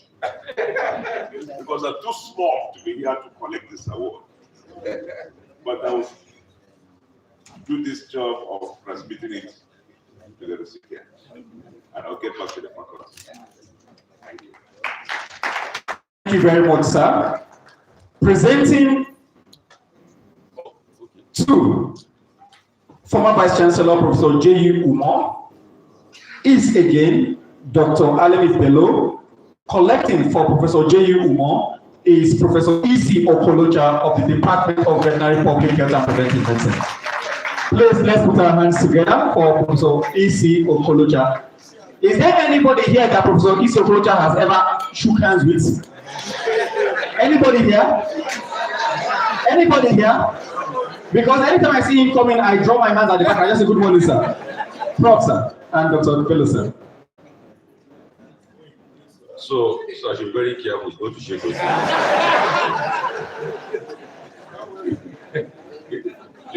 Ladies and gentlemen, I have the honor and privilege to present to you this award for Professor J. Umar. One of my lecturer vice chancellor.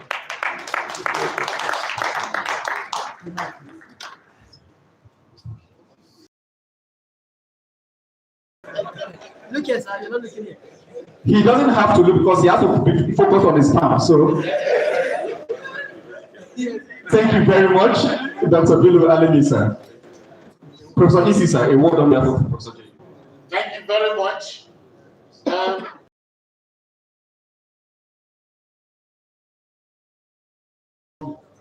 And I'm glad that you're the one that handed this over to me.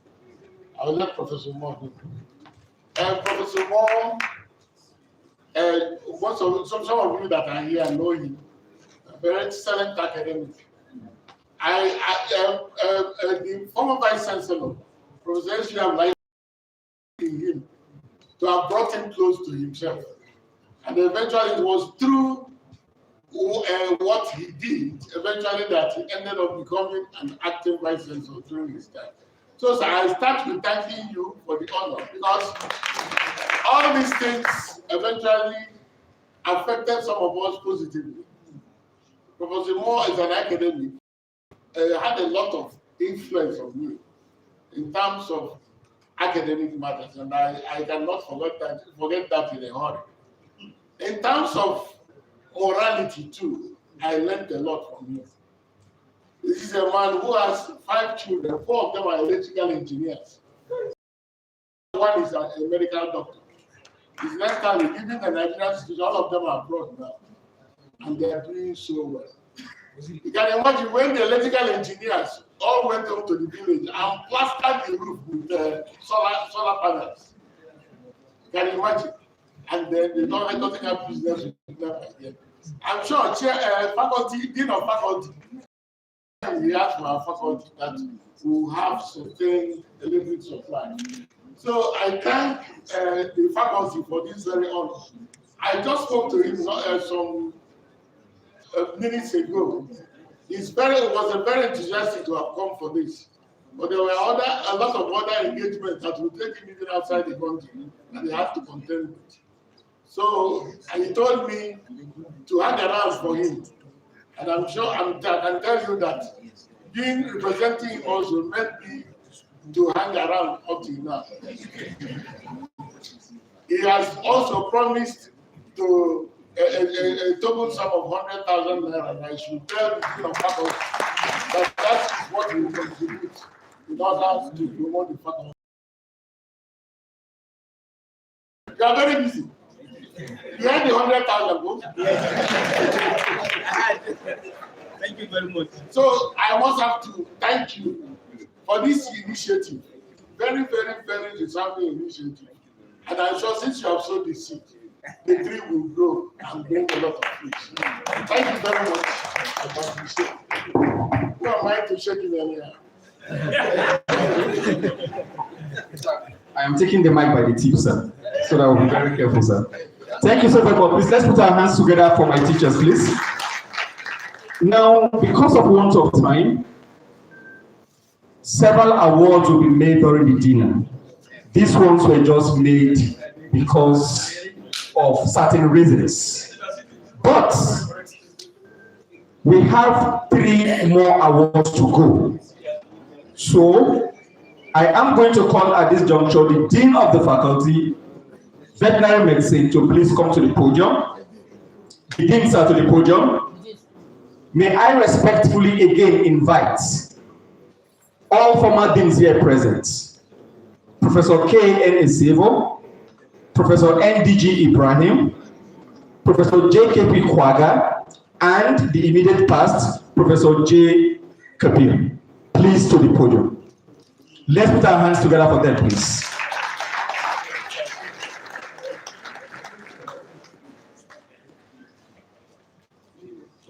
May I have the awards for the deans, please? The deans, please.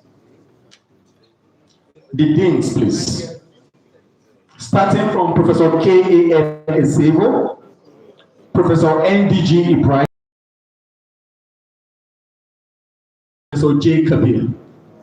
May I have the awards in that order, please?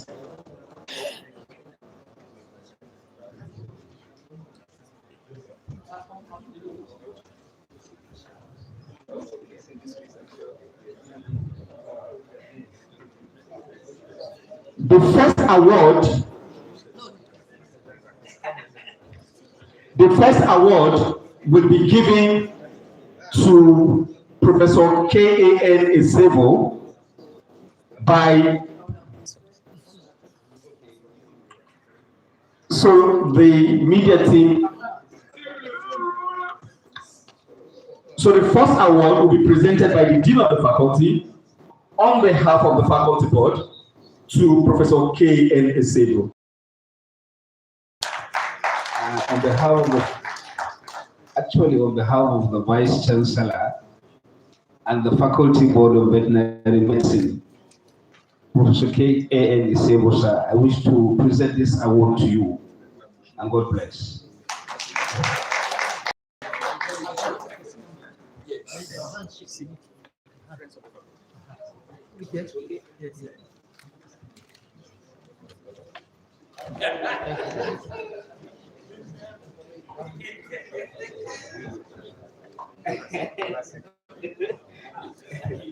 Next is Professor NDG Ibrahim.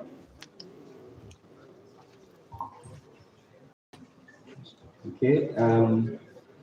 Again, on behalf of the Vice Chancellor, Ahmadu Bello University Zaria, and the Faculty Board of Veterinary Medicine, Professor NDG, sir, I hereby give you this award as a former dean of the Faculty of Veterinary Medicine. And God bless. Please let's put our hands together for them. Look here, sir. Yes. Thank you very much. Congratulations. Yeah. Please let's put our hands together for him. Next is Professor JKP Kwaga. Please let's put our hands together for our teachers. Professor Kwaga, sir. Professor Kwaga, sir, on behalf of the Vice Chancellor and the Faculty Board of Veterinary Medicine, hereby I give you this award as a former dean of the Faculty of Veterinary Medicine. God bless, sir. You're welcome, sir. So look here.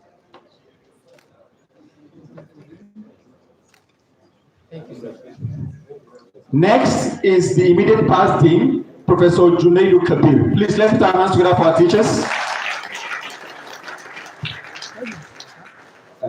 On behalf of the Vice Chancellor and the Faculty Board of Veterinary Medicine, Professor Junaid, I give you this award as a former dean of the Faculty of Veterinary Medicine, and the person who gave me this assignment,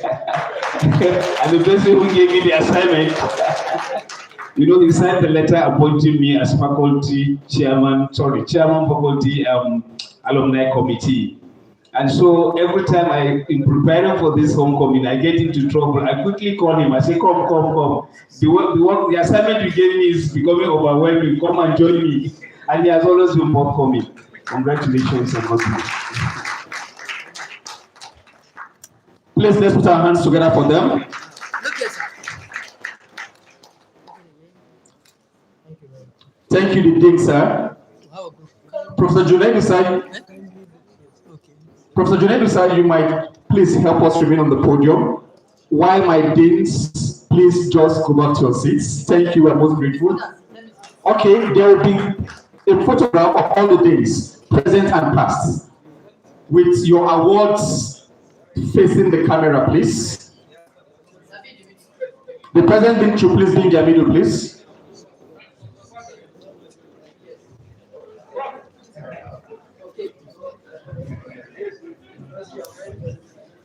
Please, let's put our hands together, please.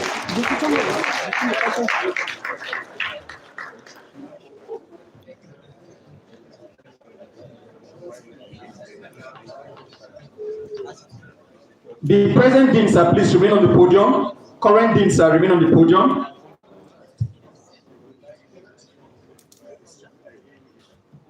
Please, where are the ushers now? Please, where are they?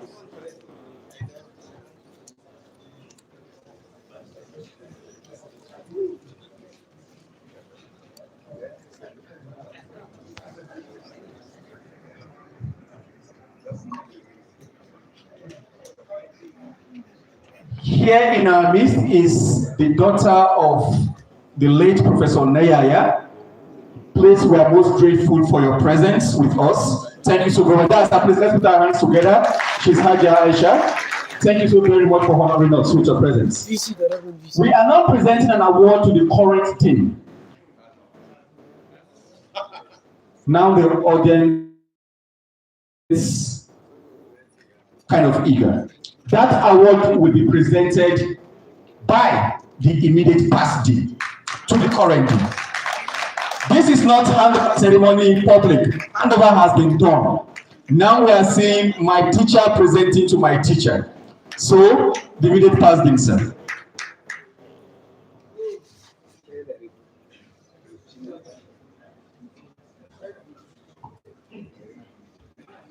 Well, I am very, very happy and honored to be assigned to do the task of presenting this award of excellence to Professor M. Kahu.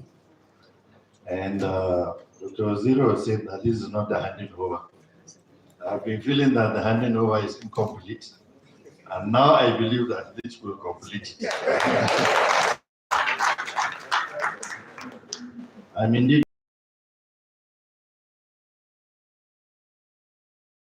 And we're very happy and proud that Professor Kao was able to organize and lead the processes that culminated into this day. This is a very important day for the faculty, and believe it's a day of rebirth of the faculty. I congratulate Professor Kao. Please, let's put our hands together for them, please.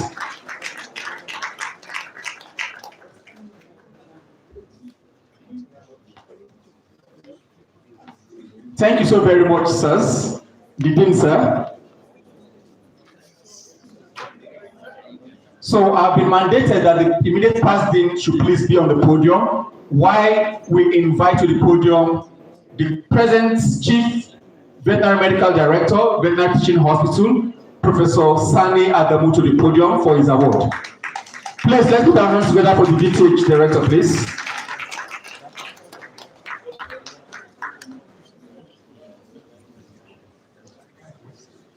The mic. The Dean, sir. Thank you very much.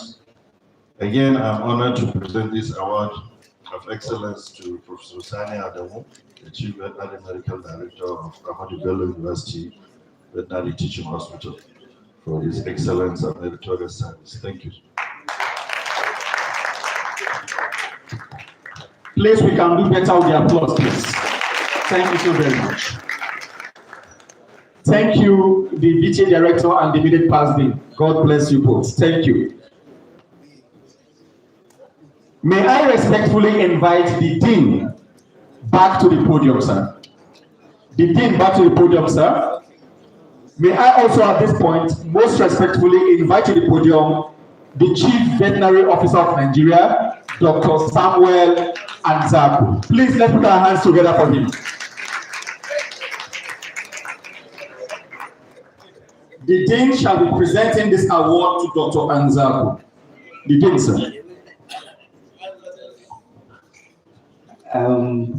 I wish I would have I'm presenting more than this, but you know, this is the gesture. This is on behalf of this honor. An award is given to you for your dedication, outstanding commitment to the welfare progress of the Faculty of Veterinary Medicine and the veterinary profession in the country in general.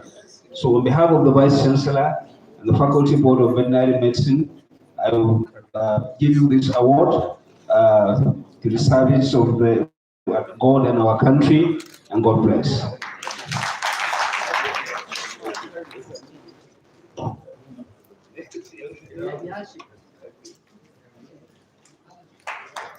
Please, let's put our hands together for them, please.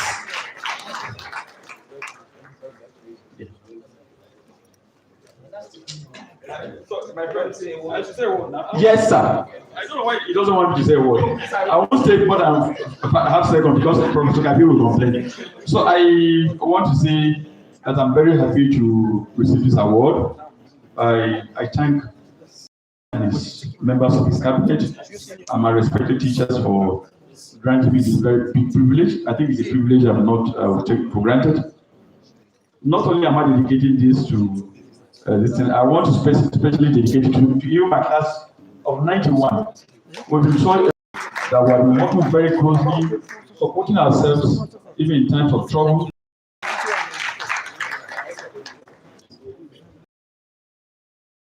Yes, because you are presenting the Present Vice Chancellor.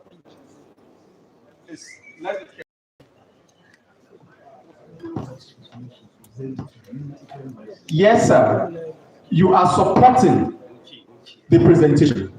So may I most respectfully the former Vice Chancellor, Ahmadu Bello University, Zaria, Professor S.U. Abdullahi, to present an award to the current Vice Chancellor, Professor Ahmad Adamu. That presentation will be supported by the Dean of the Faculty, Professor. The Dean of the Faculty will collect on behalf of the Vice Chancellor. Sir. Thank you very much. Representative of the Vice Chancellor of Ahmadu Bello University, this award is from our Faculty of Veterinary Medicine in recognition of your support for the faculty and also support of the university in general. Congratulations, sir. The mic, please. The mic, so that I can get the handshake, sir. Don't worry. Please, let's put our hands together for them.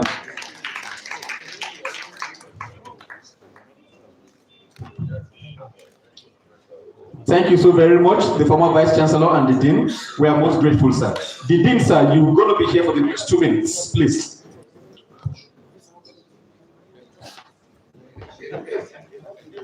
While you're done here, sir, you also help us do something, the Dean. So while you're here, Dean, may I call on 2 important persons to receive an award or awards as friends and supporters of the faculty. May I, at this juncture, call on Senator Babangida Hussaini Wali Kazaure, ably represented by Dr. G.A. Musa. Please let's put our hands together for him, please. Dr. G.A. Musa, please. Let me have the award for Senator Babangida Hussaini, please. Senator Babangida Hussaini's award, please.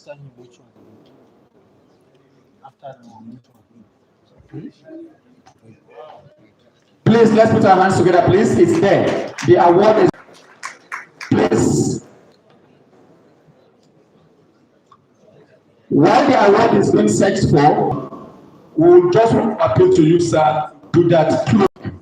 So, the Dean, sir, the award is ready for Senator Babangida Hussaini.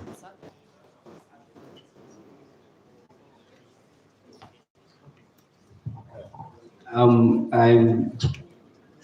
especially delighted to present this award and in recognition of the support of L-Press to the faculty and indeed your future support that is very crucial, especially I think I'm going to take this information again to my brother Sanusi.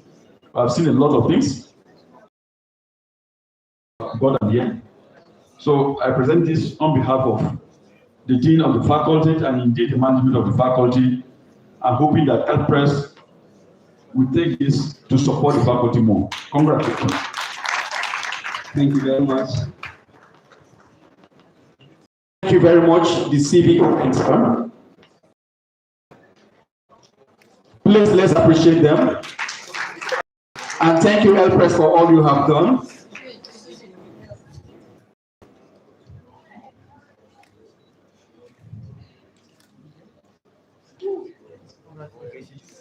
The Dean, sir, now present an award to Dr. S.N.A. Seidu.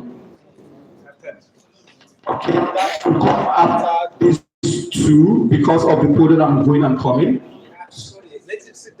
Let Baba sit down, please, first. Sir, please sit down. We are coming to you, especially, sir.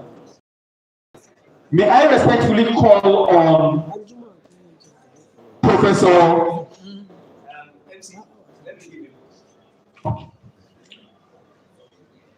The Dean is working towards Dr. S.U. to make the presentation.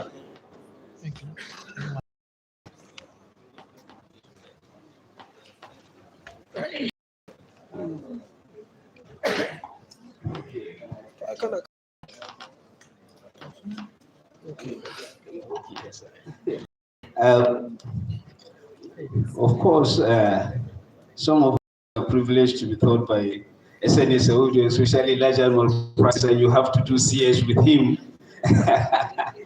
You have to be patient because sometimes you can lose his temper quickly. You know, soldiers, if you are not careful, they can lose their temper quickly. But we learned a lot. You know, to NRLS, then went to Federal Ministry. Those who were rejoicing, they are becoming professors ahead of me. In fact, they were the ones I was consoling.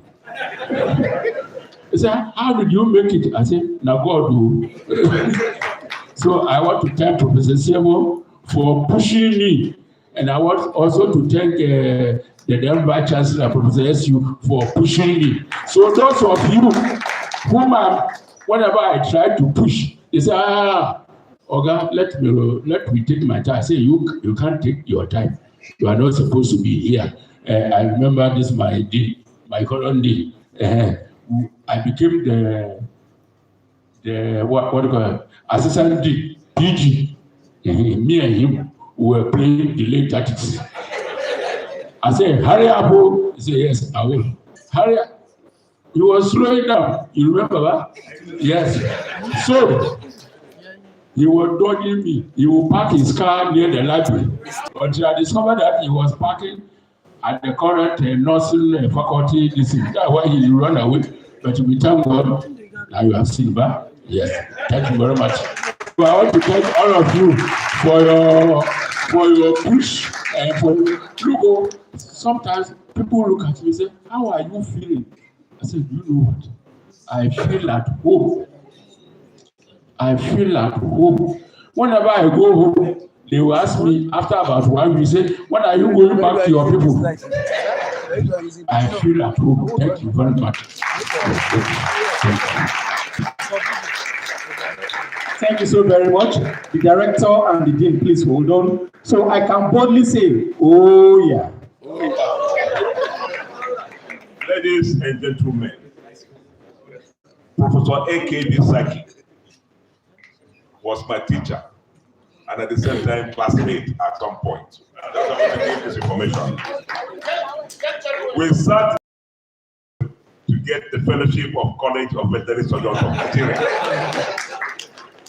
When his year of graduation students got it many years through other means, but he sat in the class, wrote every exam with us.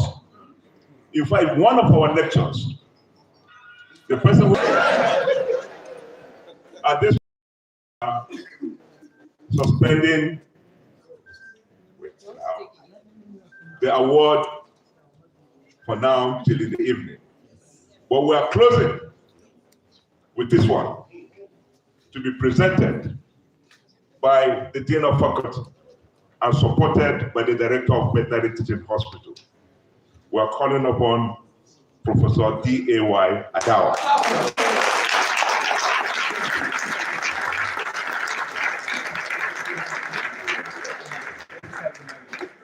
Before he comes here, let me tell you something about this man. We have a new complex of the Veterinary Teaching Hospital, Ahmadu Bello University, Zaria. Let me stop at that.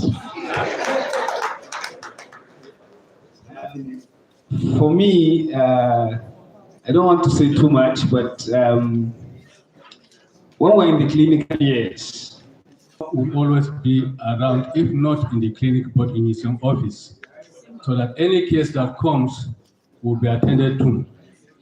Not just that, sometimes he used his money. Sometimes he used his money when there is the need for one thing or the other that is not available.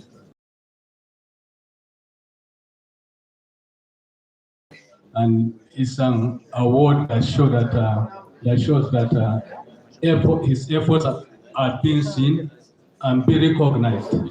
So I thank the team for seeing this award. I never knew that you'd be awarded with this honor.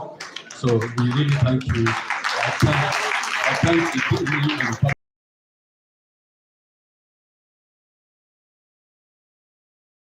honor.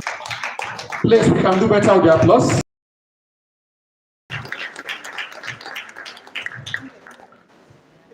Thank you, sir. Thank you so much, Dean, and my able director.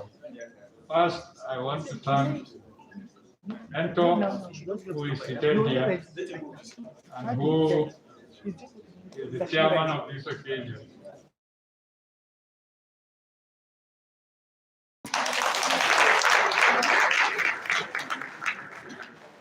In gratitude for all that he has done for me in life. Thank you, sir.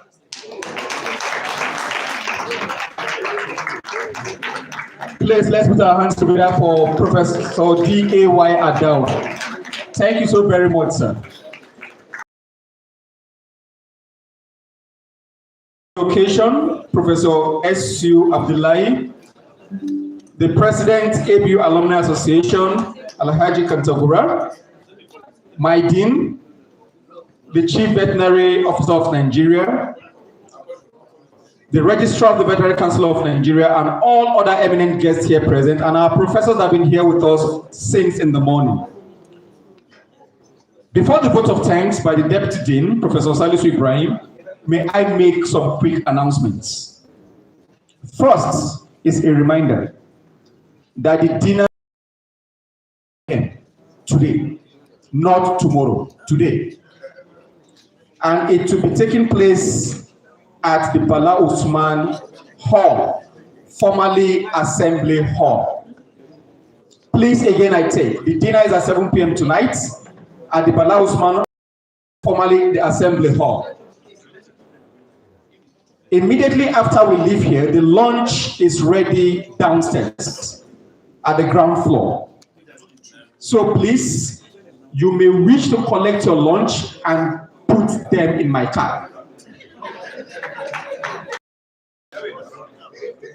It's a truck, sir. Again, I repeat, you may collect your lunch and donate it to me. Ground floor, please. Immediately after the closing prayers, all members of the high table are to kindly queue in front of the podium. All members of the high table are to kindly queue in front of the podium for group photograph, and then all persons should stand while members of the high table will also stand facing the screen. The media team will stand on this podium to take the photograph ground to the last seats. Please, I hope that is taken.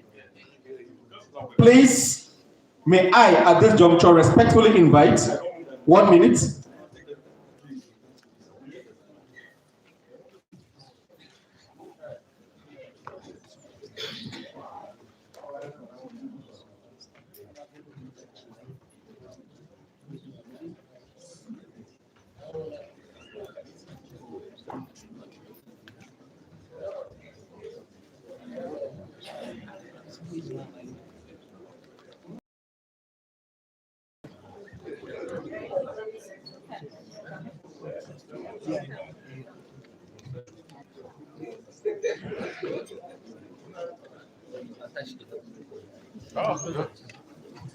Not finished.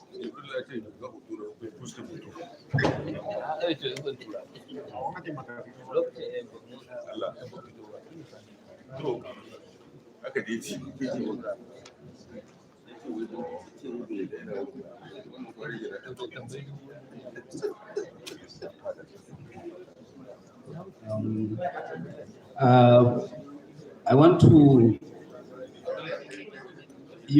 for an occasion like this, 61 years, we had massive data at our disposal, and the time was, and we were working round the clock overnight to see that those that needed, we had over 100 awards.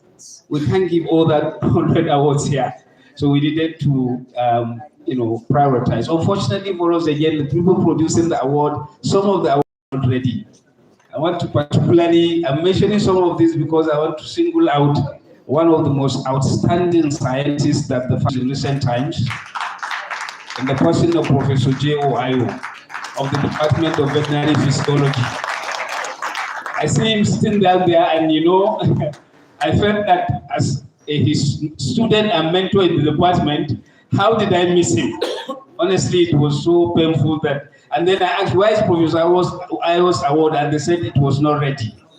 So I have to apologize to Professor Ayo, and I want to, when it is at the appropriate time, I will call a special faculty board meeting and give him his award. I want to, around? Oh, he has left? Oh, it's outside. It's outside. So, and then many others too. We have some of our former teachers here, many important people who have contributed significantly to the development of the faculty. But number one, the time is short, and then of course there's a limit to what we can do for now, even in terms of our budget, you know. And so, but hopefully by the next, since we are going to be doing it on a yearly basis, we are going to bring more and more awards on board so that everybody gets to, we get to appreciate everybody's contribution to the faculty and its progress and development. Thank you very much. Thank you very much, my dear sir.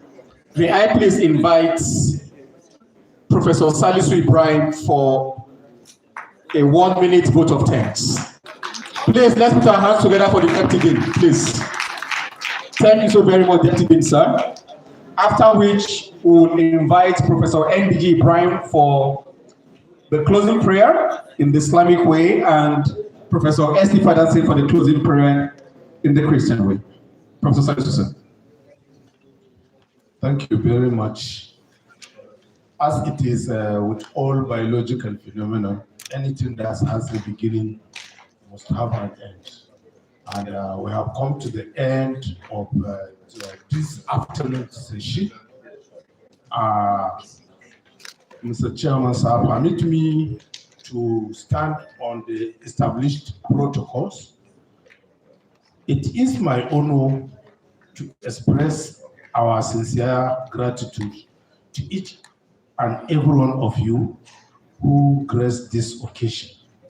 Our gratitude also goes to our keynote speaker and special guests who are with us throughout this session for their expertise, experiences, and insights. We also thank our organizing committee for their tireless efforts in making this event a success. Also, to our alumni, we appreciate your continued support and look forward to your active participation in our future events. We also appreciate the tireless efforts of the Association of Veterinary Medical Students, that is our own students now, who support us in all logistics. As chairman and members of the Interim Management Committee of the ABU Alumni Chapter, we also appreciate you. We also appreciate the security divisions of Ahmadu Bello University Zaria for their support during preparation and throughout the event.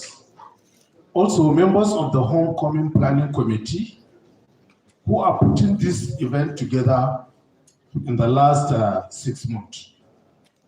We appreciate all our esteemed guests who participated physically or virtually in this event. Our appreciation also goes to the Vice Chancellor of Ahmadu Bello University for his unflinching support to the faculty and to this homecoming event. I also wish to recognize the effort and the support of the Chief Veterinary Officer of Nigeria for being present here with us. The list is endless. Please, all those who have participated and who graced the occasion, I wish you safe journey home to your respective destination. Finally, I would also like, on personal ground, to pray to the repose of our departed lecturers. Our lecturers like Professor Idris Abdul, Professor Y.O. Aliyu, and others, we pray, may Allah have mercy on their souls. Well, our retired teachers who are not tired, the former Vice Chancellor of Ahmadu Bello University, Dr. S.N.A. Saidu, Professor Khan Isebo, and others who are alive. We pray, may Allah strengthen them health-wise, because we are still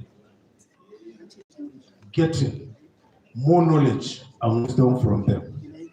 So ladies and gentlemen, I wish you safe journey back to your respective destinations. Thank you very much. Good afternoon. Thank you so very much, my teacher, Professor Salisu Ibrahim, for that. Sir, your folder? Sir, is this folder yours, sir?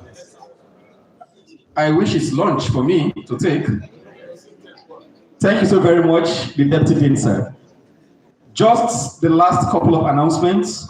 Remember, on the program of events, there's supposed to be a faculty-guided tour. It is still taking place immediately after lunch. Downstairs to convey all participants who are interested going to see what their faculty looks like as of today. Please remember, the faculty tour is taking place after lunch. The buses are downstairs free of charge. You are not paying a token for the transportation, please. Thank you. The dinner again is at 7 p.m. and you are kindly invited to take part in that dinner. At this point, the chairman, sir, may I respectfully ask all the members of the high table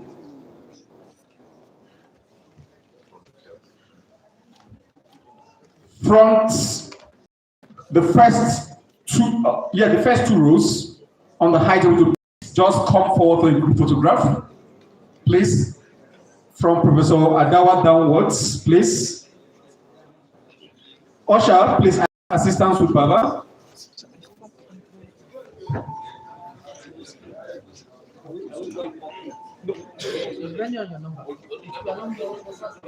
Please, all other persons, just hold on for the group photograph and the national anthem.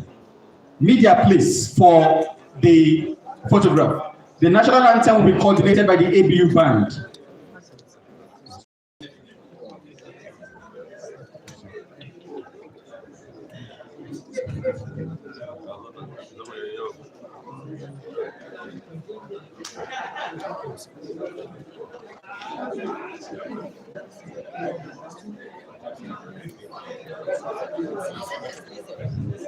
Please, one house, please. Media, please, we're waiting for you because we have other things. There has to be a closing prayer, please. Media, please, we are waiting, please, media. Kamal, please, can you descend to the next level or something, please, quickly? Media, please, we are waiting, please, media.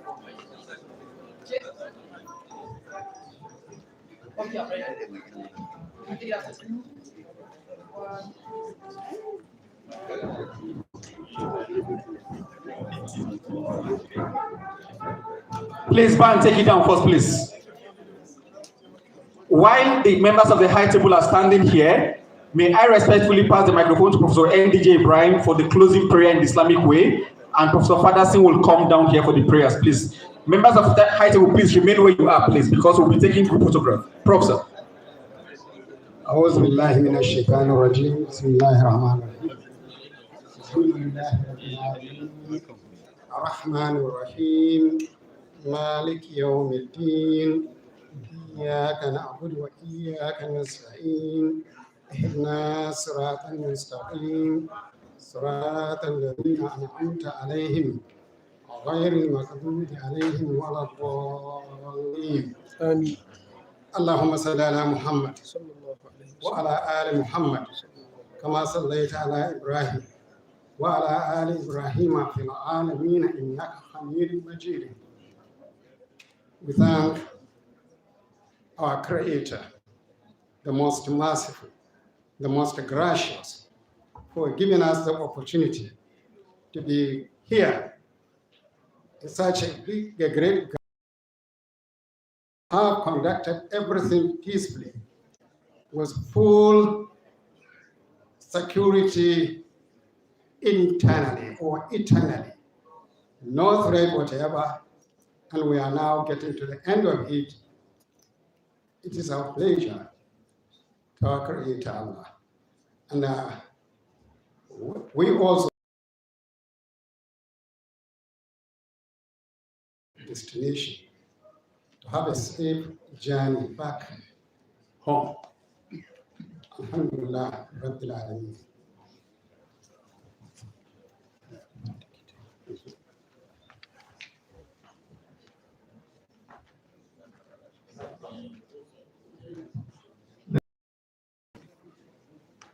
Father in heaven, the God that we can call our Father, we are very grateful to you. When we started this program, we asked for your presence. And indeed, you have shown up. You have done so wonderfully. Father, we just say thank you. Thank you for all that has happened today. History has been made. We thank you for those that you use for this history to be made, particularly former vice chancellors and many others that are here. We give you praise and honor. We thank you for the awardees. We thank you for others. May your name be exalted. Father, we want to thank you. The remaining activities are coming up. We pray that, Lord, you will still see us through. Pray for safety for those that have traveled. Even as we pray, thanking you for their safe arrival, we pray that you will take everyone home safe in the name of Jesus. We pray even for those that are not very strong, that we ask for strength for them in the name of Jesus. And for our faculty, we pray that you will continue to help us. Even our students and staff will continue to enjoy your presence and your goodness. And let your name be exalted. Continue to be with us even in this university. This university will continue to progress for your own glory. Thank you for answering us. For in Jesus' wonderful name we have prayed. Amen. Amen. Thank you very much. This is how the photography is going to take place. Please, all persons on this aisle, kindly assist me, my teachers, make yourself to the middle. From that aisle to the middle, then all persons resident in the middle will now stand up. Members of the high table will part the audience. The media team will be on the stage for the photograph and will take measurements. Please, just help me move, please. Please, my teachers from that side, move towards the middle as well. Members of the high table can just queue up in front here. There's this space, please, let's queue up from here. Members of the high table can queue up from here, parking the audience. Yes, sir. Parking the audience, sir.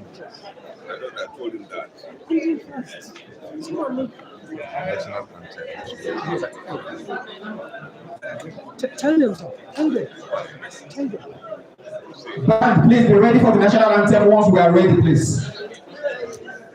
Please, let's be fast because our elders cannot stay for too long, please. We can start the queuing from the first row, please, from the first row. There's this space there. There are spaces in the first row, please. My teachers, Khalifa Etar. Khalifa, please join up. Let's take the pictures, please. Please, band, be on standby because once the stage is set, you're taking national anthem at the same time. Please, media, are we ready?